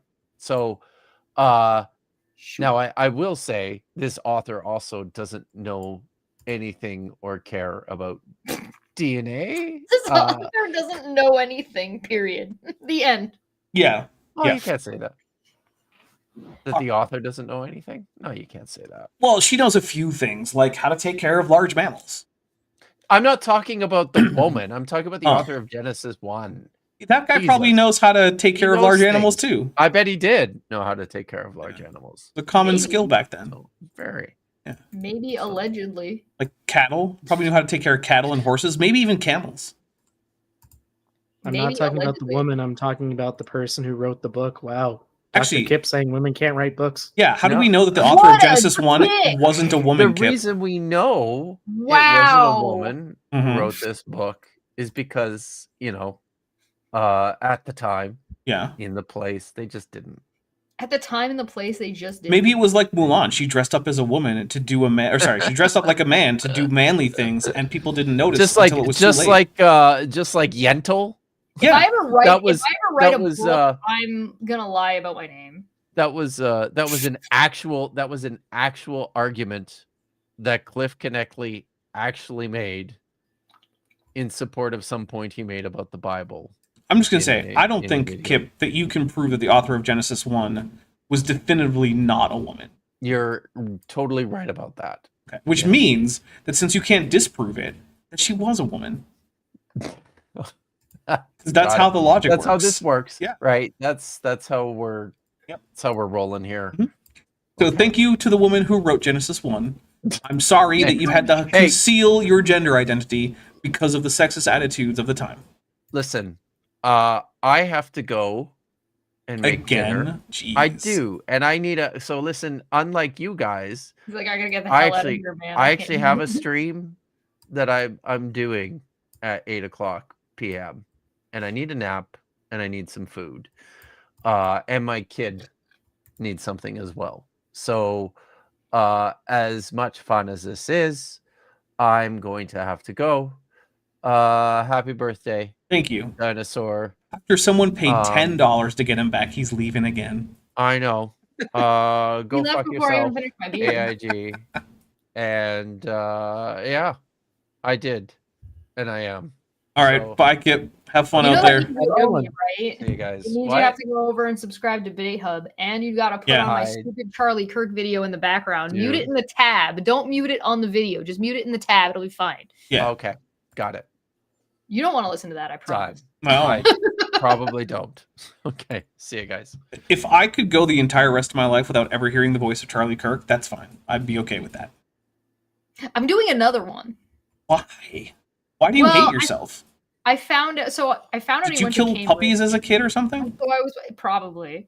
So I found out that. So I found out he went to Cambridge. But then when I was looking to see what what responses he made, turns out he also went to Oxford. So I'm doing Oxford this jeez. week. I used to think that going to Oxford was a bit prestigious, and then I realized that Terrence Howard and Charlie Kirk have both done it, so no, it's not. Well, yeah, it used to be, but Yeah. it's kind of like everything else that's gone on with like crazy authoritarian populism in politics. Things have gotten a little sideways as of Mm. late. Not wrong. All right, so for let's see, for €6, Erdania says he left us again with the Traitor! alarmed frowny face. Yes, yeah. All right, I need everyone. Sorry, I just want to answer Andrew's questions really quick. Wait, there's a difference between muting a tab and muting a video on YouTube revenue-wise. So if you mute on YouTube, YouTube knows you muted it. Yeah. If you mute the tab, depending on what browser you're using, it definitively does not know that you did that. Oh, hey, we got 420 in super chats, so if you got them, feel free to blaze them. Also, damn. Jeez, okay. Happy birthday to me. What? Yeah. What? Hmm. Sorry, Trixie in the chat just said Charlie Kirk went to my high school. My brother did no. speak and debate with him. I have a few stories. Oh my fucking god! You I can't think just you drop need a to bomb like that. you need to DM Chesh like immediately. DM Chesh ASAP. Yeah, Lubalar says, don't forget Oxford University is on Turf Island. Yeah, it really is. UK, fix your shit, man. Like, what the hell? Chance processes. On a lighter note, sorry. if you really want to wish Dapper a happy birthday, send in a super chat with your favorite Jurassic Park quote. That's fun. That is fun. But also, I mean, only if you can afford it. And also, if Of course. your thing isn't super chats, I also do have a wish list. And if you're a Steam friend of mine, which a lot of people are, I do have a wish list there too. Although, how quickly I'll get to any game that you happen to get me on there is very much open as a question. Like, who knows? Who knows? So, yeah. I've been playing a lot of, maybe too much, of Space Marine 2 lately. So it's a lot of fun. Yes. John Hopkins for $5 says, stories in chat, please? I mean, yeah, put them in chat also, but like, also, DM Chesh. She needs to know about this. I'll bring you on. Okay. Like, instantly. Yeah. That sounds fascinating. Like, that's debate hub. That's debate hub shit right there. Mm-hmm. All right, I'm going to hit play. No new kinds have ever evolved, and modifications occur in structures and genetics that... Hey, in order to know if a new kind has evolved, you would have to know what a kind is, right? Might be helpful. Yeah. Do we know that? No, Oh. we don't, because no one has ever defined it effectively. Which means, have new kinds evolved? We don't know. We can't say. Because the word kind hasn't been defined in any way that's actually useful, though, where we could test. Because the thing is, like, if you ask a creationist, okay, what would it look like if one kind became another? There's going to be two kinds of answers. One is, I don't know. And two is, they'll just say that it would be like evolving from a extant organism to a other extant organism. Which isn't what our evolution says should happen. No one in evolutionary biology is saying, oh yeah, elephants are going to evolve into dogs. That's not how it works. They share a common ancestor that was neither an elephant nor a dog, but was a placental male. And so, yeah. And the other thing that they'll give you is like, well, I don't really have a great definition for kind, but you know, you just kind of know it when you see it. Which is how they actually define kinds most of the time. Olivia Williams for $6.99 Beaverbuck says, it also said that he made life out of dust. Had quite some difficulty sending this for some reasons. Oh, I wonder if YouTube is acting up. And yeah, the Bible does indeed say that God made organisms out of dust, which seems like non-living material to me. But I don't know, I'm not a biologist. Maybe dust is Well, alive. it just means that abiogenesis is literally doctrine. Yeah, I guess it would actually. My unfinished song for $5 says, don't make a mountain kind out of a molehill kind. Like and share the stream instead. Yes. Please do. We are getting dangerously close to me having to go squeeze into my stupid human suit. Which would mean that while I'm doing that, I would have to leave the stream to YouTube. So, you know, Chet, don't draw too many circles. Okay. You have a maximum of 2 circles that you're allowed to draw. I am powerless to stop her. I am eating nachos. I mean, you're welcome to let me screen share if you want. No, I know how dangerous that is. Chesh has a history of getting people's streams taken down. It's a thing. I'm a threat. Yeah, basically. Every time I bring Chesh on, I am taking the channel's existence into the into like the hands of fate, and whatever happens. All right. Joshua Geese for $5 says their definition of kind is vague. Yeah, well, and it makes sense, right? Because the word kind is itself vague for a reason. That's the point of the word. Basic just understanding of the most low-level language concepts that everyone gets is apparently beyond most creationists. And there we go. We just got 50 out of 50 with Sapphire Science saying, but Dapper, cognitums. Yeah, the cognitum. And then John Hopkins says, Chesh and Doc stream for $5. So here is what's going to happen. I am going to go squeeze into my human suit real quick. As well as increase the levels of lighting here, as well as set up things like a camera. There's a whole lot of stuff I got to do.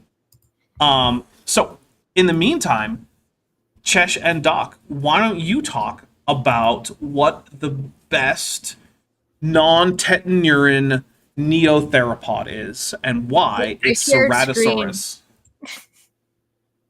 Oh, have you been playing games this whole time? I've been playing games this whole time. Isn't Ceratosaurus a neotheropod? It's not an aberostron. It is a neotheropod. That's why I said non-tetanurine neotheropod, which is basically Ceratosauroidea. So, like, you could choose an Velosaur. Why would you choose Dilophosaurus when you could choose Ceratosaurus? Because it fit the category you described, Yeah, but and it has a cooler head crest than you. First of all, that is very offensive, sir. Second of all, you continue to justify your absurdity while I go and squeeze into a human suit real quick. This is unbelievable and unacceptable. Well, I mean, I'm it's playing either League of me Legends. pick that or I guess Chesh guesses at dinosaurs until we land on one that fits that category. It's actually a Well- fairly narrow list. There's a dinosaur in this game, a couple of them, if you can find Yeah? them. Yeah, you gotta find them though. They're hiding. Was this some new weird version of Hearthstone? No. Hearthstone's like a card game. This is auto chess. This is specifically League of Legends auto chess because I'm an absolute fucking degenerate. I mean, I already knew that. Do So I are gain 6 Hearthstone gold or players. I split 25 gold with everybody else? I have no concept of what that meant. You just gotta pick one. Do I get 6 gold or do I split 25 gold? Split 25 gold from All right. what? With everybody else. 7 players chose to split, so I got like 5 gold. That's how it works. Oh. That's how it works. It's gambling. What do you mean? I don't gamble.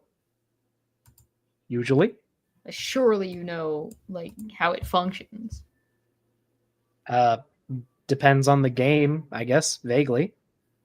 All right, yeah, this is League of Legends TFT. So the way it works is you have a board and you have augments and you have traits, right? So you get characters that have traits and then you get augments to buff your characters.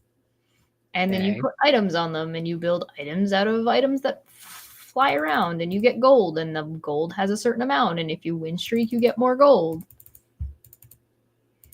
So Okay. there's the tray of champions down here, and then you have a percentage of each one of different strength, right?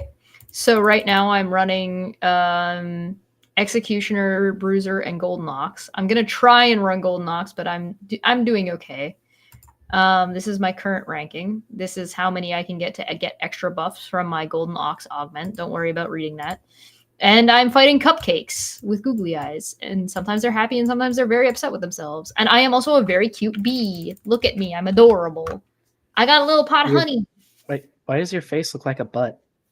Because I'm a cute little bee. It's heart-shaped. What do you mean? I mean, I guess. Rude.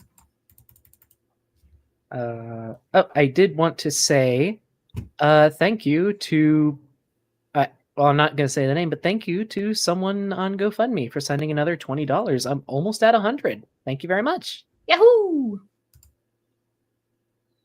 Why did I do that? What am I thinking? I'm not thinking. I have no brain cells. What am I doing? Similar here. I will say I am maybe playing a game too.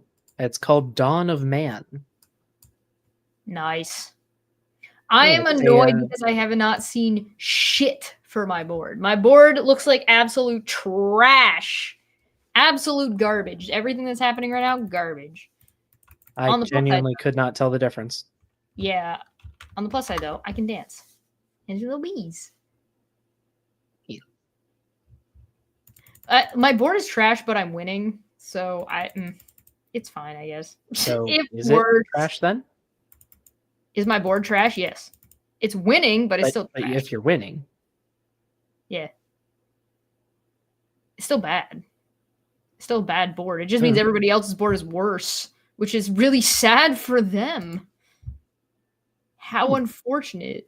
We're taking Sated Spellweaver. Don't worry, you didn't need to read that. okay. Mm. And I guess as for what Dawn of Man is, you control a group of Paleolithic humans and you try to help them survive into at least somewhere near the modern age. There we go. We're making Actually, a lot of progress. fun. Nice. Yeah. Nice. Winning Although with trash is 2/3 of classic my- League of Legends. You right. You know what this is about.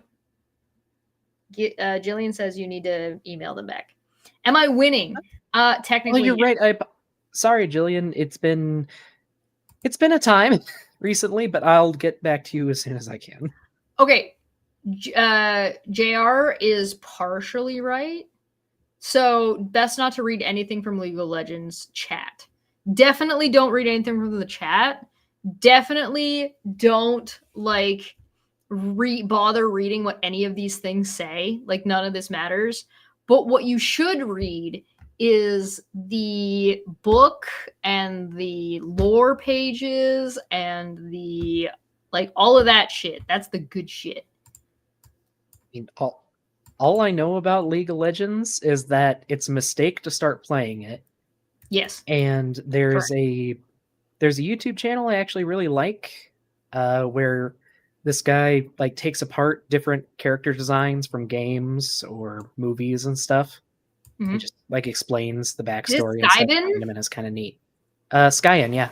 Yeah, I love Skyen. He's great. They're great. They're fantastic. I love them. They're wonderful. I love watching Yeah, them.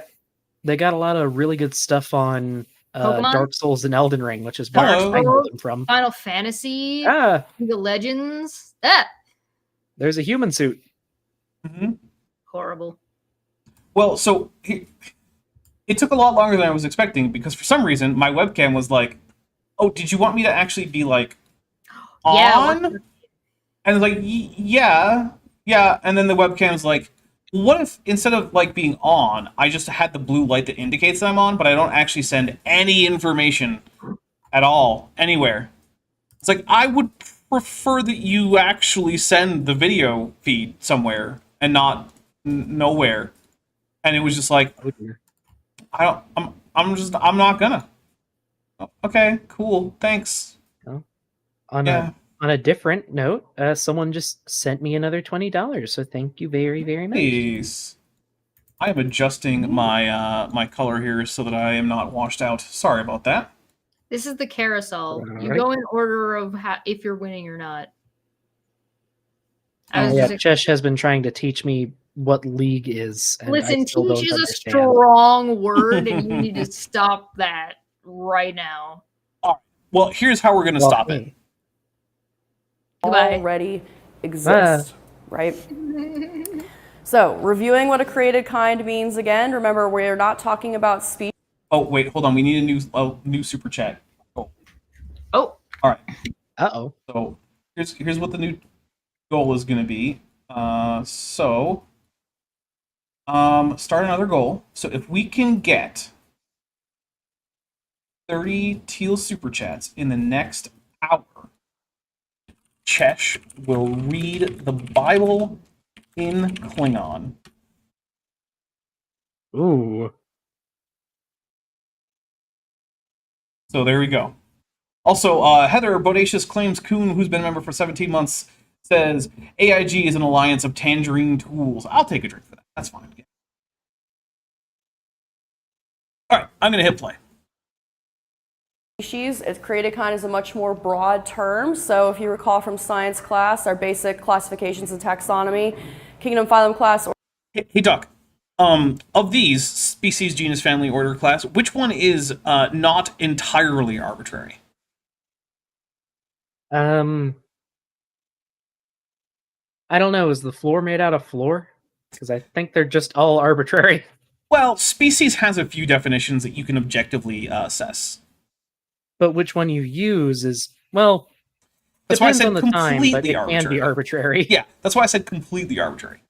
Everything other than species is completely arbitrary, and species is only mostly arbitrary. By the way, Chesh, I don't know if you heard the new super chat goal. I only heard that you were making me do something, but I didn't hear what it was. Yeah, if we get 30 super chats in the next hour that are teal or higher, which we might not, but if we do, I'm going to make you read the Bible in Klingon.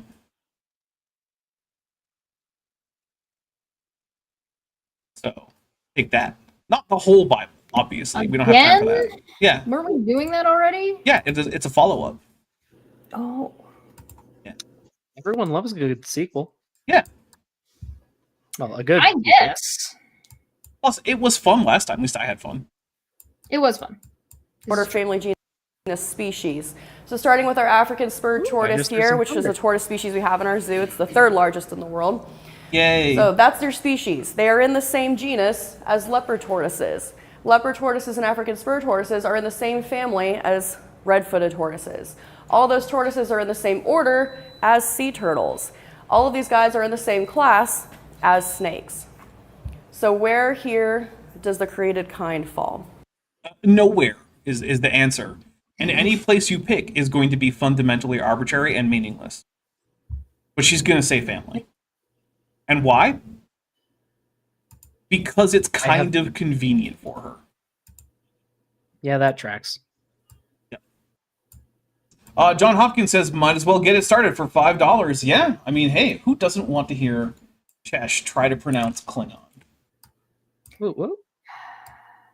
I could try to pronounce Ooh. Klingon, and I'd be even worse. I don't want to hear Chesh try to pronounce Klingon. Chesh, where's your Klingon dictionary? Right there. It's handy. She's got it very close by. I like that. Yeah, I got it. So I got like a little book nook tea spot, and Puck's Nice. there in the corner now, and it was right over there. Oh, It was right here. I miss Puck. I miss Puck. You probably miss him more than I do. Don't talk to me. Sorry. You brought it up. Sorry, did you say I- Puck? Yeah. Huh, the only Puck I know is the one from Berserk. Well, this one is not that one. True. That's too bad. I missed that Puck.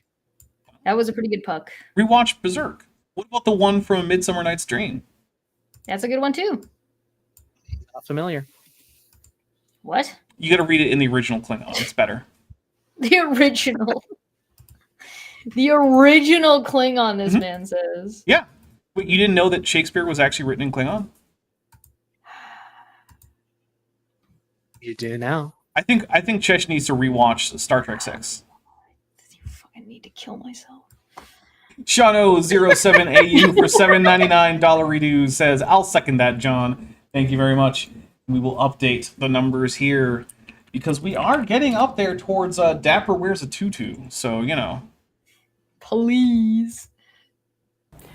Well, if we look at their genetics and we look at their hybridization data, it's falling at the family level here. Okay, so this is a thing that Well, creationists... that's what they get for not having a nuclear traditional family values. So what Christina is getting at here is there's this tendency among young Earth creationists to use hybridization to say, yes, same kind.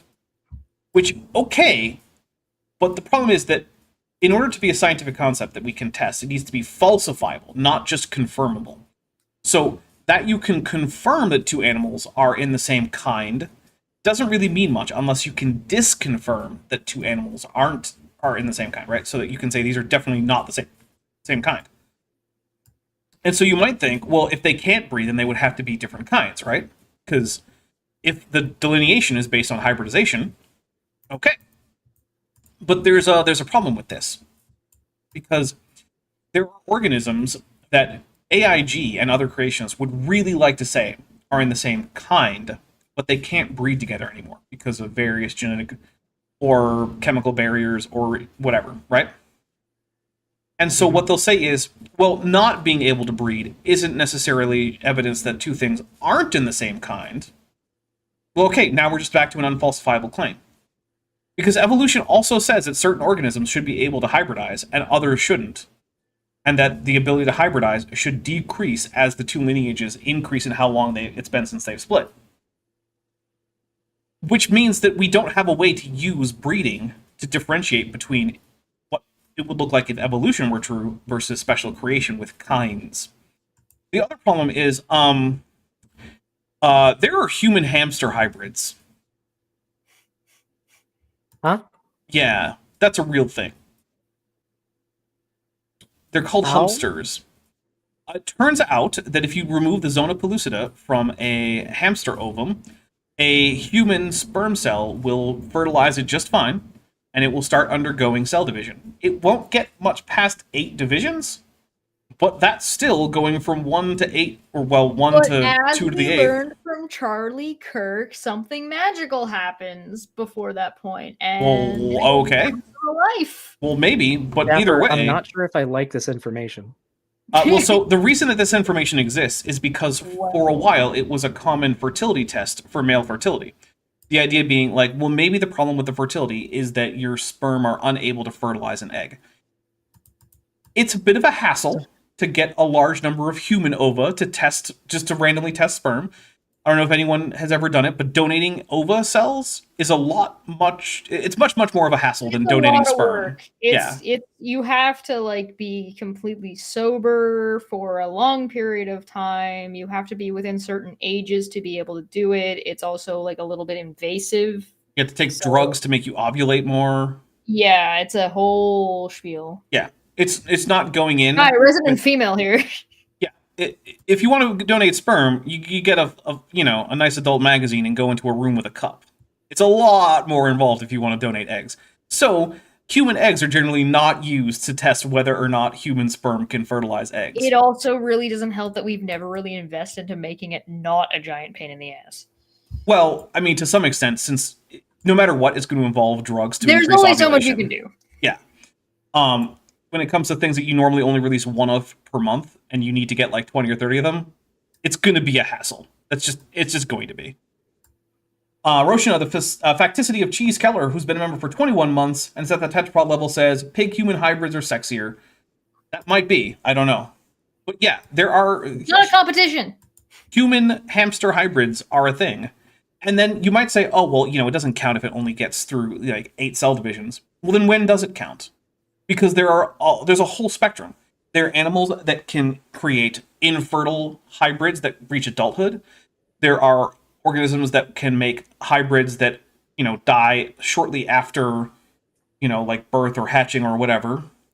There are ones that can get, several months into embryological development, and then there's incompatibility. And like with humans and hamsters, you get some animals that can only get through a few rounds of cell division before they no longer can continue on, and they, basically all the cells die. Spelled wrong. Get that capital P out of here and replace it with a lowercase p. For 200 Argentinian pesos with a Gowron avatar. Says, my definition of species is a group of organisms that the Omnitrix would consider the same transformation. All right. So thank you very much. And also, yeah, get that capital P out, man. You don't want to be misspelling Klingon by using the wrong case. So yeah, if we're going to use the breeding thing, then humans are in the same kind as hamsters. And that means that humans, so all primates, all lagomorphs, colugos, and rodents are all in the same kind at that point. So I guess Noah was like a small mouse-like creature that just built an ark. So like, yeah. So there's problems on both ends with this breeding idea. It doesn't work because it's unfalsifiable. And it proves far more than the creationists would like it to. So, for the record, Dapper, I'm having the same level of what the fuck right now as I did when I learned about the frog pregnancy test. What about the rabbit pregnancy Who test? discovered this and why? You know what? Humans really are interested in human reproduction for, I think, obvious reasons. And so... A little too much. I don't know if it's too much, right? Because I've known people who've struggled to conceive, and they were very grateful that there was a whole lot of research into human, fertility. Oh, you know what I mean. How much counts as too much? All right, here we go. There we have a lot of hybridization within tortoises, but we never ever see tortoises breeding with turtles, and we're Tortoises are turtles. Well, when you say you don't ever see them breeding, what do you mean? Do you mean you haven't personally witnessed them fucking?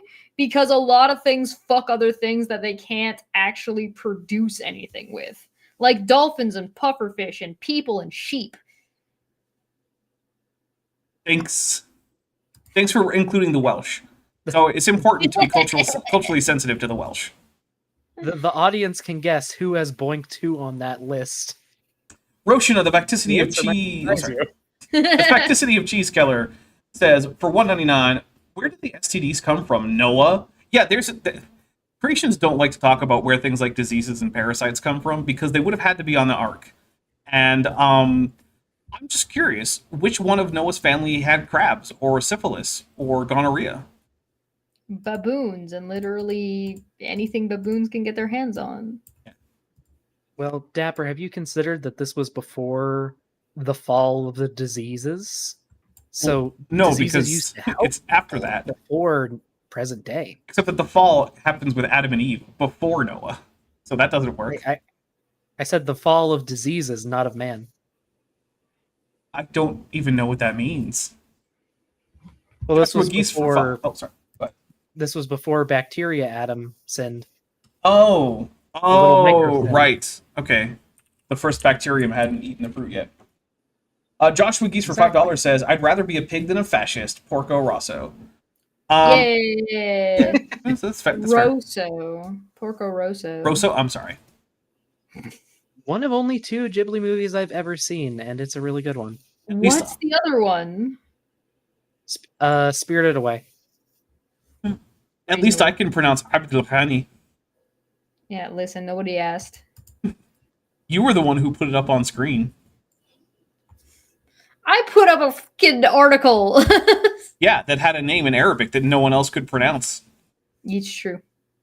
Certainly not seeing them breed with snakes and other reptiles, right? So that indicates to us that in this case, the tortoise kind falls at the family level. Except it doesn't, because again, they have other examples You where they'll got say, it oh, wrong. well, you know, the fact that they can't breed anymore, that doesn't mean they're not the same kind. So no, it doesn't indicate that. It indicates nothing. And again, if you want to use breeding as yes, same kind, guess what? Humans are in the same kind as not just chimpanzees, not just gorillas, not just orangutans, not just siamangs, but also hamsters and rabbits. Now, some animals it falls higher at the order, some animals it falls at the genus level, but generally speaking, your created kind is synonymous with family. When she says generally speaking, what she means is that if you look at the list of ark kinds from Answers in Genesis at the Ark Encounter, it's just a bunch of tags that end in IDAE, which is just the Linnaean suffix for a family of animals. It's just that, except for a few exceptions, where they're like, oh, well, we feel like sheep and goats are treated like different things, so even though they're the same thing, and also cattle, we're just going to separate them out. The same thing. We're going to treat them like different things because fucking them feels different. But yeah, AIG actually lists like cattle and sheep and goats as separate kinds because they feel like they should. But they're all livestock. That makes even less sense. Because none of this makes sense because there's no consistent actual objective criteria. Metageeky Platypus Librarian for $5 says, interesting note, the demand for frogs for pregnancy tests led to the spread of chytridiomycosis fungus and lower frog populations. We're not allowed to talk about mushrooms and fungus. Says whom? Says like any. Can you imagine if any of these fucking people that you or I or Doc ever talk about fucking find out about fungus and mushrooms? Like they're gonna have an aneurysm. Maybe. How many literally how many kill sex somebody. chromosomes would you like? Right, All exactly. of them. I would like all of them, please. The answer is yes. So Metageeky also, in that same super chat, put a pelagic tunicate, gross, but also an AIG's a bag of dicks emoji, so we'll take a drink. A limo.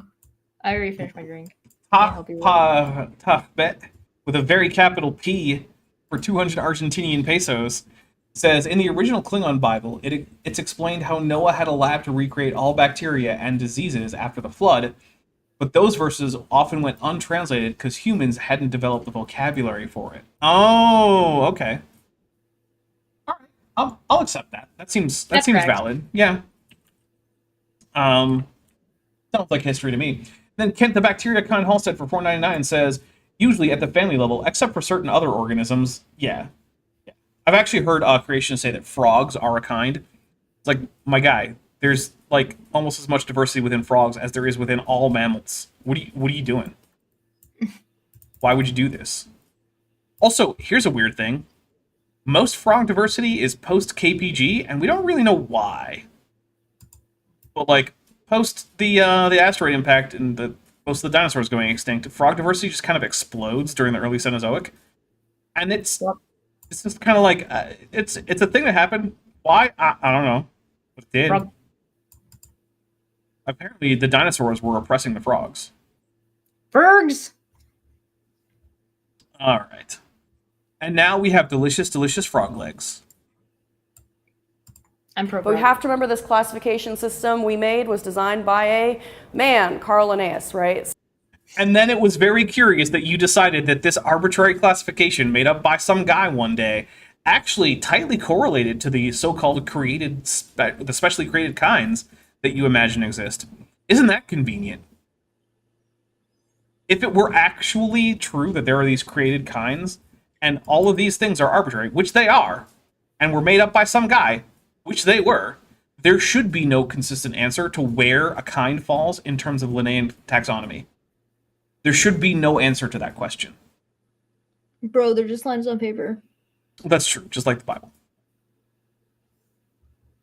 So, yeah. It really bugs me the degree to which they're just like, what if we just decided that actually fundamentally arbitrary nonsense was in fact actually a hard-coded part of reality? It's like, it's not, though. Tahpe, with a very capital P, for 100 Argentinian peso, says, calling frogs a single kind is like saying Chinese is a single language. Wait. Yeah, Chinese, not a language. It is a group of languages. when all the languages were invented around the world all at the same time. Well, also, Job spoke Chinese, because he was a Chinese man, as we all know. Oh, naturally. Yes. And Yeah, we all also, knew that. totally real, even though the story is pretty clearly a work of fiction that was not intended to be taken as historical by the author. But I still think my favorite representation of Job is in Good Omens. okay. Have you not watched Good Omens? I have not finished it. I've seen a little bit. Mm. But also, isn't it now canceled because Neil Gaiman turns out to be a sex pest? I don't know why the show would be canceled, but Neil Gaiman is dead. Neil Diamond. Different Neils. What about Neil Breen? Definitely canceled. Everyone named Neil is now canceled because of one Neil. Darn it. Sorry, Niels. Goop23 for What $2. about Neil Shubin. Yep, him too. Canceled. Oh, Goop23 for $2 says, made by man. Yeah, what about hashtag women in taxonomy? Well, I mean, to be fair, Carolus Linnaeus was not a woman. So, like, we know who came up with Linnaean taxonomy, and it wasn't a woman. It was a man. Yeah. Could a woman have come up with it? Absolutely. Did one? No. Unless there's some secrets about Carolus Linnaeus that we don't know about. Which I guess I can't rule that out. Were they single? Carolus Linnaeus? I don't know. Because that's the classic, like, oh, there was definitely just a woman whispering in his ear the whole time. I mean, it's possible. I don't know if he was married or single or had a lover or what. I have no idea. Had a friend at the bar who happened to be a woman. You don't let women into the bars. Come on. Terry Pratchett's kids? Fuck yes! I have That's no the idea best what's news happening. I've heard all fucking day, besides the potential flooding of the definitely not a king in office. Maybe Terry it was- Pratchett's kids are taking over for Neil Gaiman for the final season of Good Omens. Okay. That's wonderful news. I love Terry Pratchett, and his kids have been like a godsend to like the literature being passed down through the ages. So Force Run says, do you think that the wise men are descendants of Job? They are both from the East. Well, no, because first, I don't think that there's a very good chance that the wise men are historical and not just literary. But second, even if they weren't, Job is not historical and is just literary. And even if he weren't, it says that where it says he lives probably wasn't Persia. And even if it were, chances are the answer's still no. Seluf said, no, don't cancel Neil Newborn. Neil Newborn has been pretty cool. Good job, Neil. Also, there's a new Neil Breen film that I haven't seen, and it's a sequel to Twisted Pair. I might have to take some time to find out how I can watch the new Neil Breen movie. Because, oh boy, it's Neil Breen movie. That is it's a thing. It's hard to describe. So, and he was a creationist Christian. He was trying to organize organisms in a way that we could study easier.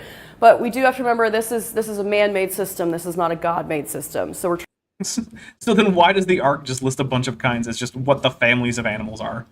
Like, you gotta pick a lane. Either this is the God-ordained way to organize organisms, at least from the family and below, or there's no reason to expect that kinds would ever correlate to family except occasionally by coincidence. You gotta pick one. This whole mixed up in the middle thing is just incoherent. You don't have to use either, guys. All you have to do is come up with your own functional definition. Yeah, well, they definitely can't do that, because the problem is, once you come up with a testable definition for kinds, It gets debunked instantaneously. there's two things that happens. Either it turns out that They're there's no... all supposed to be super smart with PhDs. What do you mean? And they've got God on their side and probably the power of anime. When you define kinds in a consistent way that's testable, one of two things always happens. Either it turns out that all life is the same kind, or it turns out that there are observable instances of organisms changing from one kind to another. Those are the only things that ever happen. Fucking shit. Mm-hmm. So, yeah, that's why they don't pin it down. It's the same thing with information, right? Every single actual testable definition of information in terms of genetics results in you being able to find a mechanism that increases information, or in the word information not being useful in terms of evolutionary biology, in terms of like figuring out how organisms could or could not evolve. Those are the only options. If you are ever getting into like debating or talking about these types of things, one of the best things you can do for yourself is be able to recognize when somebody's doing an argument that's just based off of semantics. trying to fit our ideas into God's word a little bit here. But basically, your created kind is at your family level, these tortoises. As if you have any other choice. So, confirmations of the biblical worldview. Genesis 1 is the eyewitness account of creation, because... That's the claim. The claim is not confirmation. I'm sorry. You don't get to use the very claim as the confirmation. If you did, then anything would just be believed by everyone just because someone said it. But that's not how we treat things. Watch. Hey, Chesh. I'm right outside your door. Can you go open it and let me in? Yeah. Okay. Now that she's gone, we can all talk about her. I'll let you in my place if you bring Wade. I will keep that in mind. God was there and he did it, and he inspired Moses through the Holy Spirit to record it in Scripture. Christ talks about it in the Gospels many times. The biblical genealogy... Wait, you didn't let me in. Yeah, I did. You weren't there. What do you mean I wasn't there? I said I was. That's all the evidence you need. Yeah, but I went and opened the door and you weren't there. How could you tell? Because I opened the door. Yeah. Yeah. And then I was there. No, you weren't there. Do you have Romulan gear? No. No? Because you couldn't see me doesn't mean I wasn't there. I said I was there. What other evidence do you need? Well, then why didn't you come in? Because you didn't invite me in. What do you mean? I'm a vampire, as it turns out. You need to actually invite me in. All right.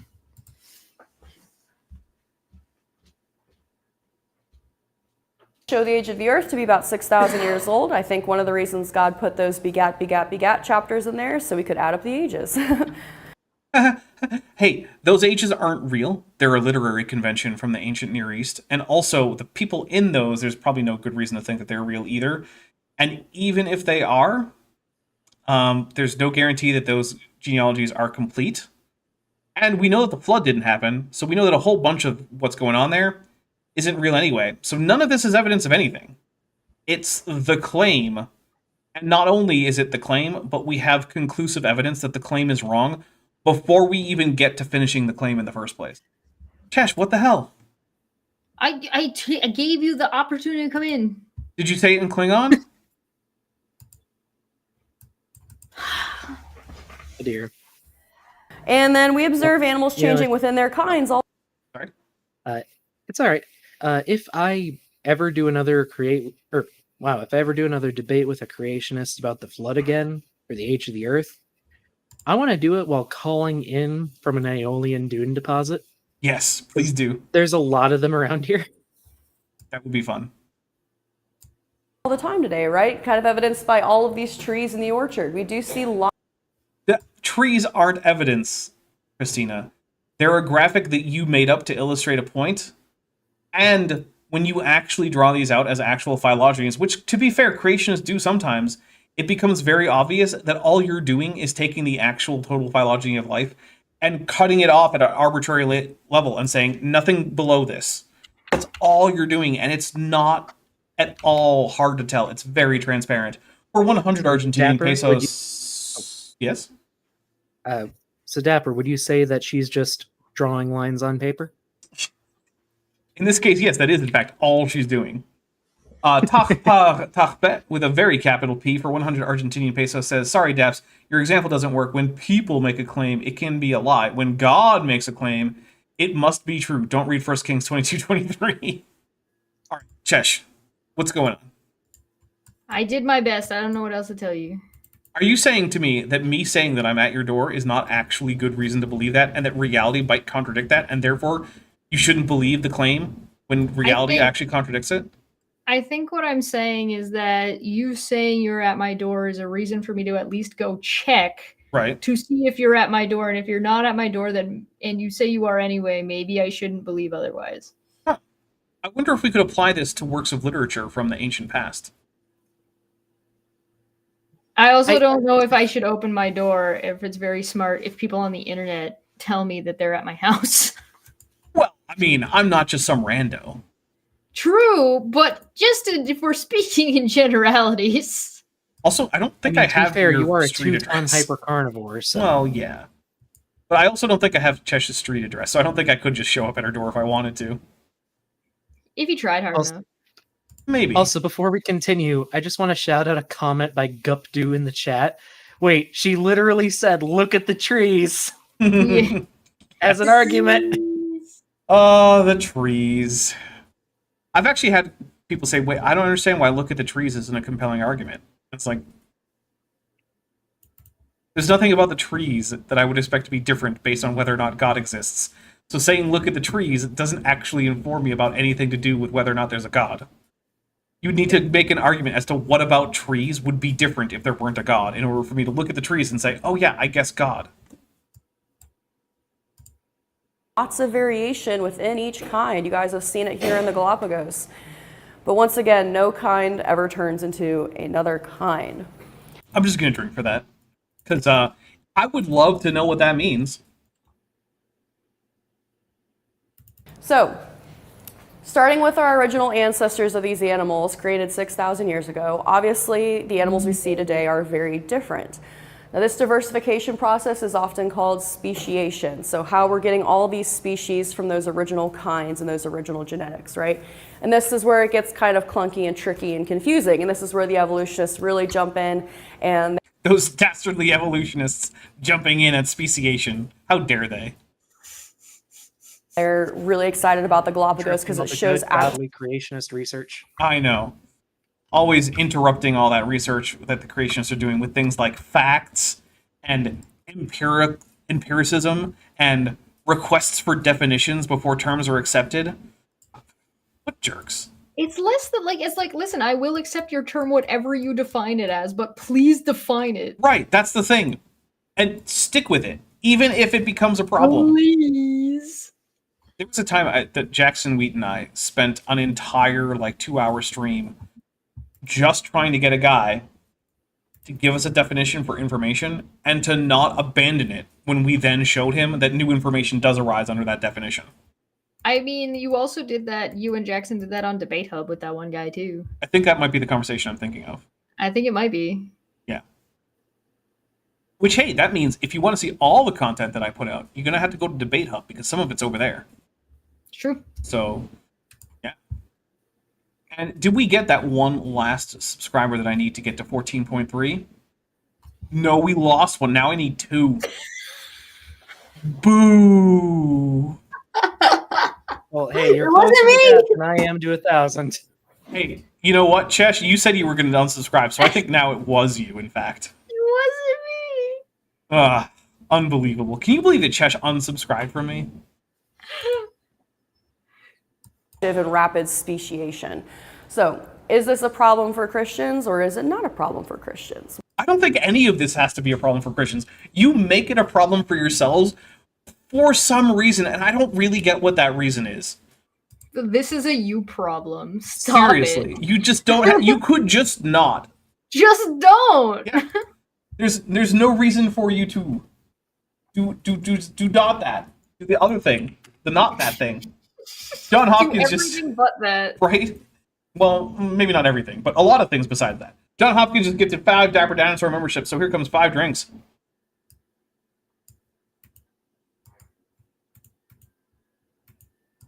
Yahoo! Thank you very much. Okay, here we go. Well, again, let's look at the Bible and see what it says. Romans 1:20, for his invisible... Josh Wiggies for $5 says, "Let's make it 10." I'm not sure what the context is for that. I'm sorry. I feel really bad anytime I don't get a super chat because I'm like, I don't know what you're telling me. attributes, namely his eternal power and divine nature, have been clearly perceived ever since the creation of the world and the things Why that are have you been assuming made. So God's pronouns based on what a man wrote down in a book? because she thinks that God made that or wrote that book. Okay, but it's still a man wrote it down in a book because women were illiterate. Well, that's not entirely true either. I know. Neither is what she's saying. Well, okay, that's fair. And what you're saying is probably closer to true than what she's saying. So, you know. That means I win by default. Okay, here's a pro tip for people who are Christians who want to talk about Christianity to non-Christians, especially if you're whatever, but especially if you're trying to do like witnessing or proselytizing. Don't. Romans 1:20 is one of the quickest ways to make someone think that you are not just an idiot, but also an asshole. It's a really bad verse to pull out. You might think it's rhetorically effective because it is for you. You might say, well, I know why this person really isn't a Christian. It's because of Romans 1:20, and they're without excuse, and they actually know it, and they're repressing the truth and unrighteousness and all that. You can keep that thought in your brain, but I promise you, when you say it, what other people hear is, I know what you think better than you do, and even though you say that you don't believe X, Y, and Z, you're actually lying, and I know it because this book from 2,000 years ago says so. That's a really bad tactic, and all it's going to do is make people want to have nothing to do with it. It also makes it seem like you're talking to people like they don't know what the hell they're talking about. Yeah, when they're talking about themselves. Yeah. The one thing they know more than anyone else. Aren't there some like evangelical organization members that have come out and said like the way they teach people to proselytize is so they get rejected, so they don't stray away from the church or something like that? I don't know. I haven't heard that, but I can't say either way. So Josh McGee's super chat, let's make it 10, was about 10 out of 30 on the goals. Thank you, Roshana, for letting me know. Oh, yeah, and Joshua says 10 out of 30. Okay, and here's Tahbet with a very capital P for 200 Argentinian pesos saying, usually I wouldn't care what a man has to say, but if that man is Jesus, the greatest American who ever lived, I listen so the Bible gets a pass. It's true. Jesus was the greatest American to ever live, except that nowadays, apparently, he's actually seen as too weak and feminine and not enough of a manly man who likes to hate immigrants. Because he knew how to braid a whip, and only you have to be gay to know how to braid. Is that how that works? I don't know. Is it? I doubt it, but maybe. I don't know. I've heard kind of basically that doing anything is pretty gay, no matter what it is. Yeah, it does seem like there's a lot of stuff. Like I remember, I saw a post on Twitter, and someone was like, it basically came down to, is it gay for a child to breastfeed? I was like, no. No. There was another one that ended up coming down to, is it gay to love your wife? I was like, oh yeah. No. I But love my also- wife. Wow, man, that's really gay. Yeah, how gay, man. Yeah. At some point, it's just going to come down to, it's actually gay to have sex with women because they're soft and effeminate, and that's not okay. You got to have sex with men. That makes you not gay. To be fair, I Okay. have seen something along those lines. Jeez. That's basically like it's gay to go down on a girl because they're a girl. I have actually heard that unironically. Yeah. It's also always weird to me when someone's counter to me, which doesn't happen much, but it does happen every once in a while, or a creationist or someone will come by and just say that, oh, well, Dapper Dinosaur is probably gay. And it's like, okay, how gay do I have to be before evolution is false because I'm gay? I would love to know how On a gay I would have to be for scale of that. 1 to 10. Right. Like, how many guys do I have to have sex with before evolution stops being true? He'll do it. Not saying I will, but it would be interesting to know what the number is. Is it 10? Is it 20? 5? I don't know. I feel like if somebody gave you an actual number, it'd be like, all right, I'm off to go have a bunch of gay sex so we can find out if this is true or not for science. And then when I hit the magic number, suddenly all the papers and all of the biology they just change their contents to agree with the Earth creationism. Just like it's magic, like Mhm. Charlie Kirk said. Which, if that's how it works, then you would think that most Christians, or at least most young Earth creationists, would be pro-gay because Right. that would make them right? Being gay proves God. Yeah. You're welcome. So, yeah. In other words, hey, creationists, calling someone gay, regardless of whether it's true, not actually a very effective argument. Really fucking dumb. Yeah. Because for another thing, in order for it to be an insult to me, which is I know what they're actually doing, they're just trying to insult me, I would have to think that being gay was a bad thing to be, right? Yeah. Instead, it's just not a bad thing to be, right? It's like coming up to someone and saying, like, I bet your family is Vietnamese. Like, okay, sure, maybe. What do you do with that? Like, no, my family isn't, but if they were, that would be fine. I don't know. They are without excuse. First and foremost, the diversity we see in the world glorifies our creator, right? His artistry, his creativity, his design, his ingenuity. Okay, I want to say, that's fine. If you feel like you looking at nature makes you feel in awe of whatever god you worship, I don't want to take that away from you. I don't care. I do. Fuck you. Well, okay. Well, Chesh is mean. I'm less mean than Chesh. Which is weird because I'm a big 2-ton, 2-meter tall, 2-ish meter tall, hyper carnivore. Whereas Chesh is a little goblin. You suck and I hate your face. Aww. Wait, which face? This face or my real face? Not you. Oh. We mean Christina? I mean, Yeah. Her face. I mean, her I face don't is know. okay. I think that the more human rights you try to take away from others, the less rights you really deserve yourself. But I'm not going to legislate that. That's just my opinion. I would Can't legislate we it. legislate that though? Could Yeah, we? I would. Can we do that? But I'm not a legislator, and I probably Is that shouldn't an be. option? I'm just asking. Hey, I mean, you can I write just anything in a said- bill. I just said I'm not going to legislate it. I didn't say it shouldn't Fair. be legislated. There. With a very capital P, for 200 Argentinian pesos, says Jesus got whipped before he got nailed by a bunch of dominant strongmen. Sounds pretty gay to me. He also ran around with a bunch of dudes. Well, he also had women with him, though.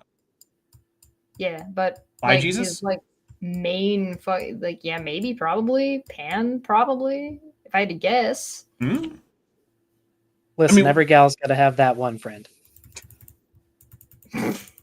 But God also gave his animals the ability to change because he does care. Wait, hold on. We're forgetting the possibility of Ace Jesus, who just happens to be running around with people, none of whom he's interested in. If it were me, I would like, if I were thinking about like what I personally would believe, and then also what like I would have thought when I was younger, because it literally doesn't change your belief in God as a deity or Jesus as a deity, is I would suspect that Jesus was Ace. All right. Tachbet says Jesus spoke to women? Gay. Yeah, talking to women is pretty gay. Yep. About them. We see over and over in scripture God talking about caring for animals, being responsible when dealing with animals. Obviously, humans, we are at the top. We are in God's image. We are his image bearers. So humans do come in priority over animals, but that doesn't mean. Look, I know that people probably want me to say something about that. I'm a little bit of a human supremacist myself when it comes to like humans versus pretty much most other organisms. But I feel like a lot of people who have that position take it way too far and stop having any concern for non-human living things. I don't think is appropriate. And the fact is that while AIG likes to pay lip service to things like, protecting the environment and, protecting endangered animals and whatnot, they are climate denialists. They don't deny that the climate is changing, but they deny that it has anything in particular to do with humans or that humans can do anything about it. Which means that fundamentally, no matter how much lip service they give to environmentalism or preserving biodiversity or whatever, they are a profoundly anti-conservation group. Now, not all Christians are in that group. You can find Christians who are definitely pro-environmentalism, who do accept the seriousness and the cause of climate change. I like to point out that Patriarch Bartholomew, the ecumenical patriarch of the Eastern Orthodox Church, has been called the Green Patriarch because of his numerous books about things like environmentalism and the seriousness of climate change and how humans need to change their behavior in order to be good stewards of nature. So it's not just a Christian thing, but I just want to point out the somewhat serious hypocrisy here of a group that is advocating directly against policies that would improve human stewardship over the planet, now talking about how humans have to be good stewards. Just wanted to point that out there. God doesn't care about the animals. One of the first commands humans were given was to be good stewards of nature, right? And that's what we teach all the time in our zoos down at Answers in Genesis. How, but, just keep on burning all that oil. Don't worry about it. And coal, too. No animal has ever died because of coal burning. I promise. Not true.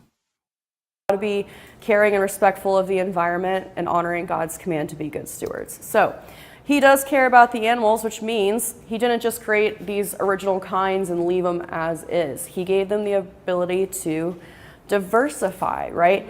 So he gave these animals a lot of genetic diversity. Just think about the many dogs. Why?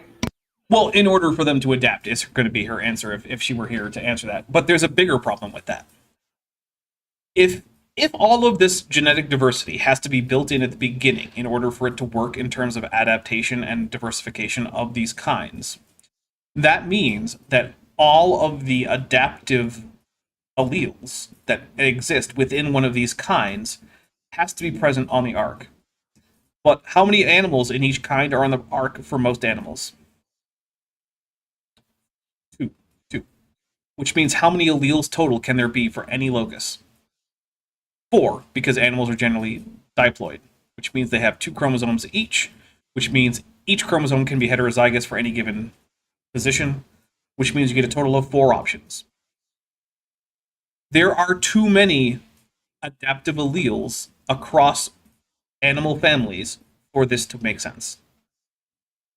Just humans on their own have over 1,000 variations on just one protein, hemoglobin.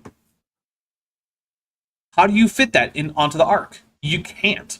So either mutation has to actually be allowed to produce beneficial adaptive mutations, or the ark story has to be wrong about how many organisms are on the ark. The problem is, on the one hand, they can't go with the ark story being wrong, because that has to be true. That's the whole point of this. But on the other hand, if they allow adaptive mutations that do not just, reduce some other aspect of the organism, then they have to accept that this is a thing that can happen. But the problem then is, it doesn't require a god to design the genetics of organisms. So they're stuck between a rock and a hard place. The actual observable extant diversity in genetic terms of families of organisms, or of animals, completely contradicts this idea. It's not physically possible. Carrie Bronson for $5 says, isn't that a phrase usually translated as dominion over nature, kind of the opposite intention? So there is the words there used do have a connotation of some amount of like seizing or violence, but it's not. It's more of a connotation than a denotation, so it's not necessarily what's going on there. And so you can read it as take dominion in a violent and oppressive sort of way, but you don't have to. And so I would argue that Answers in Genesis is doing well by not interpreting it as the more violent and domineering dominion, and that other Christians who do an even better job of interpreting that in terms of being pro-environmentalist are doing even better there. So that's one of those circumstances where, like, yeah, you could read the Bible that way. I would prefer that you not, though, because, there are less and more harmful ways to read any text. And as a rule of thumb, I suggest that you always read any text in the least harmful way possible. Tough Bet, with a very capital P, for 100 Argentinian pesos says, What if all the flood/ark myths are true, so there wasn't just Noah saving the animals? Well, that actually would solve some of these problems. But they're not going to accept that because they've already, hitched their wagon to the idea that all the other flood myths are corrupted versions of the biblical flood myth that are just sort of like cultural memories of the flood that have been exaggerated or altered or whatever over time. And the Bible is the one true flood myth.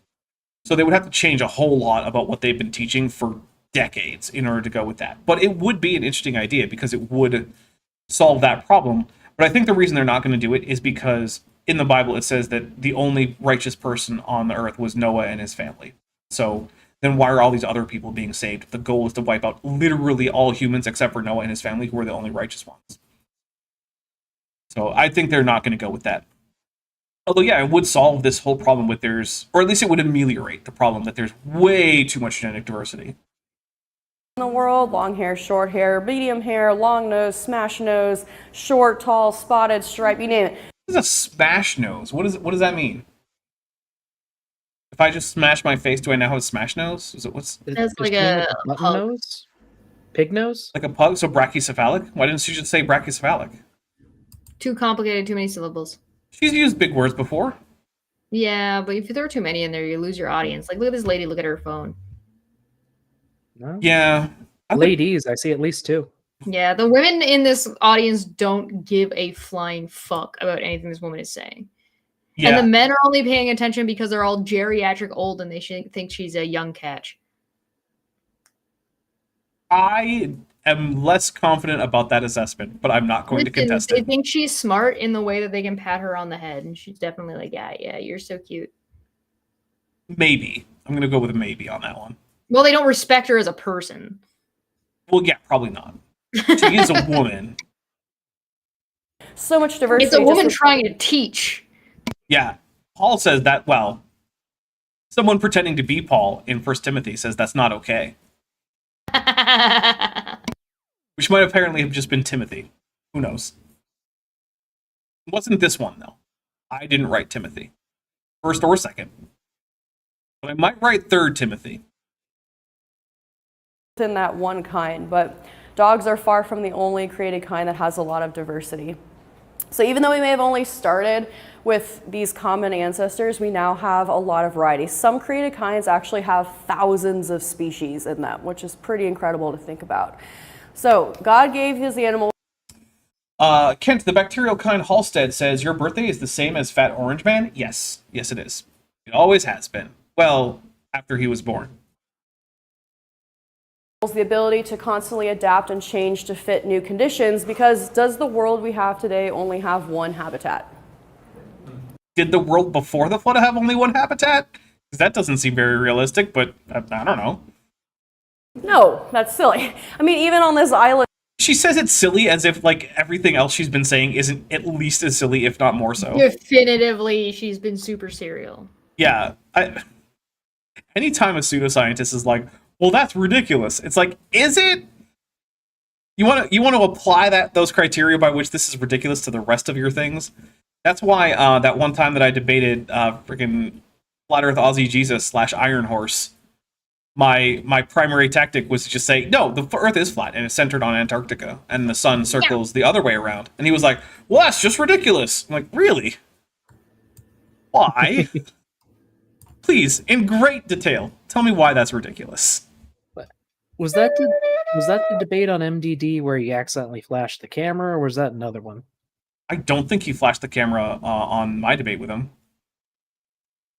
Wait, was he just like he did it once? Was he just like Donald Duck in it and then stood up or something? What? I don't think I know about this.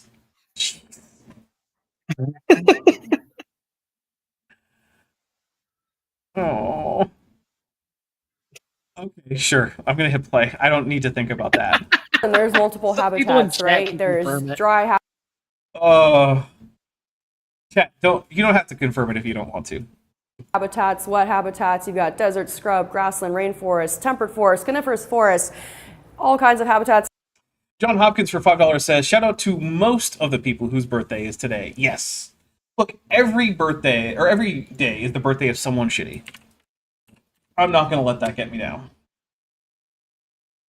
Like, if you have a birthday, someone shitty also has that birthday. Even underwater. So it'd be a pretty boring world if God just like had one habitat with one group of animals, right? So he wanted these animals to multiply and fill the earth. We read that in Genesis. So in order to do so, they have to have the ability to thrive in these places. And God, being all-knowing, also knew that humans would disobey him and we'd end up in a fallen world too. So these animals needed to be able to survive in a fallen creation. So yeah, sometimes you get some really weird animals, like our Wait, she's about to say blue-footed booby. friends we've been seeing around, like the blue-footed boobies, right? Yay, blue-footed booby. Because birds were named by a 13-year-old boy. She didn't even make it fun. I know. But seriously, birds were named by a 13-year-old boy. That's why we have boobies and titmouse, tits. Yeah. We've got shags. Yeah. Birds were named by a 13-year-old boy. Now Also, graphic design tip. Always run your graphic design by a 13-year-old boy. Because he'll catch all the weird nonsense sex stuff that you didn't catch. Facts. You might laugh at them, but these birds are amazingly designed. So you might not know this, or I don't know if your guides have told you, but they can actually dive from 100 feet in the air at 60 miles an hour hitting the water. If you hit the water at 60 miles per hour, you're not making it. But God designed their heads to be able to hit the water with that impact and not be injured. They have extra air sacs in their head that act as a cushion. Their nostrils are actually sealed shut, so water does not go in their nose. They have to breathe out of the sides of their bills. But that helps them when they dive into the water. Those blue feet, actually, they get their pigments from the fish that they eat. And so the healthier they are, the blue. What's the argument she's trying to make by just pointing out cool facts about blue-footed boobies? Like, what's her rhetorical aim here? What is the point of this? Is it just a cool thing, therefore God? So basically just another, look at the blue-footed boobies instead of the trees? Is that the whole thing? Feels like it. They're blue, therefore God painted them because he was bored, I guess. I don't know. Well, no, she's giving us a naturalistic explanation for the blue pigment. She's saying they're getting their pigment from their diet. That's not a God thing. That's not a miracle. So what about this indicates it must have been God and not evolution? Where their feet are going to be. So this is how the males woo the females, right? So if the brighter the feet, the healthier they are. That means they've got better immune systems because they're eating better. Was that designed that way beforehand? What happened before all of the everything happened and now they have blue feet? I don't know, but what I'm getting from this is, hey, any guys out there, if you want to catch yourself a girlfriend, first eat a bunch of fish, till your feet turn blue, then just walk around barefoot. Problem solved. Can you shortcut that by getting diabetes? Yes, but it might not be a good idea. Unless you want to end up like Mikey Smith. Womp womp. Yeah, just grinding away the dead tissue on your toe on camera, on stream, with a Dremel. Because that's a thing that happened. I'm sorry, what? Mikey Smith, he's a flat earther. Mikey Smith is a flat earther from Regina, which I'm going to pretend is right next to Chesh, even though it's really not. It's like, just over there. Yeah. I mean, it is on the same road, because there is only one road in Canada. But anyway, Mikey, it's pretty clear he has diabetes. And he is not getting that treated. And his toes are starting to rot. And his way of fixing this is that he has a large amount of dead, hard tissue that has just, like, cracked open and is hanging off of his toes. So one day, on stream, he took his Dremel out and just Dremeled away a whole big section of toe flesh that was dead.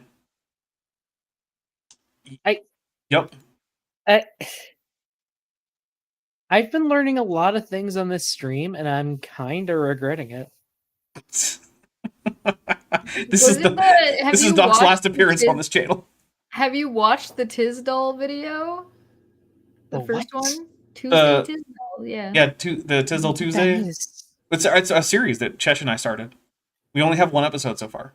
Yeah. Did you watch the first one? Because if you think that's gross, some of the stuff we talk about. Yeah. Basically, if you want to come back on the channel, you should double check to see if Chesh is here. And if she is, maybe you don't want to be here. Okay. Sean, That's actually legit advice. If I'm here, look the fuck out. yeah. Shano, Especially when there's enough super chats that I'm like, all right, I just do what I want. Fuck you. Shano07AU for $7.99 redo says, check out it, the emus on her. I'm not sure what that means.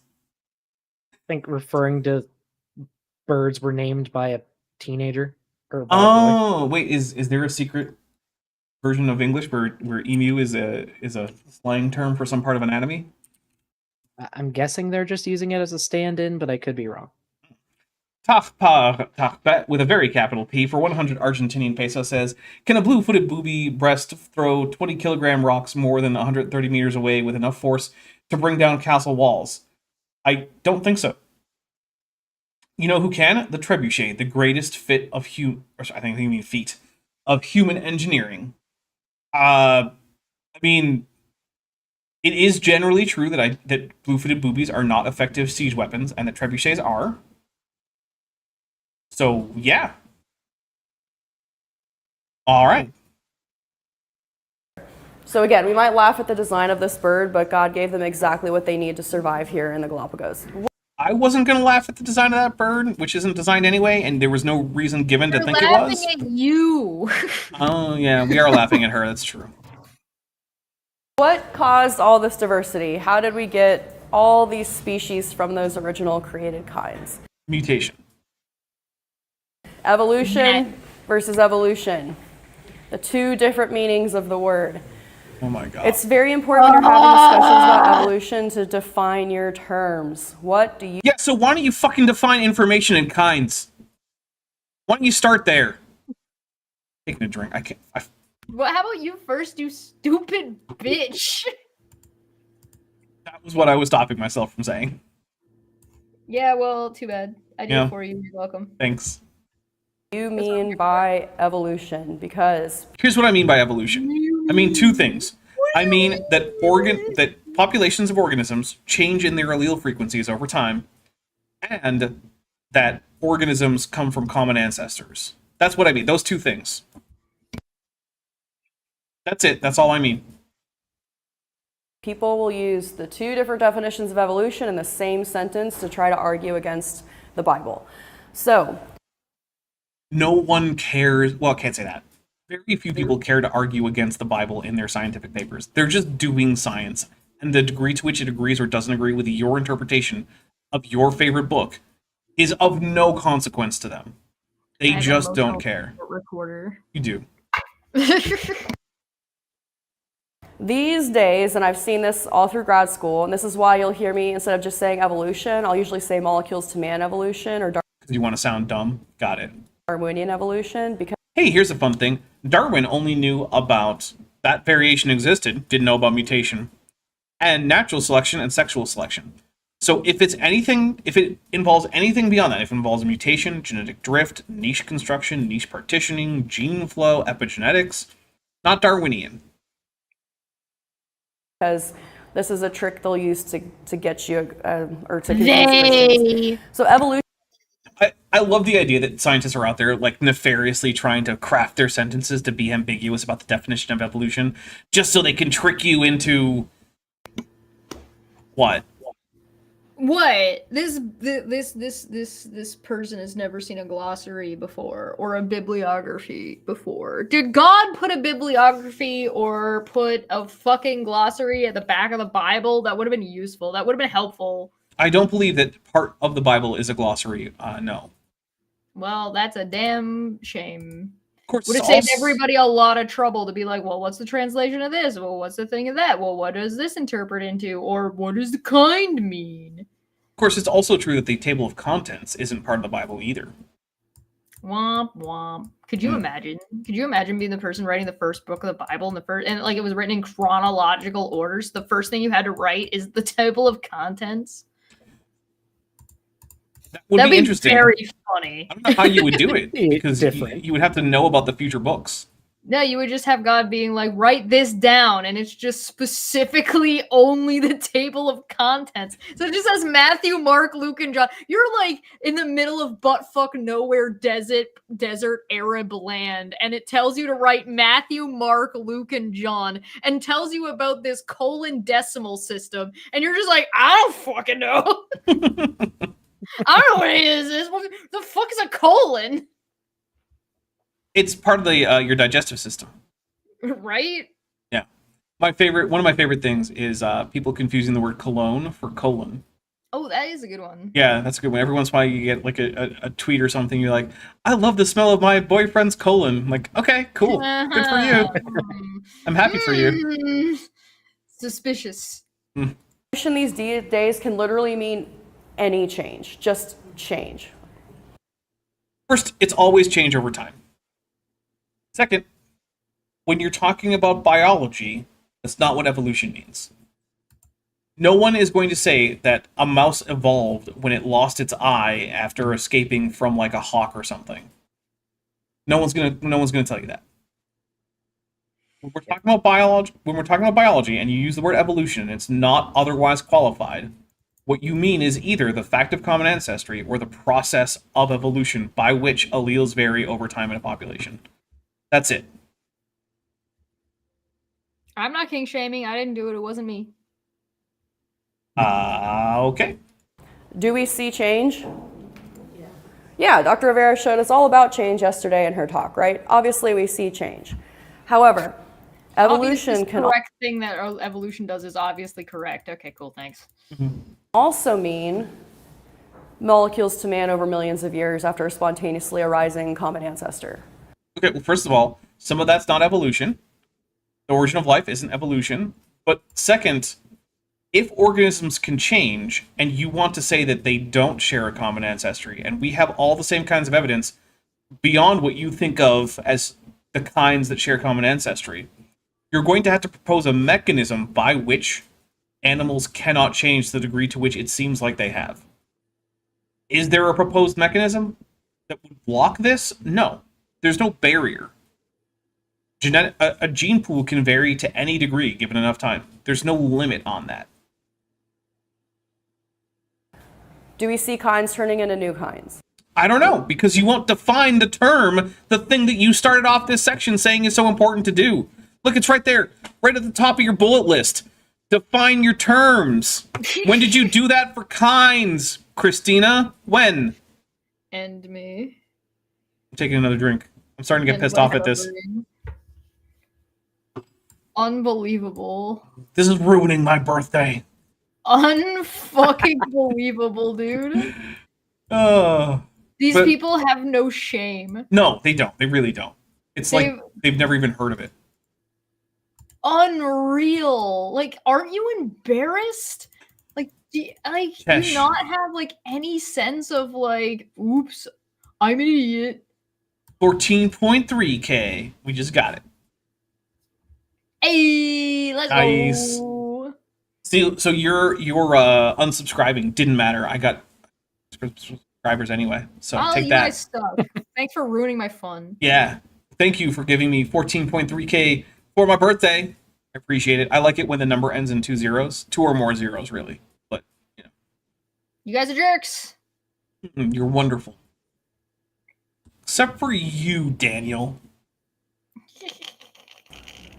No. You One and of these definitions is an observational science. We can test it, observe it, repeat it. Oh, the observational science. There's no real distinction between observational and historical science. It's a thing that mostly was made up by creationists. It's not entirely that, but here's the problem, right? Empiricism. The basis of science is empiricism, right? Which is the idea that observing how natural processes work will allow you to predict how they will work in the future, as well as how they worked in the past, right? And in order for empiricism to work at all, then you have to come with the assumption that the way the universe operates now is fundamentally the same way it operated in the past and will operate in the future. Otherwise, you don't have a basis for testing hypotheses. right? You can't actually use experiments unless you come with the assumption that basically the laws of nature are fundamentally not going to be changing through time. Which means that there's no difference between doing an observational test where you test something in physics and then make a prediction about the future versus doing the same thing and making a prediction about what you will see if that process was in operation in the past in a place where some of its effects have been preserved. That includes evolution. It includes chemistry. It includes nuclear physics. The Oklo reactor was a reactor from billions of years ago, whose remains are currently in Africa. And it has been used to test things like, are the decay rates of various radioactive nuclides stable? Do we have the same decay chains in the ancient past from induced fission of uranium that we do now? And the answers are yes. And if you want to dispute this kind of thing, things like sedimentation studies, radiometric dating, evolution, the argument you have to make is that fundamentally nature changed. But once you allow that in the door, then you can't do science of any kind ever. Because if previous experience is not a guide to new experience, then empiricism is out the door. And that's all of science. It's all gone. Making this distinction the way that creationists do is just saying science doesn't work. But I don't know. I look around, and it seems like it's working pretty well in order to do things like get me to connect to people from all over North America so that I can have this chat on my birthday. Seems to be doing pretty well. So we know that science has to have something going for it. So, yeah, I don't think we should reject empiricism because it would make Christina Altman feel better. Like the natural selection we talked about, we can test, observe, and repeat that change. However, the other definition of the word evolution is not testable, observable, repeatable. It's also not a definition of evolution that anyone is using. This definition I made up doesn't work. Wow, because you defined it in a way that it wouldn't work. Wow, I'm amazed. I'm shocked. You know what? I am convinced and I am converting because you defined a word in a way that functioned retroactively and proactively in the way that you wanted it to function. You stupid asshole. Chesh, you have escaped having to read Klingon. Hey, survive! Yeah, Yahoo! We only got 17 of the 30 super chats, so thank you for sparing me, chat. Chat, I will remember this. I will remember your favoritism towards Chesh over me. That is a shame. Yeah. Dapper will remember this. Chesh liked that. It is a guess about the past based on the present, right? So yes, it's a conclusion based on empiricism about the past. Yes. It is hard to express the degree to which this one thing gives the lie to every time the creationists say, well, we're not anti-science. This is the problem when you want to pretend to be an honest interlocutor. It is one thing to just be wrong about complicated subjects that you don't necessarily know. It's another thing to be misled. It's another thing to be like reading this scientific paper and not understanding it. It's another thing to be like, I'm too dumb to read a dictionary. Mm-hmm. So you'll hear people say, how can you Christians not believe in evolution, historical? We see evolution, operational, happening in the Galapagos Islands. Yeah, that's a good question. Because if it's happening now and you want to say it didn't happen in the past, you have to have a fucking reason to say that. You can't just be like, well, it's in the past, so I guess I can't. AIG... I literally called Jordan Peterson on this instantly. He said... atheists don't understand the thing that they're rejecting when they reject God. And I was like, oh, so you're just going to define God as unknowable, right? Yeah. Well, and then like 20 minutes later, because it's Jordan Peterson, so it took him 20 minutes to get there, he defined God as unknowable. And I was like, oh, wow. Oh, Wow, shocker. Wow, it's so amazing. Oh, I'm so impressed. One thing I want to point out is that on staff is a PhD at AIG who is in fact forensic scientist. Oh, yeah. She was trained to solve unobserved crimes from the past with present evidence. With things like fingerprint analysis, hair analysis, blood splatter, ballistics, things like that.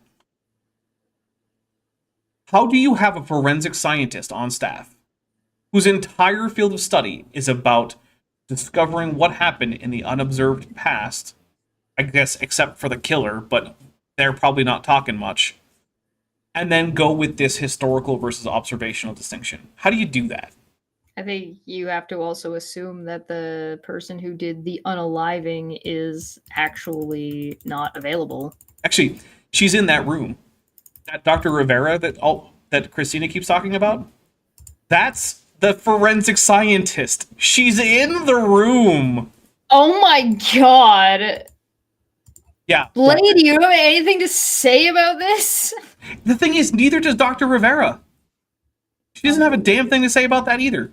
This invalidates her entire field of study from the ground up. And she's just like, nah, it's okay. Nah, I don't care. We're It's- objective. What do you mean? Not It's- biased at all. It's absolutely insane. I'm going to hit play. This is insane. How much have we gotten through? 16, almost 17 minutes. That's it's not terrible for me. Considering. That's actually surprising. Yeah. But also, Dapper, really quick. Yes. Young man, I think you're asking too many questions in Sunday school. We're going to have to kick you out. Okay. I'll leave. Stop being disrespectful to the teacher. I do not think I have much to learn from Miss Altman here. Or Mrs. Altman, I don't Questioning know. her is like questioning Jesus. Is it? Is it? Maybe it is. Yeah. You see how they'll mix those two definitions together? So you need to back it up and say, No, actually I don't, because I don't know anyone who thinks that the definition of evolution is the entire process from non-living molecules to creating humans. For one point, Defend yourself, straw man. right? For one thing, saying that it like ends with humans is a weirdly anthropocentric way to like think about evolution that most evolutionary biologists would reject. And second, a lot of the process from non-living molecules to life aren't evolution, because evolution is about diversity and common ancestry in living things. If you don't have living things, you don't actually have evolution. You might have analogous processes that evolution can inform you about, like when you're using genetic algorithms to design a new space antenna, which NASA did, by the way. But it's not actually evolution. okay, wait, what do you mean by evolution? And they'll use this to try to confuse Christians. I saw it all the time in my grad school. So again, you will always we see need to me. know what you mean. That's not a dishonest question. You should Yeah. be able to answer that. I love that in this whole tactic about the tricksy evolutionists who will try to get you to get mixed up with definitions. This entire thing depends on a term that she never bothered to define in the first place. This is insultingly stupid. It is insultingly stupid. All these people in this audience, whose backs we can see, they should be insulted. They should be insulted. They're having their intelligence insulted right now. They don't seem to notice. Now saying molecules to man evolution when I'm referring to the historical science. Oh yeah, there's my little image to go with it. We do not see a primordial blob turning into a gray wolf. Okay. I mean, we kind of do, though. Like, just check out the video that I released most recently. It has... not most recently, the one before that. It has one of my longest ever transitional species slideshows. And also, I have another earlier video, I think it was like 2 or 3 weeks ago, where I went through a bunch of transitional species, starting with, I think it was Pikaia from the Cambrian, and then going all the way through to humans. And between each step, probably the kind of thing that creationists would accept as, like, the same kind-ish. And yet we have a pretty smooth, such that you would think that any two in the sequence are basically the same kind of thing. All the way from her blob, which basically is just a bad interpretation of, like, Pikaia or something like it, all the way to humans. And we can also do it for wolves. We just diverge at a certain point. Instead of going one way for humans, we just go a slightly different way, and we end up with wolves. We have the fossils, we have the genetics, we do see it. We see it as much as it is possible to see something like that has happened in the past. We see it the same way that Dr. Rivera sees the evidence that she uses to put criminals in prison for crimes that they committed that were not witnessed by other people that have to be reconstructed from the physical evidence. It doesn't change because it's a longer time ago. Quite frankly, if she put anyone in prison based on the way she does science, all of those need to be revisited. I actually would agree with you that, yeah, any case she worked on probably should be revisited. Now, does that mean that everyone whose case she worked on should be released? No, I feel pretty confident. There's a that big they're- difference between the word rescinded Yeah. and revisited. Yeah, I think there's a fair chance that a lot of the people that she helped put behind bars are in fact guilty. But they should all be examined because clearly there are some problems. Are these people American? They're all American, right?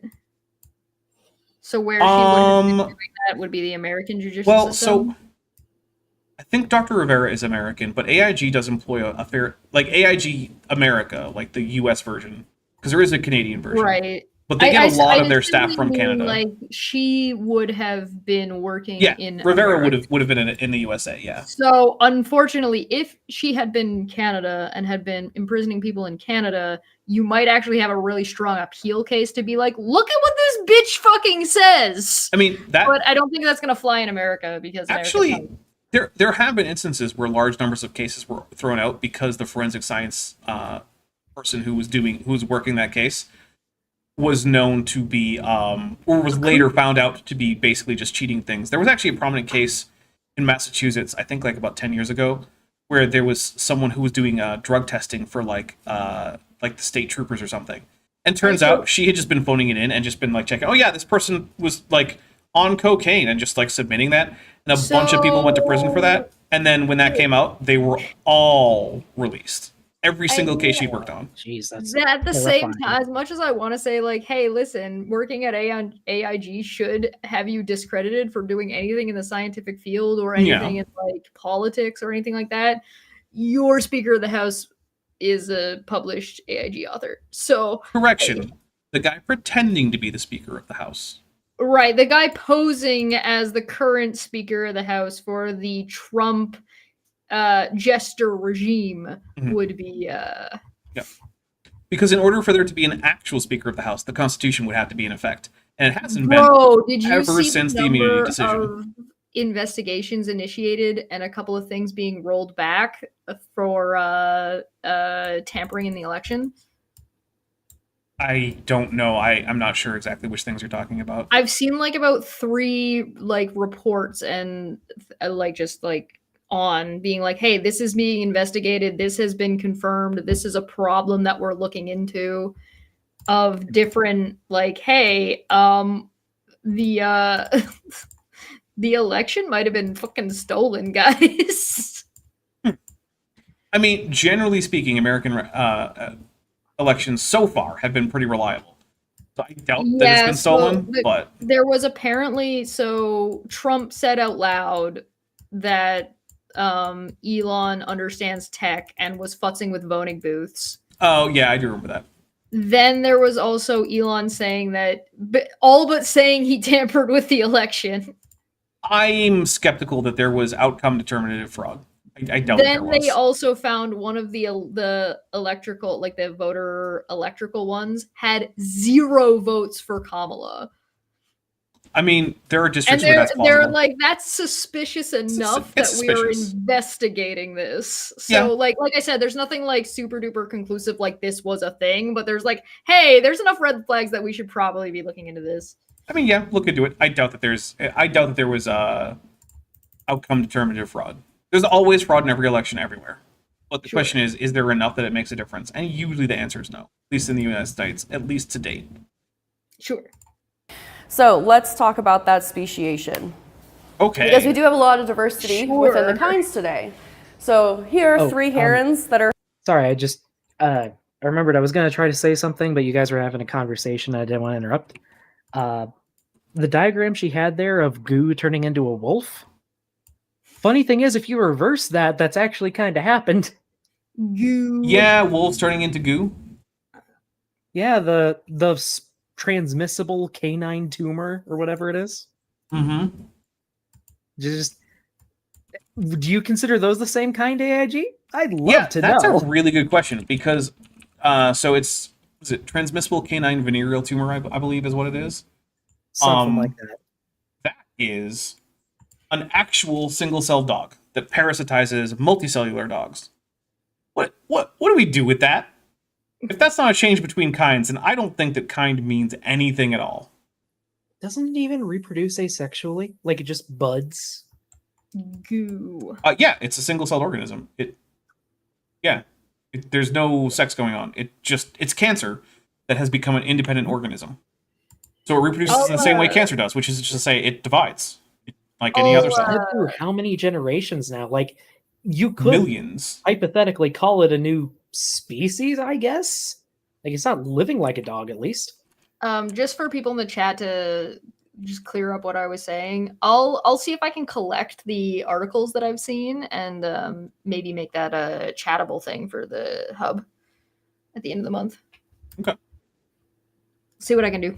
All right, here we go. Found here in the Galapagos that I have been very excited to be able to see so far. We have our lava heron on the left, great blue heron in the middle, and the yellow-crowned night heron on the right. So we have a lot of diversity within kinds. As I mentioned, some kinds have thousands of species. So how did we get to this? Because evolutionists often teach that today's species, many of them have been like this for a really long time. And they say, how do we get here? And the days go by. And of course, the reason that they say that many species have been more or less as they are now for a very long time is because of the physical evidence of their remains from a long time ago. That's why. That's the reason. It's a pretty good reason. And the days go by. But according to scripture, the original kinds would have existed just 6,000 years ago. Yeah, that's a problem for the scripture, not for science. There's a lot of young earth creationism that just comes down to, hey, this thing contradicts the scriptures. To which the appropriate response is, well, sucks for the scriptures. Sounds like a you problem, guys. Yeah. If you want to believe something as stupid as that the common ancestor of all herons lived 6,000 years ago, actually, it's going to get worse, but if you want to believe something as stupid as that the common ancestor of all herons lived 6,000 years ago, I can't stop you, but we know it's not true. But further, that makes you think that you have 6,000 years to get all the species of heron, right? That's what it sounds like. It's not even just the species, it's just the human population. Well, there's that alone. too, but that's a separate problem. But here's the thing when it comes to animal diversity. There's this thing called the Egyptian Old Kingdom. And while creationists tend to think it's not as old as it is, it's still pretty old even according to them. And There's this place called China. Well, yeah, but there's a specific reason I'm using Egypt, right? Because they had this writing system called hieroglyphics. And hieroglyphics involved fairly detailed representation of identifiable species. Which means that by the time the Old Kingdom comes around, we have to get at least as much speciation as required to account for the species that the Egyptians depict. Which is basically just modern levels of diversity. Which means that you basically have to get all of the speciation from all of the families, starting with 2 pairs, except for some, which there was 14 or whatever, all before the Old Kingdom writing system is established. So you don't have 6,000 years. You have at most a few centuries to get all of that speciation done. I don't even think you could get animals to their current habitats in that time. Not a lot of them. And yet, you have to have it all done by then. So you don't get 6,000 years. You probably don't even get 600 years. So, how do we get this diversity? And what exactly is the definition of a species anyway? There's a bunch of definitions for species, all of which are valid in various contexts. Because fundamentally, taxonomy is arbitrary. Species only kind of exist. Families, classes, orders, they don't exist. What does exist are clades. Ideally, our taxon names map on directly to a clade, but not every clade is going to get... Oh, by the way, a clade is a group of organisms. Their most recent common ancestor and all of its descendants. Hey, for anybody watching who's a young Earth creationist, did you see what Dapper just did there? He used a word and then he fucking defined it! That's a thing you could do too. You could do this! Yeah, so clades exist, and ideally any named taxon will map directly onto one real clade. But not all clades are ever going to get taxon names, because there's too many of them. Robert is asking a question from the chat that says, is the single-celled dog still a mammal? I mean, in terms of phylogenetics, yeah. Yeah. It's a single-celled mammal. It's a single-celled dog, it's a single-celled carnivoran, single-celled vertebrate. Yep, technically. I've kind of started this conversation with several of you over the last few days. Going back further, it's a single-celled metazoan. Yeah. That completely violates the category. if you're going to go with a phylogenetic definition, then no, it doesn't, because metazoan is actually just the most recent common ancestor of all metazoans and all their descendants. Right. I know that. It's just Yeah, if you're going to use the part of being character-based a definition. metazoan historically is you have to have multiple cells. That's what it means. Mhm. It's amazing. It's great. It's cool. But here's the fun thing about the definition of species. Broadly, it's that general, most specific level animal classification, right? Kingdom, phylum, class, order, family, genus, species. Yeah, because subspecies, don't worry about that. Yeah. Like, just be honest about that. Like, yeah, they're subspecies. That's a more specific thing. Those are real. They exist. However, specifically, there is no solid scientific definition of a species. No, there are Incorrect. several definitions that are solid, but that are useful in different circumstances. For instance, in paleontology, we can't use the biological species definition. The biological species definition is the one you probably learned in high school, where it says that a group of organisms that can reproduce fertile offspring together are a species.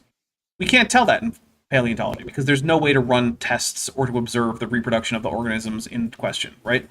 You can't take two different trilobites and figure out if they could have babies. So instead, we use the morphospecies concept, where organisms within a range of morphology can be counted as a species. When it comes to other groups of organisms, like, say, the genus Panthera, there's a lot of hybridability within Panthera, and sometimes there's even interfertility between the species. But what we usually go with is the ecospecies concept, which is to say, do these organisms have their own definable traits that are tied to a different niche or different environments? And do they form a single group with such traits tied to such environment or niche? And the answer for the different species of Panthera, like Panthera onca, Panthera tigris, Panthera leo, is yes. So we treat them as different species. Panthera, by the way, is the genus for like jaguars and lions and tigers and whatnot. Yeah, most of the big cats. Yeah. So there are multiple definitions of species, and all of them are useful on their own in different circumstances. But yeah, fundamentally, species only kind of exist. In my research in scientific literature, I have found 26 different definitions of species. Wow, that's 26 more definitions than we have for kind. Sure would be nice if we had just one. Maybe 26. I'd take 26 definitions. At least it would be something. And it's not even that. At least if we give a definition, we stick to that definition. So Baba Ali says, does the common ancestor mean a species making clay just as badly defined as species because of its dependent on it? So no, it basically means a gene pool. When we're talking about evolutionary biology, we're not really concerned with individual organisms, we're concerned with gene pools. And whether or not the gene pool is a species or a part of a species, or whether or not species really exist, the gene pool that gave rise to the modern members of a clade did exist. It was a physical thing that at one point you could go and take this gene, or DNA, out of living things, and this would be part of a gene pool that gave rise to later descendants. So, yeah, when we're talking about things like cladistics, it's the gene pool that we're talking about. And whether or not that gene pool constitutes a species doesn't really matter. And this person clearly came from the shallow end of the gene pool. Uh-huh. Because animals aren't behaving the way humans want them to. Well, then you need to train them better. So, usually part of the classic definition of a species is reproductive isolation, but we do not see reproductive isolation in species. We see Well, it depends on the species. Sometimes you do, sometimes you don't. Species mixing and matching all the time, and we'll talk about that a little more in a moment. And because of that, taxonomy is a nightmare. I mean, How many women have given birth to horses?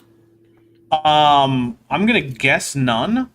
I'm gonna guess not enough to validate her claim, given the number of women who have had sex with horses. Well, okay, but to be fair, she's probably not going to claim that horses and humans are the same kind, so she wouldn't expect that to be the case anyway. Yeah, but she doesn't have a definition for kind. They may as well be. Also true.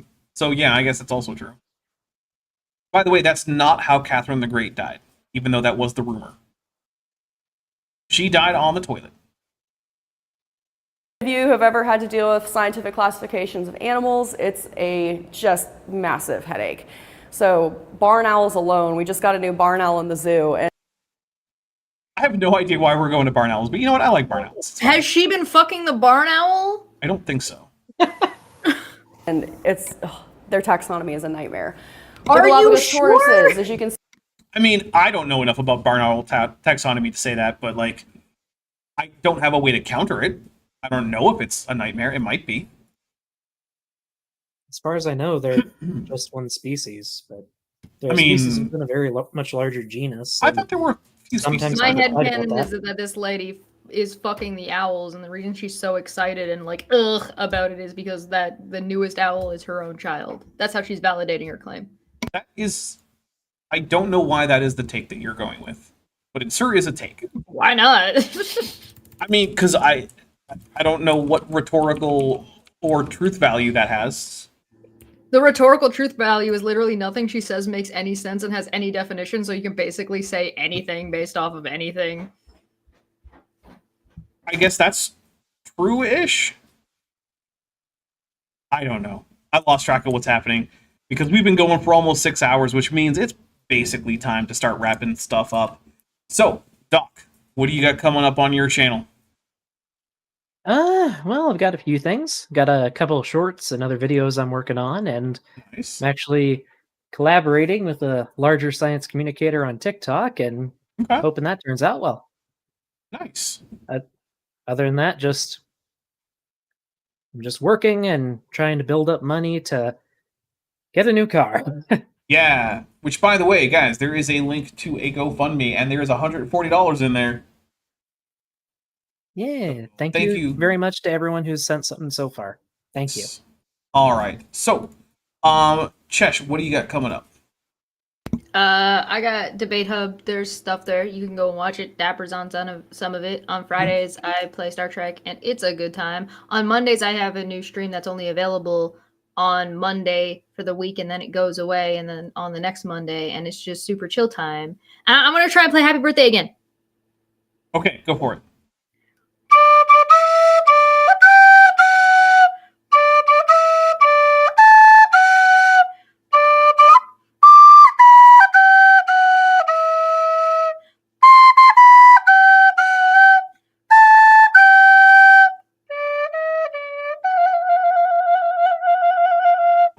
Pretty good. That's Pretty better than when I good. started, right? It absolutely was, yeah. Yeah. I sound of an like angel it. being strangled. Yay. I did that. All right. Well, I am going to say that it is probably time to get out of here. I'll tell you guys what's coming up on the channel. First of all, we are not doing Power Rangers after this. I am tired. I'm going to go relax and not do anything that involves talking to weirdo humans like Chesh, who's human enough. Goblins count. So we're not doing Power Rangers after this, but I will say that on Tuesday we are doing we're doing a Kent with Bent. Maddie couldn't make it, so we're doing a Kent with Bent on Tuesday. Then on Thursday I am releasing a new video at noon Pacific, 3 p.m. Eastern. I don't remember what it is, so just show up anyway. And then on Saturday we're going to be continuing with the Billy Carson video that we were reacting to with Chesh and Kip. So Kip has read the various bits of literature that that Billy Carson likes to basically lie about at this point, because he's been informed that he's incorrect about many of these things. So at this point, I'm okay with saying that he's just lying. Yeah, we're going to take a look at all of his nonsense claims, like that if aliens came down and genetically engineered humans from apes, then that means that evolution isn't real for some reason, even though that doesn't follow even a little bit. But hey, that's okay. Yes, I will be enjoying pizza, as will Bent, because I am about to order it. I will be ordering it within seconds of getting out of here. So thank you so much, everybody. I hope to see all of you on Tuesday. I'm going to try to have a great rest of my weekend, starting right after this stream ends. So bye, everybody. Bye. Say bye, Adios. Doc. There we go. All right. Bye. I was letting you